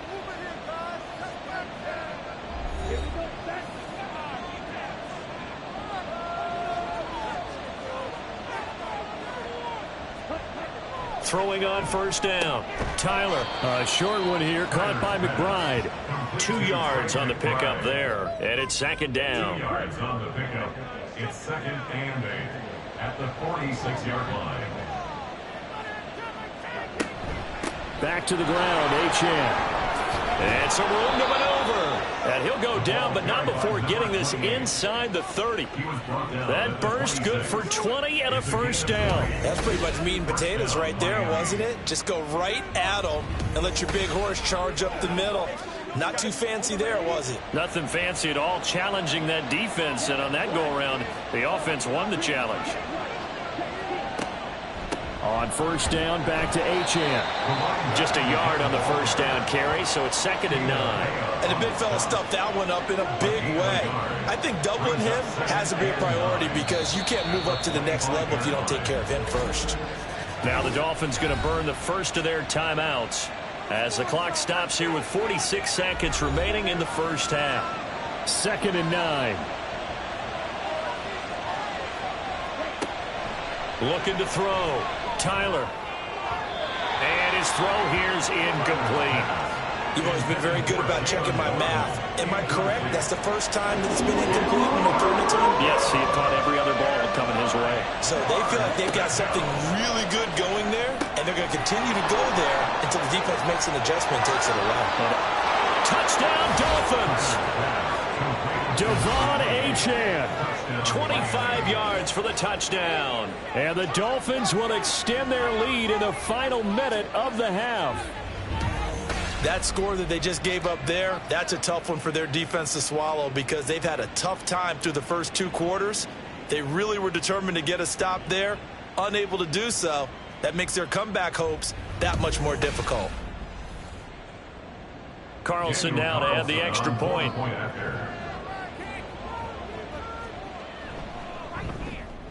And that'll make this a 3-score game as the lead moves to 17. So that drive goes a full 80 yards in 10 plays. And it winds up in 6 points for the Dolphins.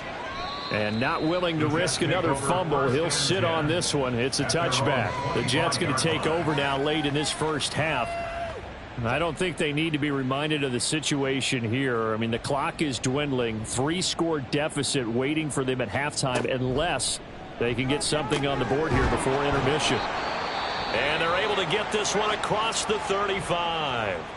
The Jets are going to use the first of their timeouts, as they'll stop it with a little over 30 seconds to go in the first half of play. And now a throw on first down there, but it's incomplete. Today's NFL, these big guys are featured receivers. They move them all over the place to try and find good matchups, and they had one. They were just unable to complete the pass. Another throw on second down, and this one incomplete as well. Let's face it, if you want to get back into the game, these are the kind of throws you got to hit. He's wide open right there.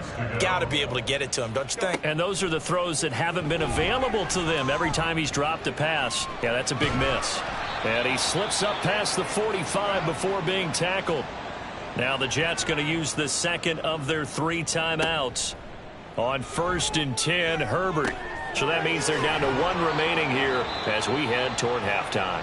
The Jets going to go ahead and use their final timeout as it'll come with 15 seconds to play in the first half. The Dolphins get there this time, and they bring him down. So we've reached halftime here on a Thanksgiving night. As we'll send you down the coast now to Orlando, that's where we find Jonathan Coachman ready with our EA Sports Halftime Report. Coach. All right, Brandon, thanks very much. Once again, hope everyone out there has a wonderful Thanksgiving. Settling down now to watch Thursday Night Football. Let's take a look ahead to what's coming here on the rest of this holiday weekend. We'll start up at Gillette Stadium in Foxborough, where you see the final score there. The Falcons continue to move up that playoff ladder as they run their record to 9-3 through 12 games. Lots to look forward to in the late games as well. One of the best being up in Seattle, where we find the Seahawks taking on the LA Rams. And finally, on Monday Night Football, they've got a good one lined up between the Houston Texans and the New Orleans Saints.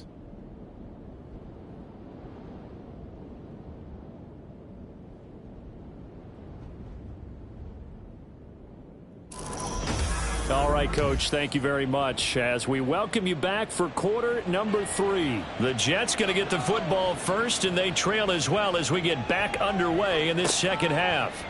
This taken in right around the goal line. And he'll take it a yard or so past the 20, call it the 21. Here's the Jets offense now getting set to start off this third quarter. Well, they look up at the scoreboard facing that deficit. A 3-score game, Charles, but look, there's plenty of time to go here. The old football cliche that comes to my mind is you can't get it all back at once. They probably need something, though, out of this drive, at least 3 points. Are you trying to say that there's no 3-score drive on that play sheet for any of those coordinators? They just don't have it, right? You're trying to get it all back. You know you can't get it back in one drive, but maybe cut into it a little bit as you just suggested. Try and create a little bit of momentum, a little bit of a spark, and then maybe that'll carry over. Now, meanwhile, here's a second down throw that's knocked away and incomplete. This offense in desperate need of a conversion as they come up on third down. Now Herbert with it, looking to pass. And that will be incomplete as well. Well, this is just a continuation of what we saw in the first half. So much for the fresh start to begin the third quarter. Still off-target throws, no rhythm throwing the football, and obviously no touchdown scored in this game. On fourth down, the punt team is on as this is sent away. That's returnable now for Smith.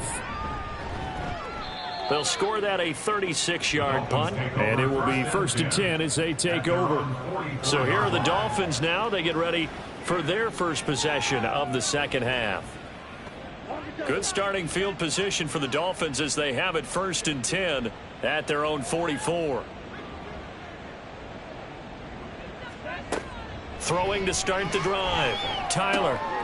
This one thrown underneath to Achane. And this will leave him a yard short. Nice pickup of 9 yards on first down. Just need a yard here. 2nd and 1. At the 48-yard line. Now they'll send Waddle in motion left. On 2nd down, a run by Achane.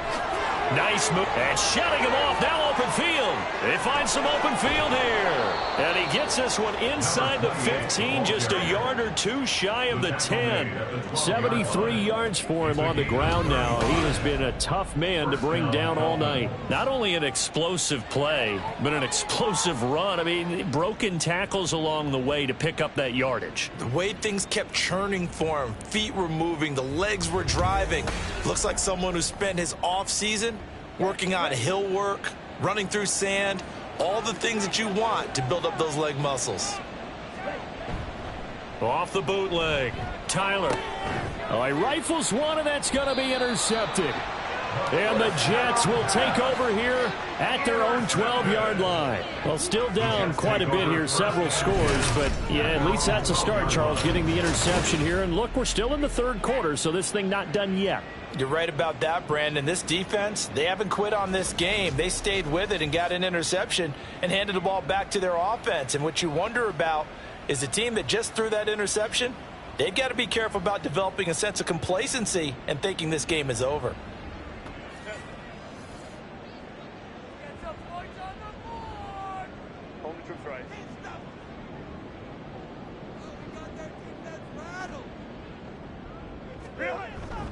The drive starts with a carry by Dillon. And he tries to power forward, but he will not get back to the line of scrimmage. The loss of a full 3 yards, and now it's second down.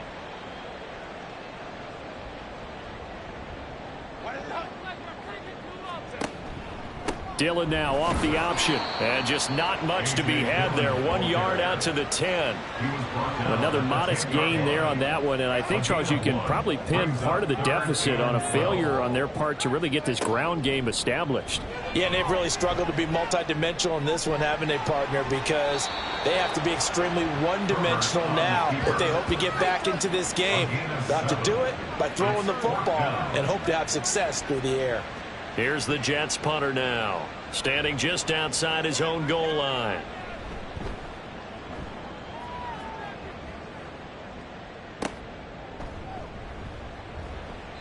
It's a 40-yard punt, 6 yards on the return, and they will take over 1st and 10. Dolphins offense returning to the field. A big mistake last time they were on the field, tossing that interception inside the red zone and really taking away what had been a pretty successful drive up to that point. Yeah, and I don't think there's any question about it as they head out. Oh, he tries to force it in, and it's intercepted. And the Jets are going to have great field position here as this is returned just shy of midfield. Second straight drive now here, Charles, that have ended with an interception. And I just wonder, because I don't think it's going to rattle him necessarily, but I also wonder if it's going to unnerve him a little bit. Does it lead to another one, or does he find a way to pull it together and become sharp again? And New York set to take the field. They start near midfield following the interception as they begin 1st and 10. Good starting position for the Jets as they come up 1st and 10, just shy of midfield at the 49. After the turnover, here's Herbert. And it's knocked away and incomplete. Zone coverage there, and they were playing deep.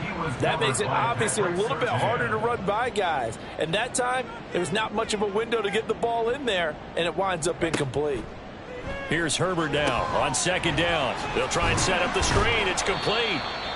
5 yards. Now it's 3rd and 5. Boy, that one was well read defensively. And this is all about diagnosis as a safety and being decisive, because he saw it setting up in front of him, able to knife through there and make the play. Pass to the sideline and pulled in. And he is out of bounds inside the 35. It'll go as a gain of 11 and a Jets 1st down. 1st and 10 at the 34-yard line. From the shotgun now, here's an inside give. It's a 6-yard gain on the ground, and that'll make it 2nd and 4. He's tackled at the 29-yard line. It's a pickup of 6. Brings up 2nd and 4. Up the middle they run. Here's Dillon. And he's able to work his way down inside the red zone to the 19-yard line. 10 yards is the pickup, good enough for a Jet 1st down. For a Jets 1st down. 1st and 10 at the 19-yard line. Herbert operating from the red zone. And that is incomplete. Oh, the coverage a little too good there, and it's 2nd down. Javon Holland there on the coverage. Here's Herbert. Escaping the pressure right. And he's only going to get a yard from the 20 to the 19. Oh, partner, just a second earlier, and they might have had him because they certainly thought they were going to close in and drop him behind the line of scrimmage, but he had just enough time to dodge the pressure, and he ends up getting yardage before being stopped. Got a man It's caught. Touchdown, Jets. Curtis Samuel from 19 yards away. And the Jets are able to make some inroads here to that deficit. That's a score you felt they had to have here in the third quarter to get back in this game. And you know that there's an emphasis on their side. Hey, we know this. We know where we are. But sometimes that binds you up so much that you try too hard, you don't get the score. A perfect combination of urgency, yet relaxed enough to get it done.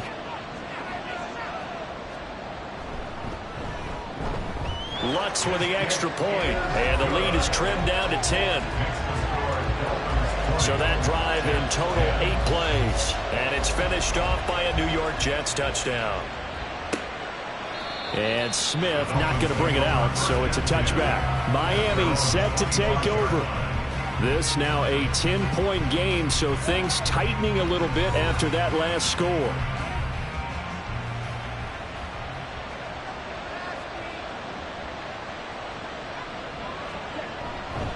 The drive starts with a run from Achane. And he is met in his tracks behind the line of scrimmage. That's going to wind up a loss of a full 3 yards on first down. So now they have to contend with 2nd and 13 after the first down run goes backwards. Achane here, they stay on the ground. And he can muster only a couple here to the 24. What an advantage having a elite guy in the middle of the defensive line, because not only does he take up the space and let the linebackers run free, but he can also make plays himself, as we just saw there. They set up the screen. Achane has it. And they're going to get him down well short of the first, as he can only get this to the 30. They do get 7 out of that, but not enough to prevent a 4th down. Here's A.J. Cole now. And the way this offense has moved the ball, he hasn't been needed till here in the 3rd. He only punted twice in the win last week as he gets this one away. A good kick, 49 yards, just 3 on the return. And the Jets will take over. And New York set to take the field. Right now, Charles, it just feels like they're trying to keep pace. They did score the touchdown last time out, but they still trail by double digits here. We'll see if this offense is once again up to the task. Yeah, and I think that after the last drive, they've got to be pretty revved up, don't you think? Everything they were doing was working pretty well. They go back out there with the same mindset, play at the same tempo and the same pace. Still a lot of time left to make something happen in this one. Throwing again on 2nd down, but this time it's incomplete. It's been clear in this matchup which side has been the more physical one. It's been this defense. And here's another example on that last play.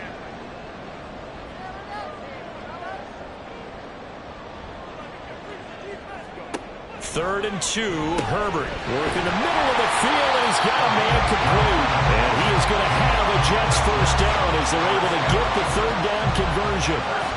And that's well executed there on 3rd down. And I love the confidence that they had to let their tight end try and find some space in the middle of the field, right in their quarterback's line of vision. And QBs love to make that easy throw, and they hooked up there for a first down. Play action this time for Justin Herbert. And that's going to be incomplete. Too tough to hold on to that one. It's 2nd down. Well, thanks for joining us here on a Thursday night in the NFL. 3rd quarter, 2nd and 10 coming up. Now it's Herbert. And an off-balance throw there, and it's going to wind up incomplete. Really good coverage all over the field, and it took away his intended read and almost dared him to try for his guy out of the backfield. No surprise on that one. It doesn't connect. Now yet another incompletion here as they fail to connect on 3rd. Looks like another empty possession offensively, and you're at that point in the game where you can't afford too many more of these. So this is going to require some heavy thinking on the sideline to figure out what they can do to crack this defense. So they're forced to punt on 4th as this one's away. Here's Smith to return it. So a change of possession here on the punt. And out will come the offense as they take over. And out come the Dolphins now. And our game's hit a little bit of a lull here, a little bit of a snag. Punts on back-to-back drives.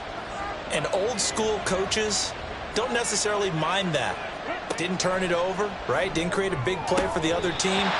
Right now what you're looking for is can you gain an advantage in field position? And that's what both teams are seeking right now. Yeah, they'll be seeking to gain that advantage here on this drive. And 2nd and 10, he'll look to throw again. And that'll be incomplete. And now offensively it's 3rd and 10, and I'm just thinking to myself, actors always say, what's my motivation before a big scene? Right now the play caller's thinking, what have I done before that's worked well that I can go to right now? They'll be taken down. The Jets get in there for the sack. Calling a loss of 4 there on the sack. And speaking of the number 4, it brings up 4th down now. Here's A.J. Cole now as he'll punt it away for the 2nd time.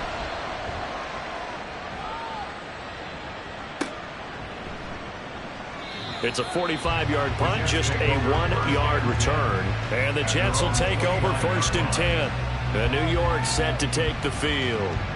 See if they can put this drive in the end zone, Charles, because it's been a little bit of a rough go at times. They've had to punt the football a ton in this ball game because of stalled out drives. So are you saying that you're kind of tired of seeing the punter run out there and do his thing during this game? Is that what you're trying to say?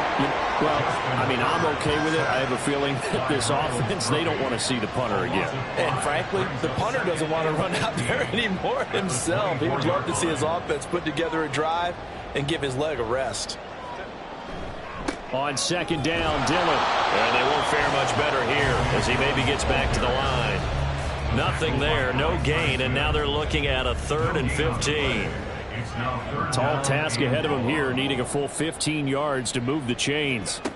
Now on 3rd and long, they'll look to throw. And that is incomplete. Just a disaster of a series here. 3rd and long, no one open anywhere. This ball just has to be thrown to the sideline. Here's the Jets punter now as the drive goes backwards, so he's on to punt it away. And a fair catch taken back near about the 35, 36-yard line. 37 yards on the punt with no return. They've got good starting field position as they come up here 1st and 10 at their 36-yard line. Here's Achane to start the drive. Trying to run inside, but nothing there. No gain on the play there. 2nd down.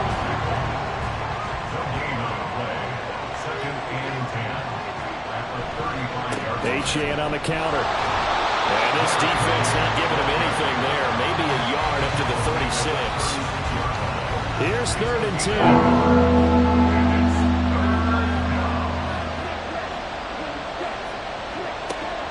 Back to throw. Tyler. He had a man open, but he missed him, and it's incomplete. Had to pass there. 3rd and long on your own side of the field. Just couldn't come up with anything. That's why teams always talk about having to win the early downs, meaning you've got to gain yardage and set yourself up for 3rd and short, because when it's 3rd and long, the odds go down significantly trying to pick up the 1st down, even throwing the football. Jets offense coming up now to start their next drive. These guys definitely hoping for a better showing than their last appearance. They couldn't really even move the football much beyond the shadows of their own goalpost, Charles. We'll see if they can get a better, more sustained drive going here. Yeah, every team that we ever talk to says the exact same thing. When you start a drive from that deep in your own territory, the goal is a minimum of at least 2 first downs, because even if you have to punt then, you change the field position, right? You flip the field a little bit. They didn't get that done. This time they want to string together a nice drive and help themselves out. Back now here at MetLife Stadium. Line of scrimmage, the 31 now on 1st and 10. It's Jet football, but they trail here as we start the 4th quarter. And he's going to get a solid gain of 9 before being brought down. 2nd and right at a yard. 2nd down and a yard. At the 40-yard line. Running the toss here to Dillon. And he's going to be met at the line of scrimmage and taken down. Not enough there for a first. No gain, as a matter of fact. And it leaves them at 3rd and 1. A yard all they need, but it's 3rd down. They'll try and run for the first with Dillon. It's a gain of a yard, and it's a first down for the Jets. Now, yes, a two-possession game, but a good chunk of time on the clock, so they have the ability still there to run it on second and short, but maybe they need to pick it up a bit. You're right. They did pick up the first down there, but they, as you mentioned, they have to pick up the pace now because it's a two-possession game. They've got to get there twice to make sure they have a chance to win.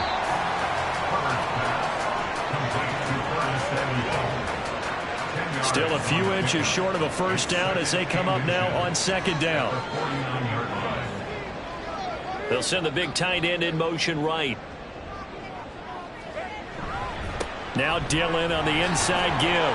And he'll be brought down at the 48-yard line. 2 yards, good enough for a first. That's another Jets first down. First and 10 at the 48-yard line. And he picks up about 6 as he gets this down to the 41. That's a strong pickup right there on first down. And as this drive goes on, we're seeing an offensive line and running game imposing its will. They try to throw on second down, but this one is incomplete. In the early days of the NFL, you could easily blame these drops on maybe some uneven or uncertain lighting in a stadium.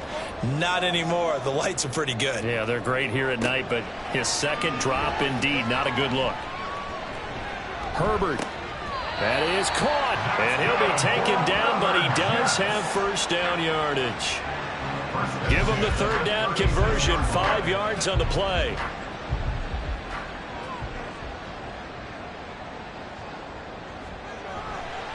To the right side, this is Dillon. And he'll get it inside the 35. They know that old expression, it's not my night. It hasn't been his so far. I don't know if the legs are a little bit heavy. Sometimes having to hang out all day and play doesn't exactly play to your advantage, but it's been a tough go for him. Nowhere to go for Herbert, and he's going to go down. They'll wind up losing 10 on the sack, and it'll lead to a 3rd and long. And this dominant defensive performance continued on that play. This poor quarterback has now received the protection he needs and has had to pick himself up off the turf far too often. This offense 2 for 2 on third downs on this drive. They're in for a tough task here, though. 3rd and long. From the shotgun, here's Herbert. 20! And he gets this one inside the 15, just a yard or 2 shy of the 10. The defense shaking their heads, not aggressive enough, and they allow him to convert a 3rd and 18. And here's a spot where this offense says, we got to start making something happen. We're down 2 scores. It's the 4th quarter. We've got to start moving with some urgency. And here's a big play that gives them a ray of hope that they can get back in this one. On first down, it's Herbert. On this one, incomplete. The pressure got to him as he released it. And it's 2nd down.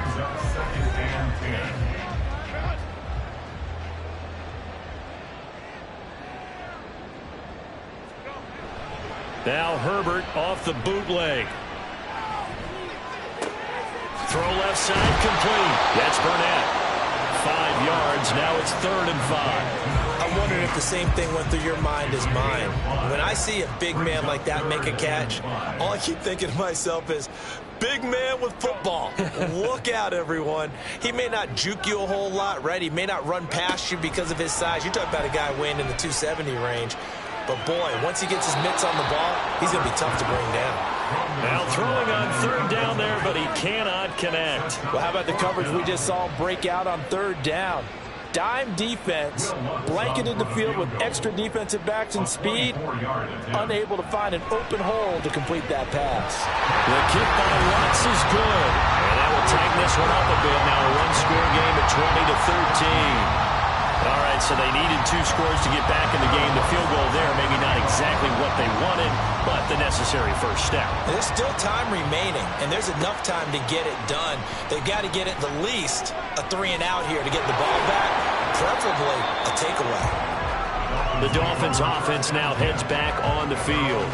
Their lead back down to 1 score after the field goal a moment ago, so they'll be looking to string together a few first downs, likely on the ground as they begin 1st and 10.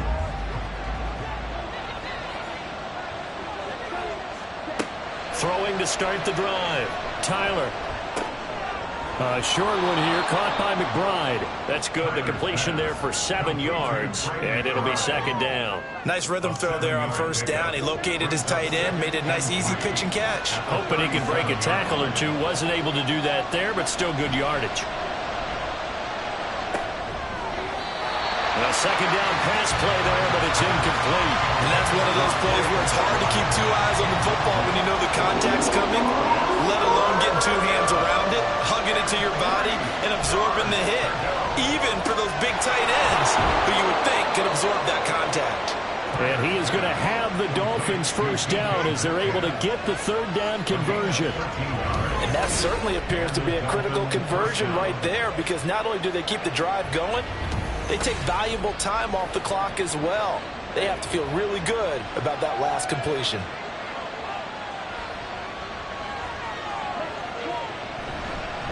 On the handoff, it's Achane. And he is going to be stopped cold behind the line of scrimmage. 2 yards the loss, second and 12. That was well played there defensively. 2 tight ends in the formation, which essentially gave him 7 blockers up front. Hard to imagine with all that size and beef that they could let a tackler through, but that's exactly what happened. A loss resulted. And that's going to be another first down as the tackle made at the Jets' 40. A gain of 12. First down, Miami. Looking to throw. Tyler firing quickly, but it's incomplete. Well, they've been back on their heels a little bit here in this drive, but a chance to exhale just a little bit there with incompletion on first down. Now they have to gear up, try and get 2 more stops, and escape this drive. Pass to the right, and he's got McBride. And he's going to get this down near the 30-yard line. 70th catch for him on the year, and like so many others, this goes for a first down. They'll give this to Achane. And he'll maneuver his way forward for about 4. Second and 6. The objective there, I mean, yes, the positive gain, that's nice, but work some clock. Yeah, you're exactly right, but the problem for them is still within a possession, so they can't just sit on it running the ball. They'll have to find a way to throw it effectively as well. Throwing there, but this pass is going to wind up incomplete. And partner, to me, that one was all about timing. If he's there too early, it's going to be a pass interference call. If he's too late, it's a completed pass. He was Johnny on the spot on that one. And now the third down throw incomplete as well. Back-to-back incompletions in what was once a nice drive. Stalled out here. I'm going to give credit to the secondary, partner. Never gave up as they gave up a few yards, and they came through on that play to deny that pass and force the fourth down. So that one, CD, going to make the road back a lot more difficult. Oh, there's no doubt about that. You know they were praying on the other sideline for a miss, because now, as you pointed out, a very difficult road. Down 2 scores. You don't just need a touchdown. You need a chain of events to go your way. You've got to score, somehow get the ball back, and score again. The odds of that happening, not great in your favor. So the Jets now down by 10. 2:22 on the clock. Deuces wild. They have all 3 timeouts and the 2-minute warning, but they need 2 scores.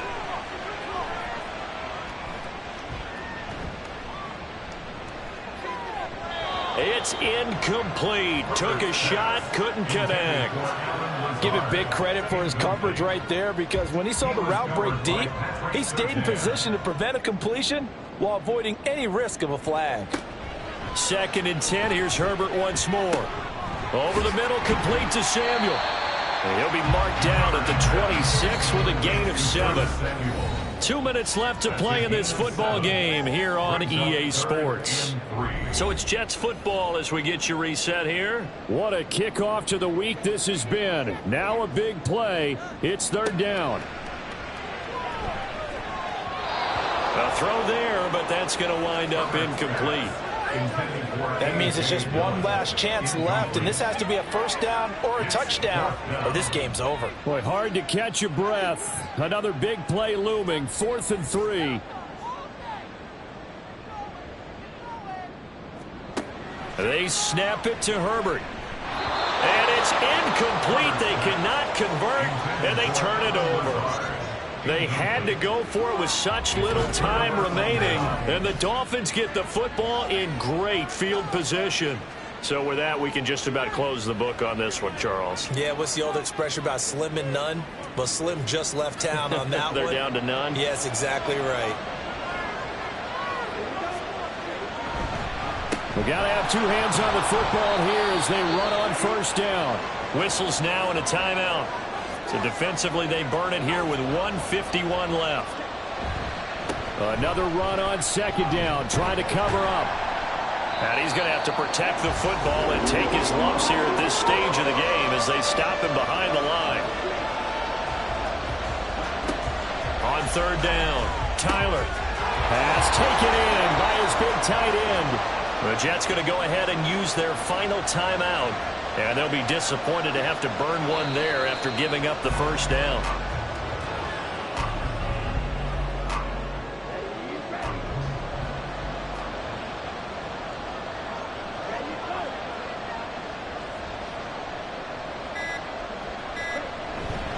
A run straight ahead with Achane.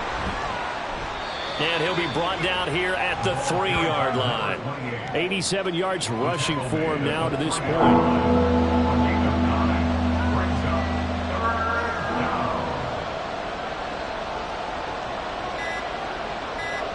The victory very likely now for the Dolphins as they take a knee here.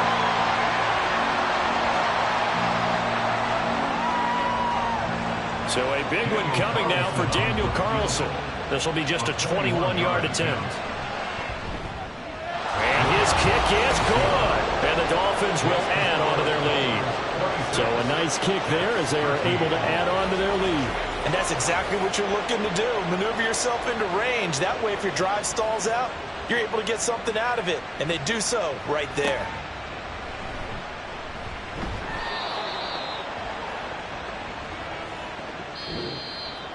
And that final kickoff concludes the ball game, partner. And one side, a really nice win in this one. They were good on offense and on defense. And I'm guessing in the other locker room, partner, the head coach is just telling his team, hey, we didn't play well enough to keep it close enough where that one possession down the stretch might have given us an opportunity to win the game. So for Miami, they keep pace in the playoff race as they move to 8-3 on the year. And they'll get a few extra days to savor this one before they take on the Cleveland Browns.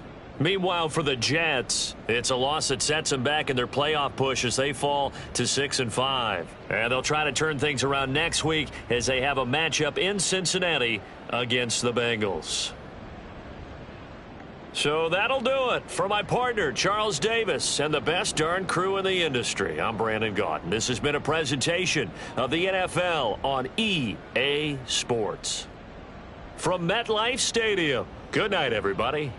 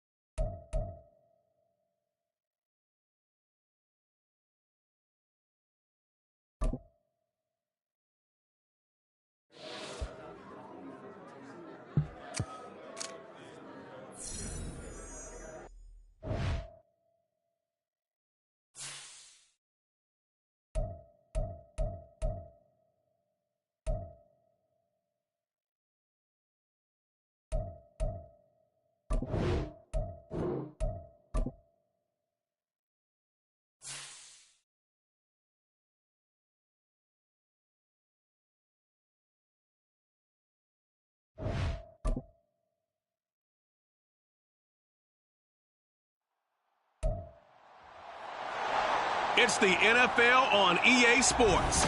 And this one features the Saints' towering wide receiver.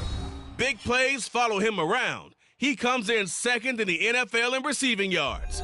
It's the Saints and the Texans under the lights on Monday night. Well, first opened back in 1975. There's a look inside the iconic Super.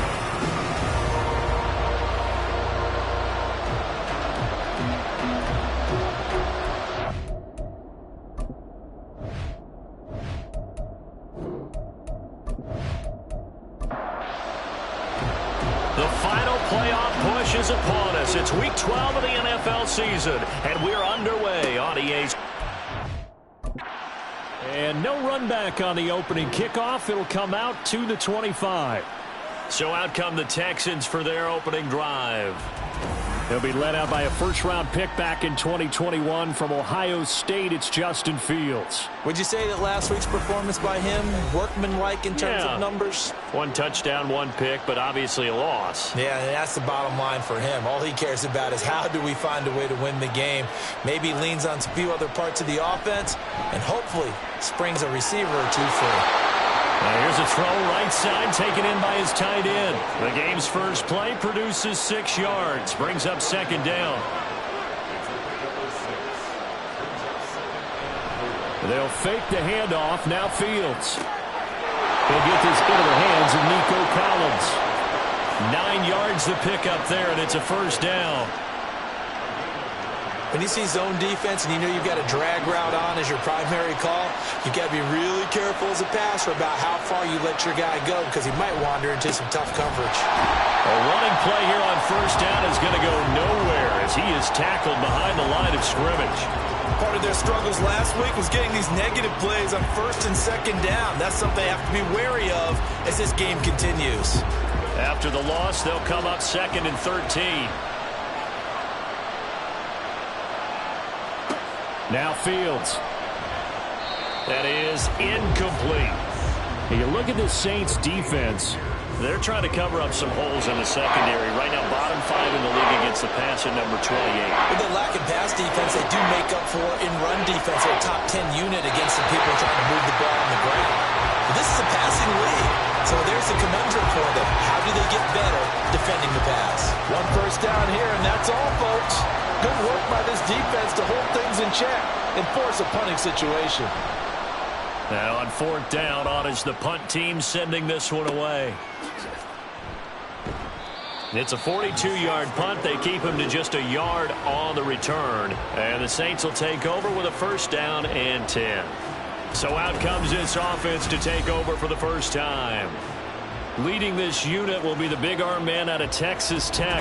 10th pick in the 2017 draft, Patrick Mahomes. Not sure what you thought, but I thought it was appropriate when he walked into our meeting with his arm totally encased in ice because he threw 5 touchdown passes last week and won the NFC Offensive Player of the Week award. Yeah, I've been reading the paper this morning, and he said, gosh, I actually thought I should have got 6 or 7. But still, it was an amazing performance a week ago. Boy, I'll tell you what, if he thought he should have had 6 or 7, that's a guy's an absolute perfectionist, not just greedy. Meanwhile, Mahomes throw complete there to Perry. So just 3 yards on the completion there, and that'll make it second down.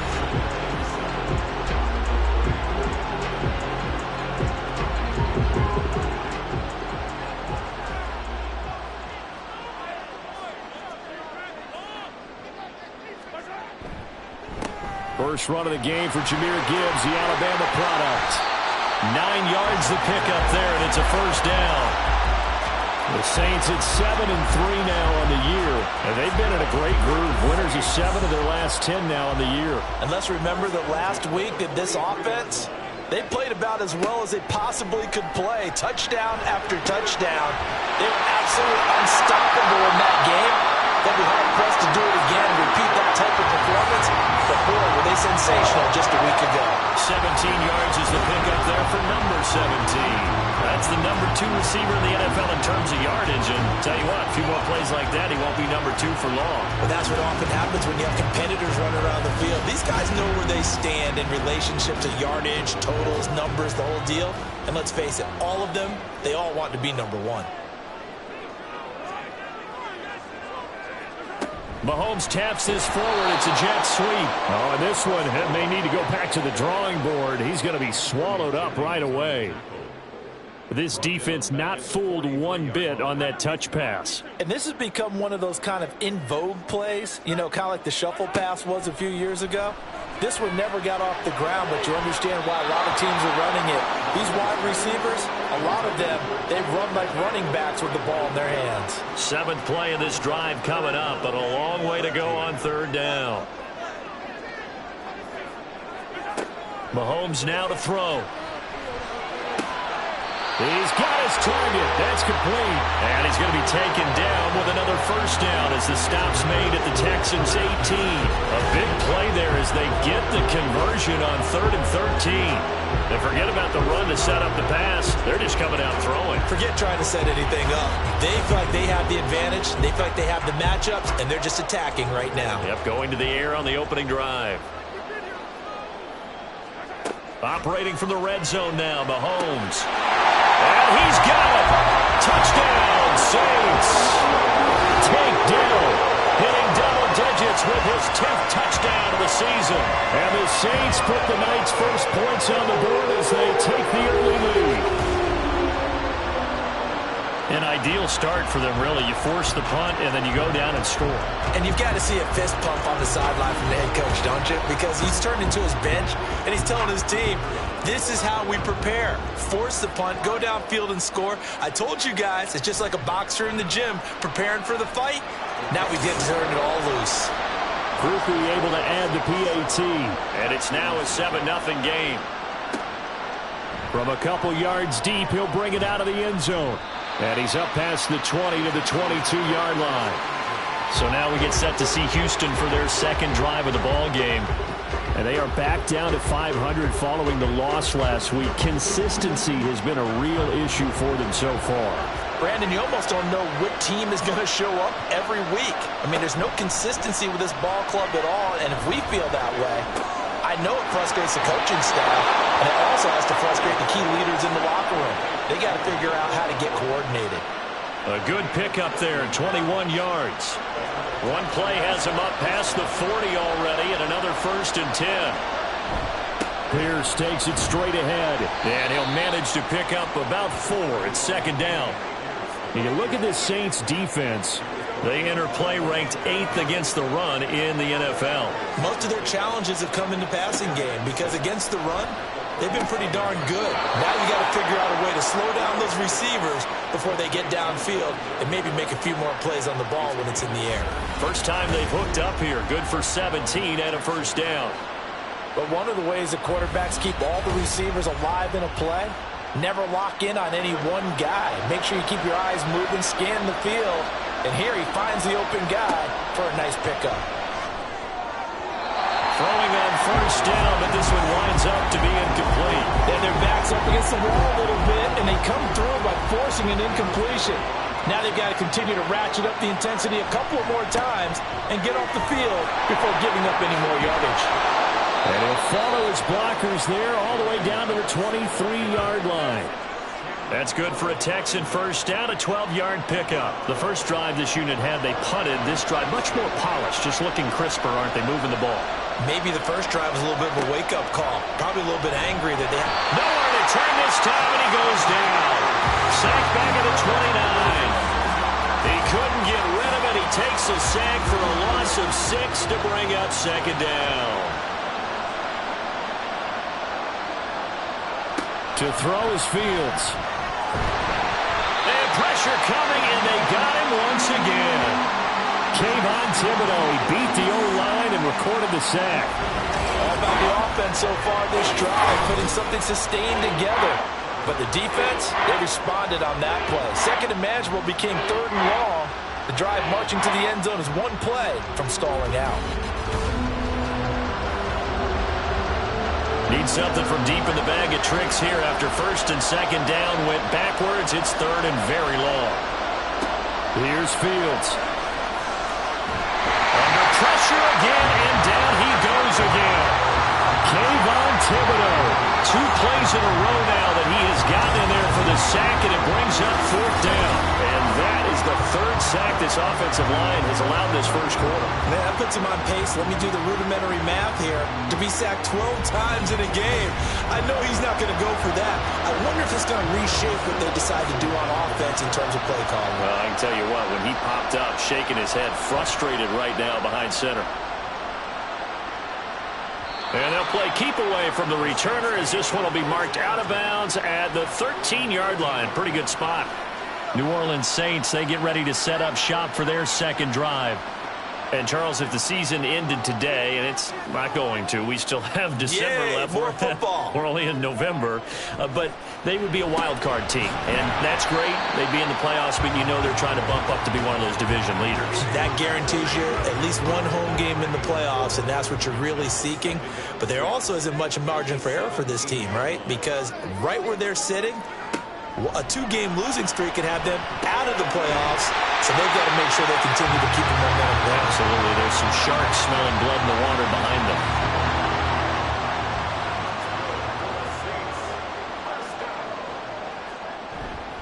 On 1st and 10, here's Gibbs. And he is met in his tracks behind the line of scrimmage. He'll lose a yard there, and it's 2nd and 11. They have 3 tight ends in that formation. That's almost a universal sign that they're planning to run the football. But how about the defense there? They met force with force and caused a stack up behind the line of scrimmage and threw it for a loss. Now, meanwhile, here's a 2nd down throw that's knocked away and incomplete. An incomplete pass on that last play, and that means they'll need to come up with something here on 3rd down. Throwing now is Mahomes. He gets this out wide to Gibbs. And he'll get to the 29-yard line, brought down there. They do get 7 out of that, but not enough to prevent a 4th down. We can make this one pretty simple. Locked up all of his progressions downfield, forced to get it to his running back. But how about the way they ran to the football and knocked him down to force a 4th down? The call for a fair catch, and it's made at about the 23-yard line. So possession goes over here on the punt. And the Texans will take over.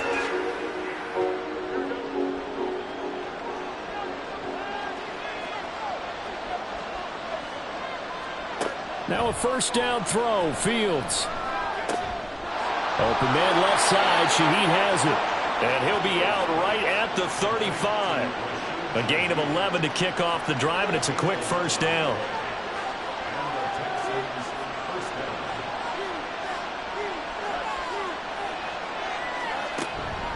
A run for Pierce out of the gun. And some space here. And able to get this one across the 45 before he's brought down. A fresh set of downs on a gain of 13 there for the Texans. Back-to-back good plays have them on the move on 1st down. From the gun, here's Fields. That pass complete to Moore. And they're well past midfield, just a yard or 2 shy of the 40. 12 more yards there and another 1st down. On 1st down, it's Fields. And that is going to be incomplete as he led him a bit too much. Offense is moving it a little bit, had them back on their heels, but they earn a brief pause by forcing the incompletion. That gives them a quick chance to regroup and try and mount a stand before they're backed up even further. And he'll be taken down as that will take us to the end of the 1st quarter of play.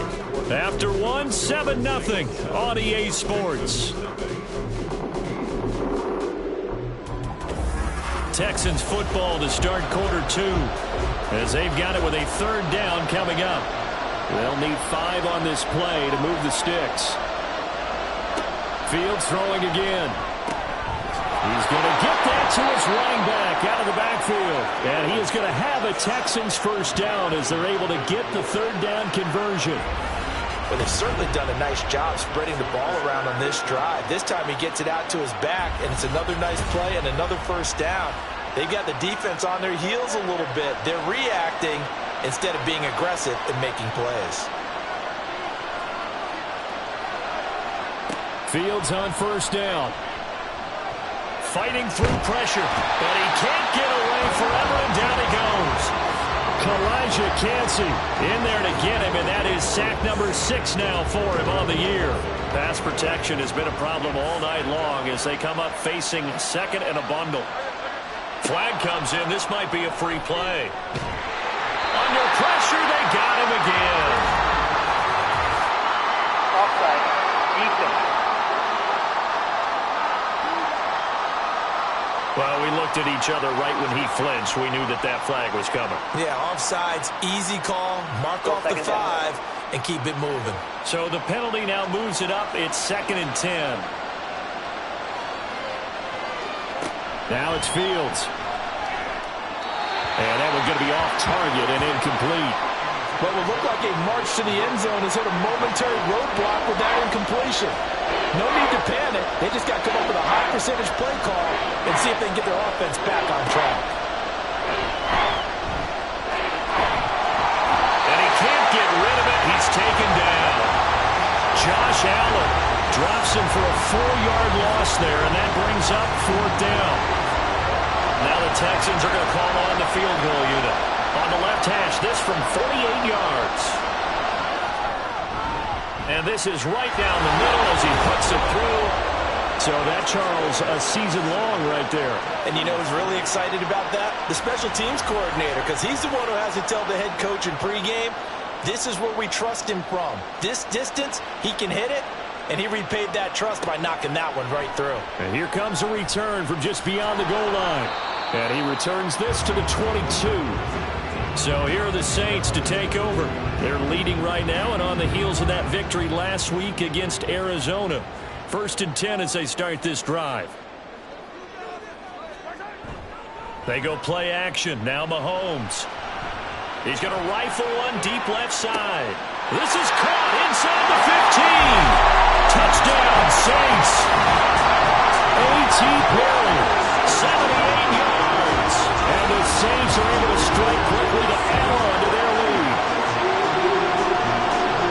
Boy, Charles, this offense is just so explosive. They lead the league in scoring, and another example of just how good they are right there on that play.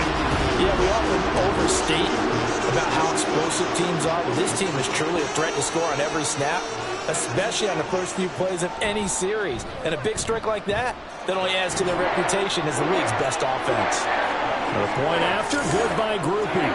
And that pushes the lead up to 11. After the touchdown, here's Groupie to kick this one away. From a yard or two deep, here comes a return. And he'll be stopped right around where he would have been had he gone down to a knee, maybe a yard shy of there at the 24. Dameon Pierce taking the field with the rest of the Texans offense. At his current pace, sure looks well in line for a 1,000-yard season, but some of the older folks watching that remember the 12-game seasons in the NFL can say, man, it was a lot harder to do that back then. Yeah, even the 14-game seasons. And, you know, when we talk to those veteran runners, some of those guys who wear gold jackets, right, and appear in Canton, they look at this and go, you know, it's kind of like going to school and taking 5 years to get your degree instead of just 4. A victory lap. Well, they also used to walk uphill to school both ways. In the snow. In the snow. Blizzards. Milk was 5 cents. Hey, but he's having a great year, not to take anything away from him. 1st and 10, it's Pierce. And this one goes nowhere. Losing yardage on the play back at the 46. Officially, it's a 1-yard loss. That's going to bring up 2nd and 11.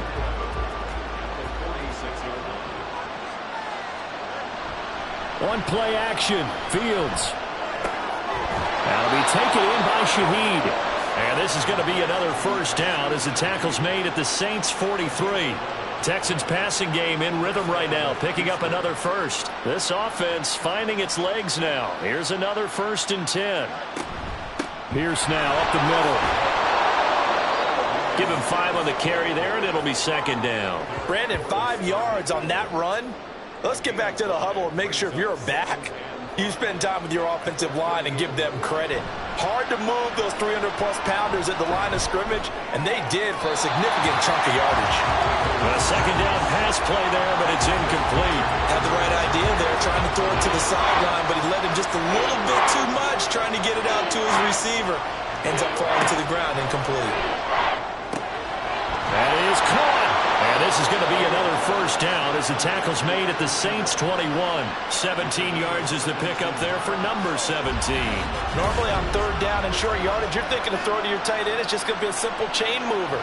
But this time they let him roam down the field, and a nice dart picks up the first down and then some.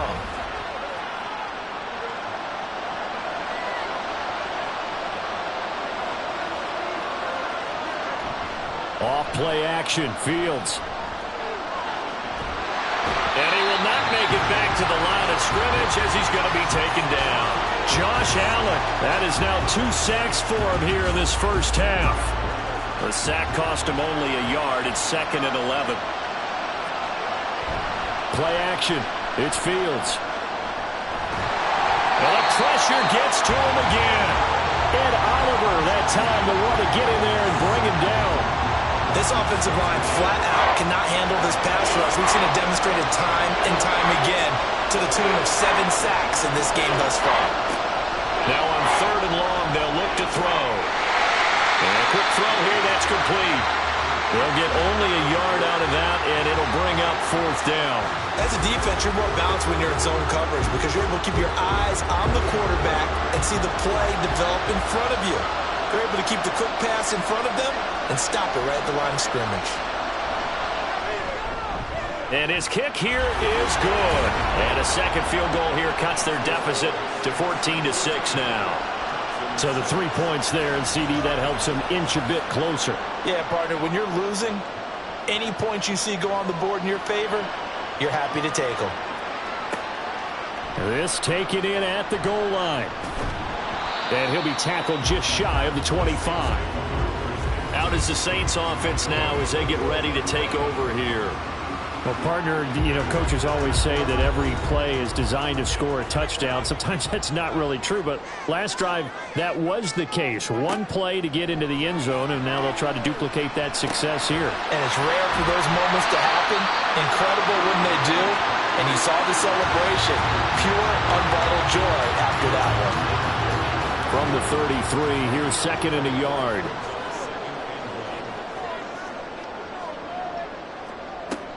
On play action, it's Mahomes.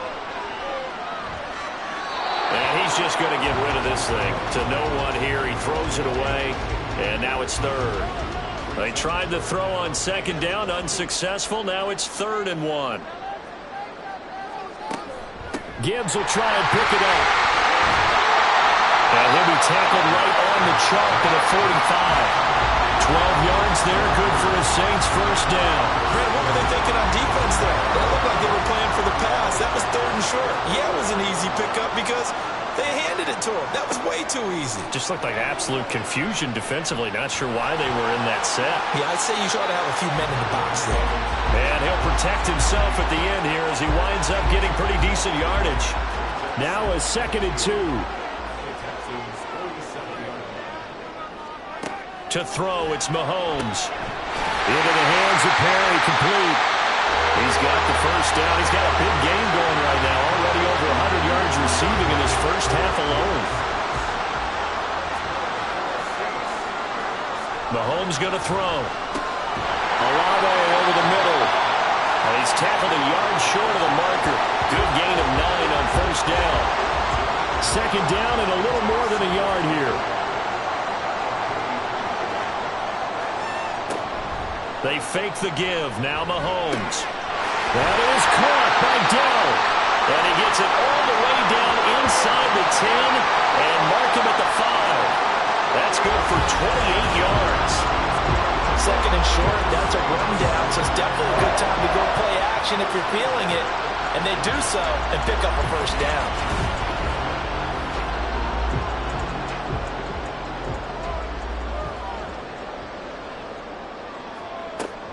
They'll run with Gibbs. And he'll get this one back to the 5-yard line, but no further than that. No gain on the play that time, and it sets up 2nd and goal.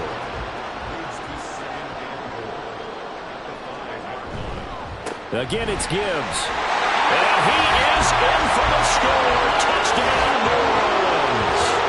Jahmyr Gibbs. Touchdown number 22 on the season. And the Saints go up by 2 touchdowns. They were able to stop him at the line on first down, but this time he punches his way through. And sometimes just because you're stopped on the first run, it doesn't mean the play call was bad or incorrect. You might just need better execution and just a tad more determination. And they got it done on the second try.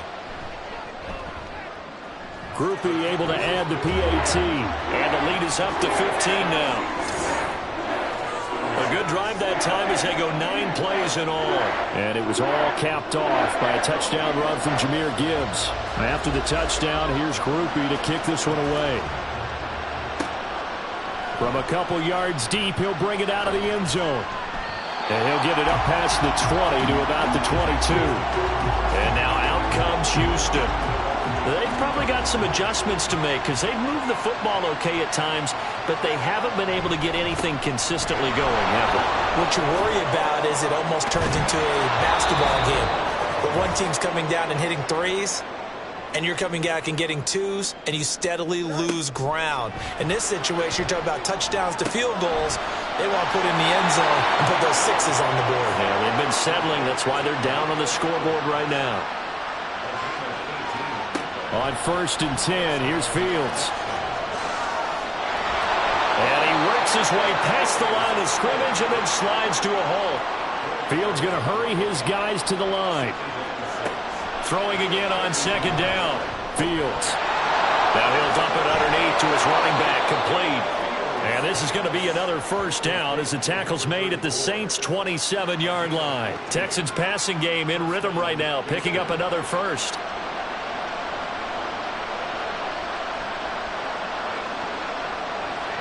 On 1st down, Fields. Out to the flat. That's complete to his running back.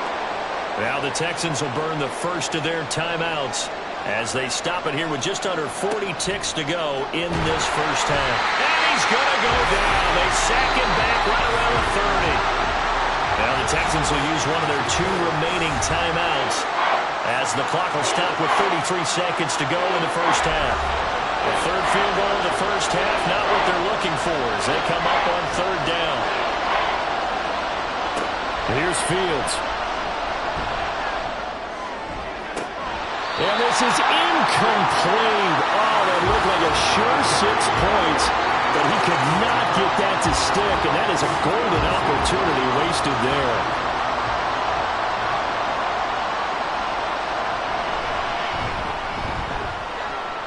This one looks good. It is good. Right down the pipe, and they're hanging around here as the lead's down to 12. So he remains perfect, 3 for 3 in the field goal department. And it's so important for any offense to have an ace like him up their sleeve, isn't it? Because now you know what his range is, and as soon as your offense gets there, you're pretty much counting on 3 points going up on the board.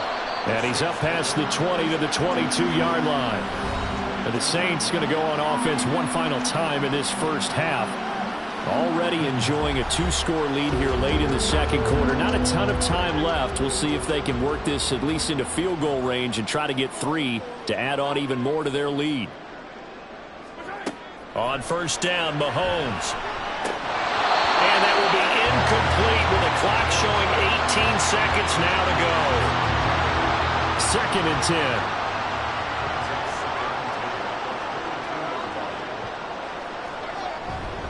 Not wanting to take a chance this time, they'll keep it on the ground. And he'll push forward here for a good little run as the clock continues to run. They get 7 out of that, so they're left with a 3rd and 3. So we come upon halftime in what's a 12-point game at the break. As we send you on over to Orlando for Jonathan Coachman at our EA Sports Halftime Report. Take it away, Coach.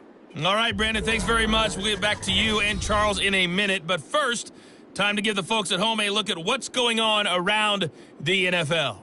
We'll start up at TIAA Bank Stadium in Jacksonville, where it was definitely a game with some intrigue, as you can see by the scoreline.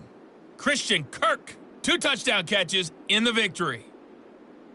From there, let's head west to see what's going on with the Raiders at home in Las Vegas. And they were winners in that one as they take care of the visiting Denver Broncos. Devontae Adams, well over 100 yards receiving, and a touchdown catch as well. Lastly, let's check on one final game for you. And you can see they are scoreless as they play the second quarter.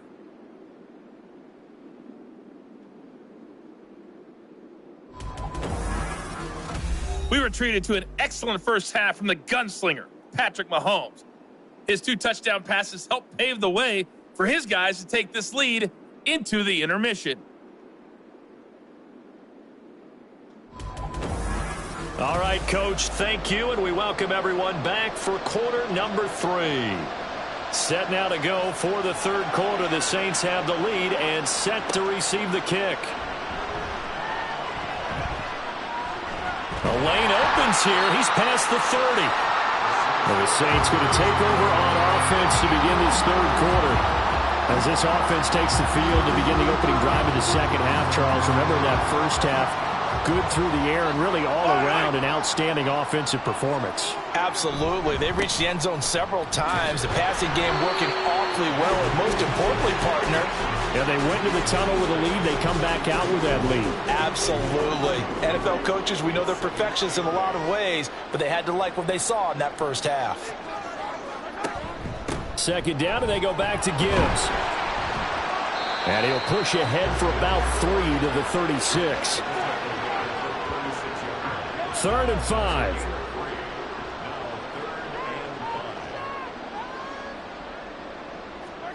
Now Mahomes.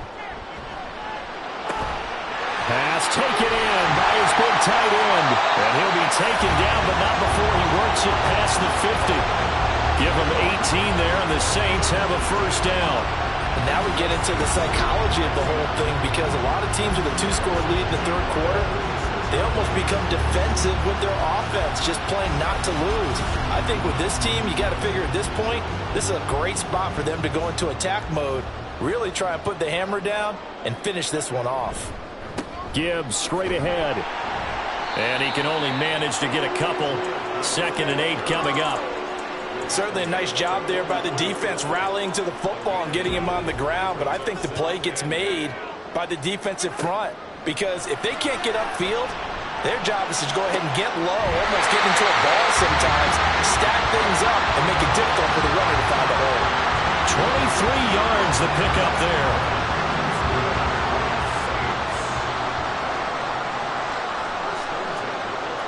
On 1st and 10, here's Mahomes. Throw over the middle is taken in by Dell. And all the way down inside the 5 to the 4. Another first down as he went right back to the same well, this time for 17 yards.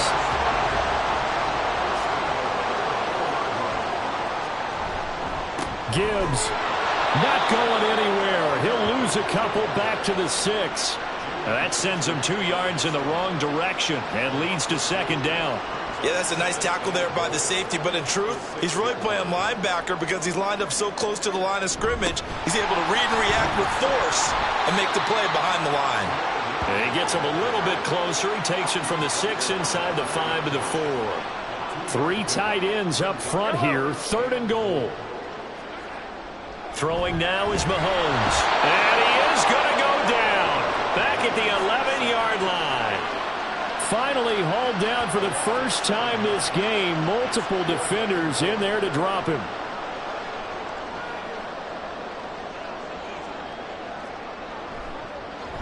And his kick is good.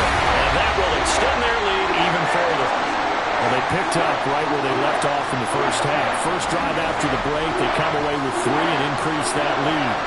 Yeah, and you just want to keep building on that lead, don't you? Whether it's 6 points or 3 points, take everything you can get, keep maneuvering, keep adding to it, keep making it difficult for them to come back. And tackled at the 21-yard line, so a net negative there of 4 yards. Here's the Texans offense now, readying for their first possession of the second half. And their deficit a little wider now than it was at halftime following the field goal a moment ago. But the goal is still the same, because you know they want to come out, establish a rhythm in the second half, and get going. Make no mistake about it, though. Kicking field goals, not in their game plan. They need to get the ball in the end zone.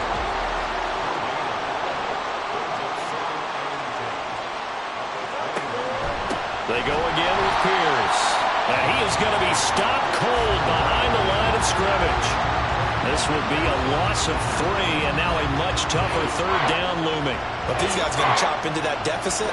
They got to do a much better job in the run game. Caught behind the line of scrimmage, no yardage to be found. Now he'll dump it underneath to his running back, complete. And he'll be stopped short of the first down as they rally to tackle him at about the 28.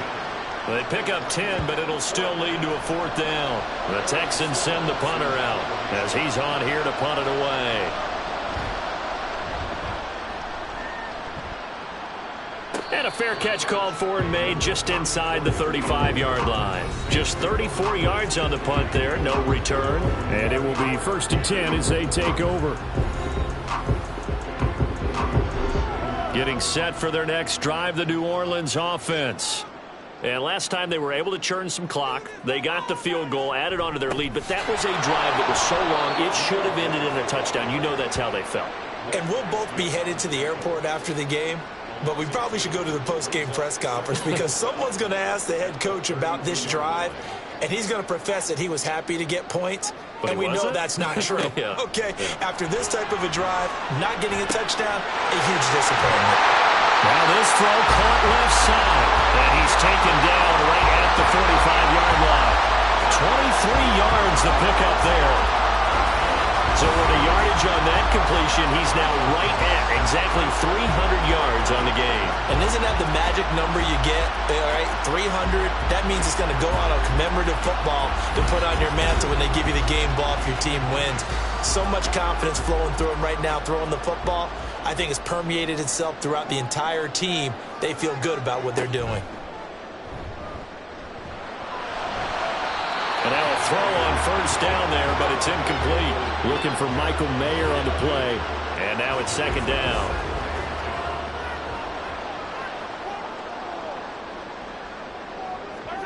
Here's Mahomes to throw. Completes it to Perry. And he's going to be taken down with another 1st down as the stop's made at the Texans' 34-yard line.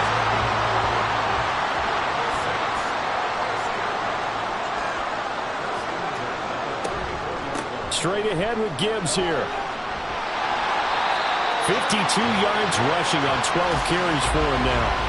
A CD a lot of times like to separate speed and quickness, and they've got a back that's both. We know that he's fast in the open field, but, man, his first step is so quick, too. It is something, isn't it? Because you think of that type of speed getting to the perimeter and turning upfield, but also when you run those inside runs, he can get into the secondary so fast the linebackers don't have a chance to react. Throwing on 1st down, but this one winds up to be incomplete. 3rd quarter on a Monday night with a 2nd and 10 coming up. Hand off now to Gibbs. And brought down, but not before they get it inside the 10 to the 7. It's a good gain of 11, sets him up 1st and goal. Well, lots of praise on this drive, obviously. I know you're seeing what I'm seeing. Those guys up front, they're getting it done. Doesn't matter what play is called. They are handling their business at the line of scrimmage and dominating right now on this drive. And he is going to lose yardage here.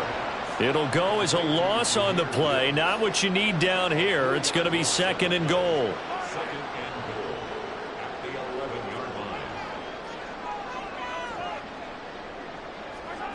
Mahomes now to throw.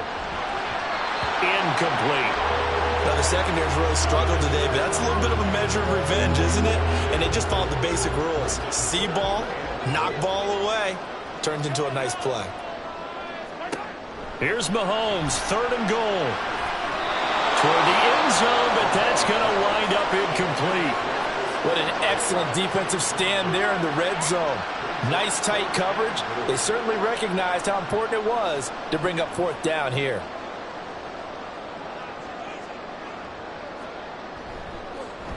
And his kick is indeed good, and that will extend their lead even further. They had it 1st and goal, 3 attempts, couldn't get it in, so they settle for 3. Yeah, the field tends to shrink a little bit the closer you get to the goal line, doesn't it? It doesn't sound right. It sounds a little counterintuitive. But you run out of space to run the deep routes, so they can just sit on the shorter stuff if you're going to throw it. If you want to run it, there's just not as much space. They end up having to take 3 there. And they will wrangle him down a couple yards shy of the 30.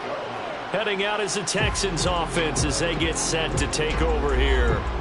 I kind of feel like they've reached a do-or-die point in this game, Charles. If they're going to try to pull off an impressive comeback, It has to start right here, right now. Yeah, now they've got a final chance to get out of this situation, but they also understand they've got to move the ball and move it fast.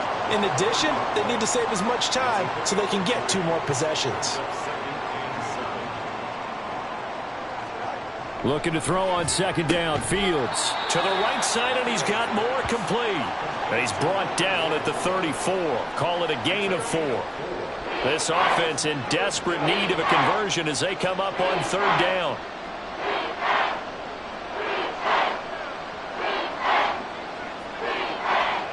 Now Fields. Work in the middle of the field, and he's got a man complete. And he is going to have a Texans first down as they're able to get the third down conversion.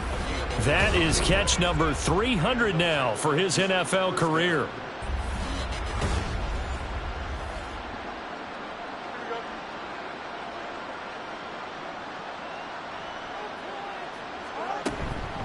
Running it out of the gun with Pierce. And boy, this defense again really making things tough on him as they stop him for no gain. Glad to be in the great city of New Orleans. Rolling along here in the third quarter. 2nd and 10. Back to throw. Fields. Throwing the out route, incomplete. That's Collins.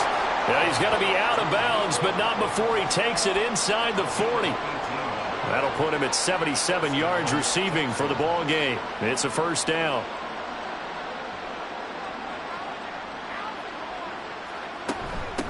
Give to Pierce. And he'll be taken down after a minimal pickup, and that will take us to the end of quarter number 3. 1 quarter remains here as we wrap up the week on a Monday night. You are watching the NFL on EA Sports. Back now here live in New Orleans. Here's 2nd and 7. It's Texans football, but they trail here as we get started in the 4th quarter. And he's able to get it down to the 25-yard line. Fields, we know he has the good mobility. He flashes it there as he scrambles for the first down. Well, it certainly appears to me that the defensive guys are starting to look a little bit tired while he still has some fresh legs. Not the biggest gain we've seen on a scramble, but still some positive yardage on a play that initially looked like a sure win for the defense. This is caught. And all the way to the 2-yard line there before crossing over out of bounds. Call that a very strong gain of 24. Well, I can put my defensive cap on right now, and I know they're saying don't give up any big plays now. They've controlled this game throughout, and all they want to do is see it through to the end. I think they let their guard down a little bit with that last completion. Sometimes when you're trying not to give up bigger plays. And that is caught. Touchdown, Texans. A great effort there with his first career NFL touchdown. And the Texans are finally into the end zone here in this 4th quarter. So a little bit of a letdown there defensively. I mean, look, you're still 2 scores to the good, CD, but things may be a little more uncomfortable than they had hoped. Yeah, if you'd kept them out of the end zone there, this game's over. You've locked the door on them. Instead, it's still open a little bit, and they've got a puncher's chance. Extra point right down the middle. And that'll make this now an 11-point deficit. Out is the Texans kick team as they'll send this one away.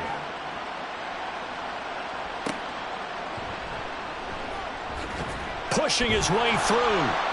And he'll be stopped up at the 25. Set to take over once again. Out comes the Saints offense. Now, there are 2 scores on the plus side. Still time here in this 4th quarter, but maybe you start thinking about playing keep away? Yeah, I think here's the situation. You're not thinking touchdowns anymore. You're just thinking first downs. To keep up with your theme there, playing keep away, first downs, they can't touch the ball. And some room to work. And he's taken down, but able to slip across the 35. 72 yards on the ground for him now as he's done that on 15 carries. Line of scrimmage, the 37 on 1st and 10.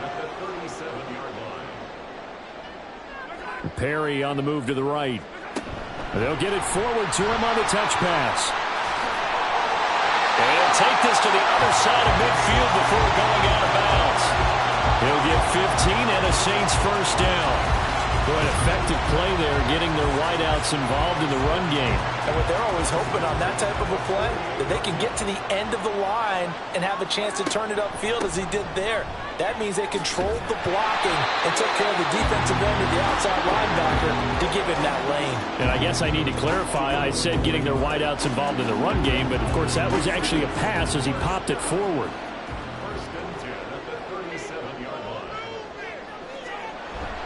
Going back to Gibbs on first down. And this will go as a gain of 7 as he gets it to the 30-yard line. Here's 2nd and 3. Looking to throw is Mahomes. Going underneath, Gibbs has it. And he'll be a couple yards shy of the red zone here at the 22-yard line.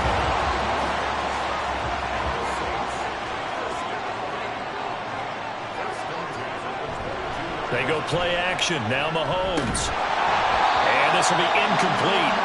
Physical play on the football there, and it's 2nd down.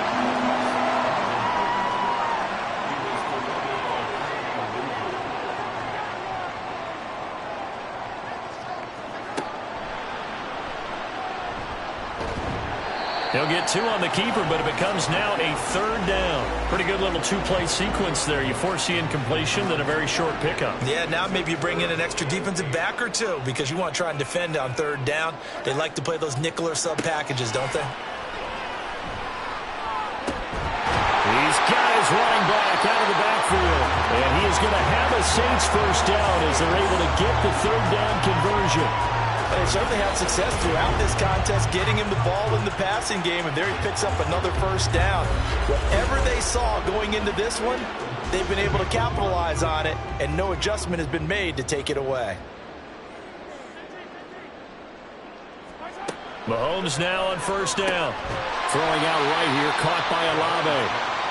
And that's good for a gain of 6, and that will bring up 2nd down.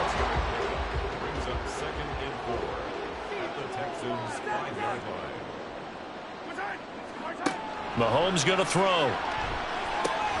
Touchdown! Chris Olave. A 5-yard touchdown. And the Saints are looking to make it 2 straight as they add on to this 4th-quarter lead. I've heard you use the term put-away drive, and that right there seemed like the definition of a put-away drive. Yeah, it certainly just pops right up out of the book, doesn't it? Because up 2 scores already, just wanted to possess the football, keep converting and picking up first downs. And if the drive ends in 3 points, that's terrific. If it ends in a touchdown, fantastic. The point after, good by Groupie. And the lead is up to 18 now. So that one a pretty time-consuming 10-play drive. And it was Chris Olave who finished things off with a touchdown. And he'll decide to not bring this one out as their drive will begin at the 25. Houston set to take over. As this offense comes back out here, Charles, they're trailing in this ball game. And they've been on the sideline for a while. They did score their last time out, but they just had to watch that long, sustained drive. So we'll see if they can shake the rust off. Yeah, and that's always a question that you have when you have to come off the bench after having sat there for a long time. Are you ready to go? Are you loosened up? But even more so, are you mentally alert and ready to put your best product out there? So the yellow flag came out, and that leads to a new set of downs for this offense. 1st and 10. Fields. Dancing to his left. And he'll get it out near the 40 to the 39. The improv on the scramble there gets him 6, and it'll be 2nd down.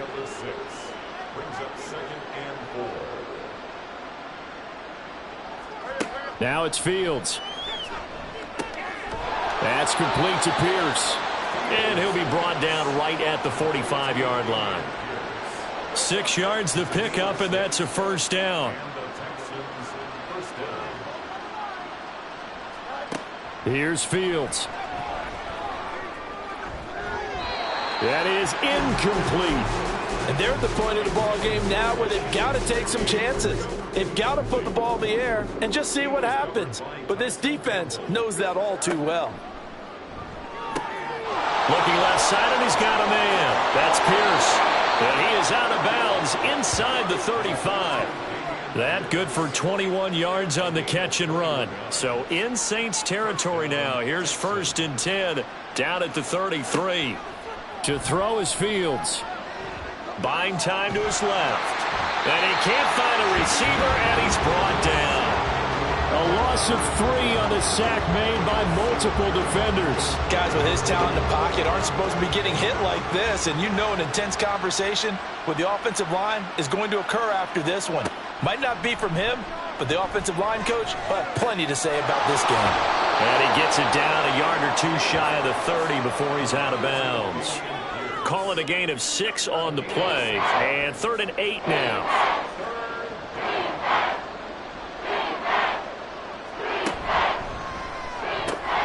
He'll connect on the out route with Ingram. And this is going to be another 1st down as the tackle's made at the Saints 21.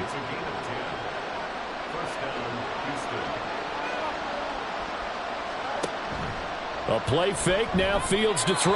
Now a quick throw there, but it's going to be incomplete. Well, a momentary speed bump there with that throw, partner. The defense had other ideas, and they're trying to mount a small stand before this drive reaches the end zone.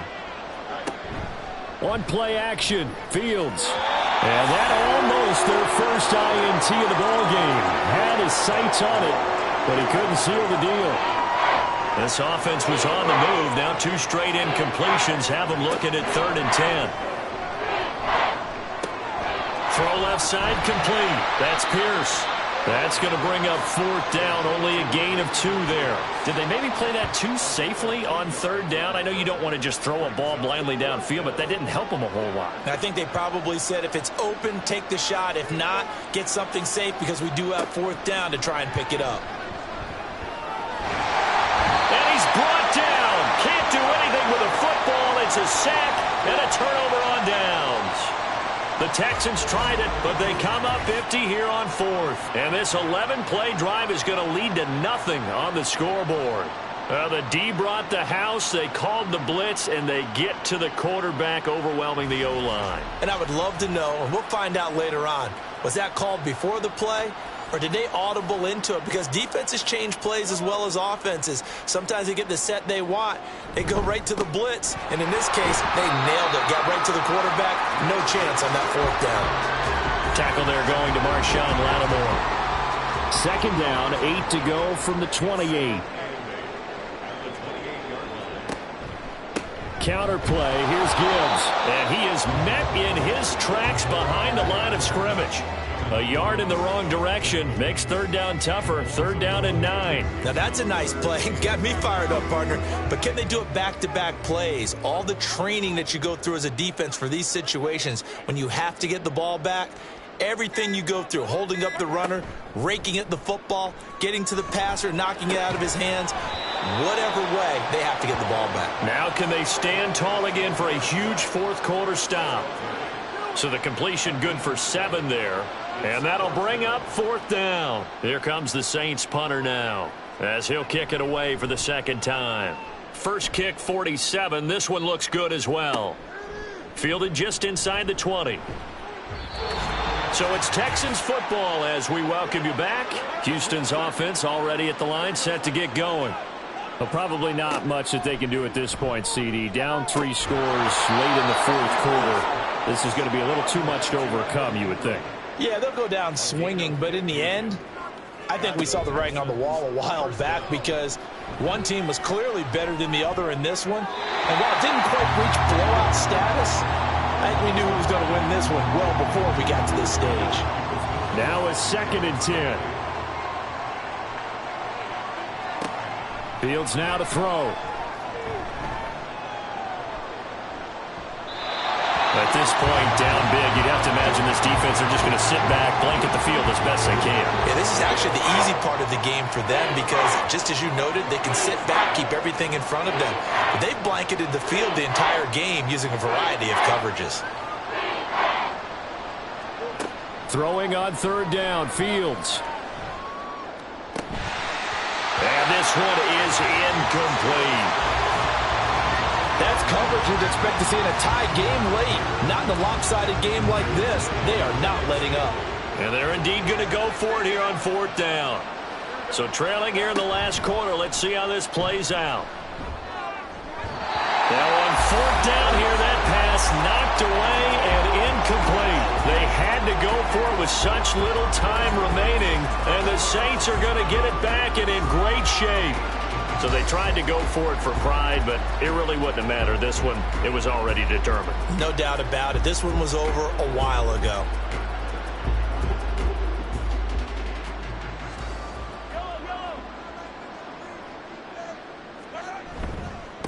On the give, here's Gibbs. And he gets forward up the middle, but only for a couple. It'll be second down.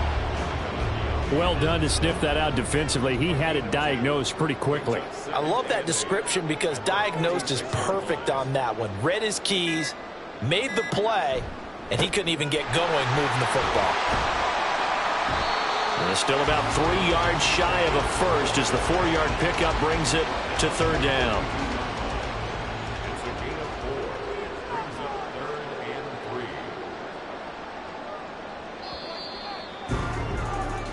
So this one a victory here for New Orleans. And you look back over the score sheet, interesting. A very clean game, no turnovers by either side. An absolute rarity when we watch games now because defenses have put such an emphasis on taking the ball away. Well, what we saw here was offenses spending their time saying, look, you know they're coming for it. Ball security is paramount. So they worked on that, not just a week of practice, but I'm sure all during training camp. Make sure when you have it, tuck it away because danger lurks everywhere you turn. So for the Saints, they keep pace in the playoff race as they move to 8-3 on the year. And they'll get to stay home again next week. Meanwhile, for Houston, it's starting to look like it won't be their year as they drop to 5-6. And they'll get a chance to redeem themselves at home next week. And for Charles Davis and our entire crew here at EA Sports, I'm Brandon Gaudin saying so long, everybody.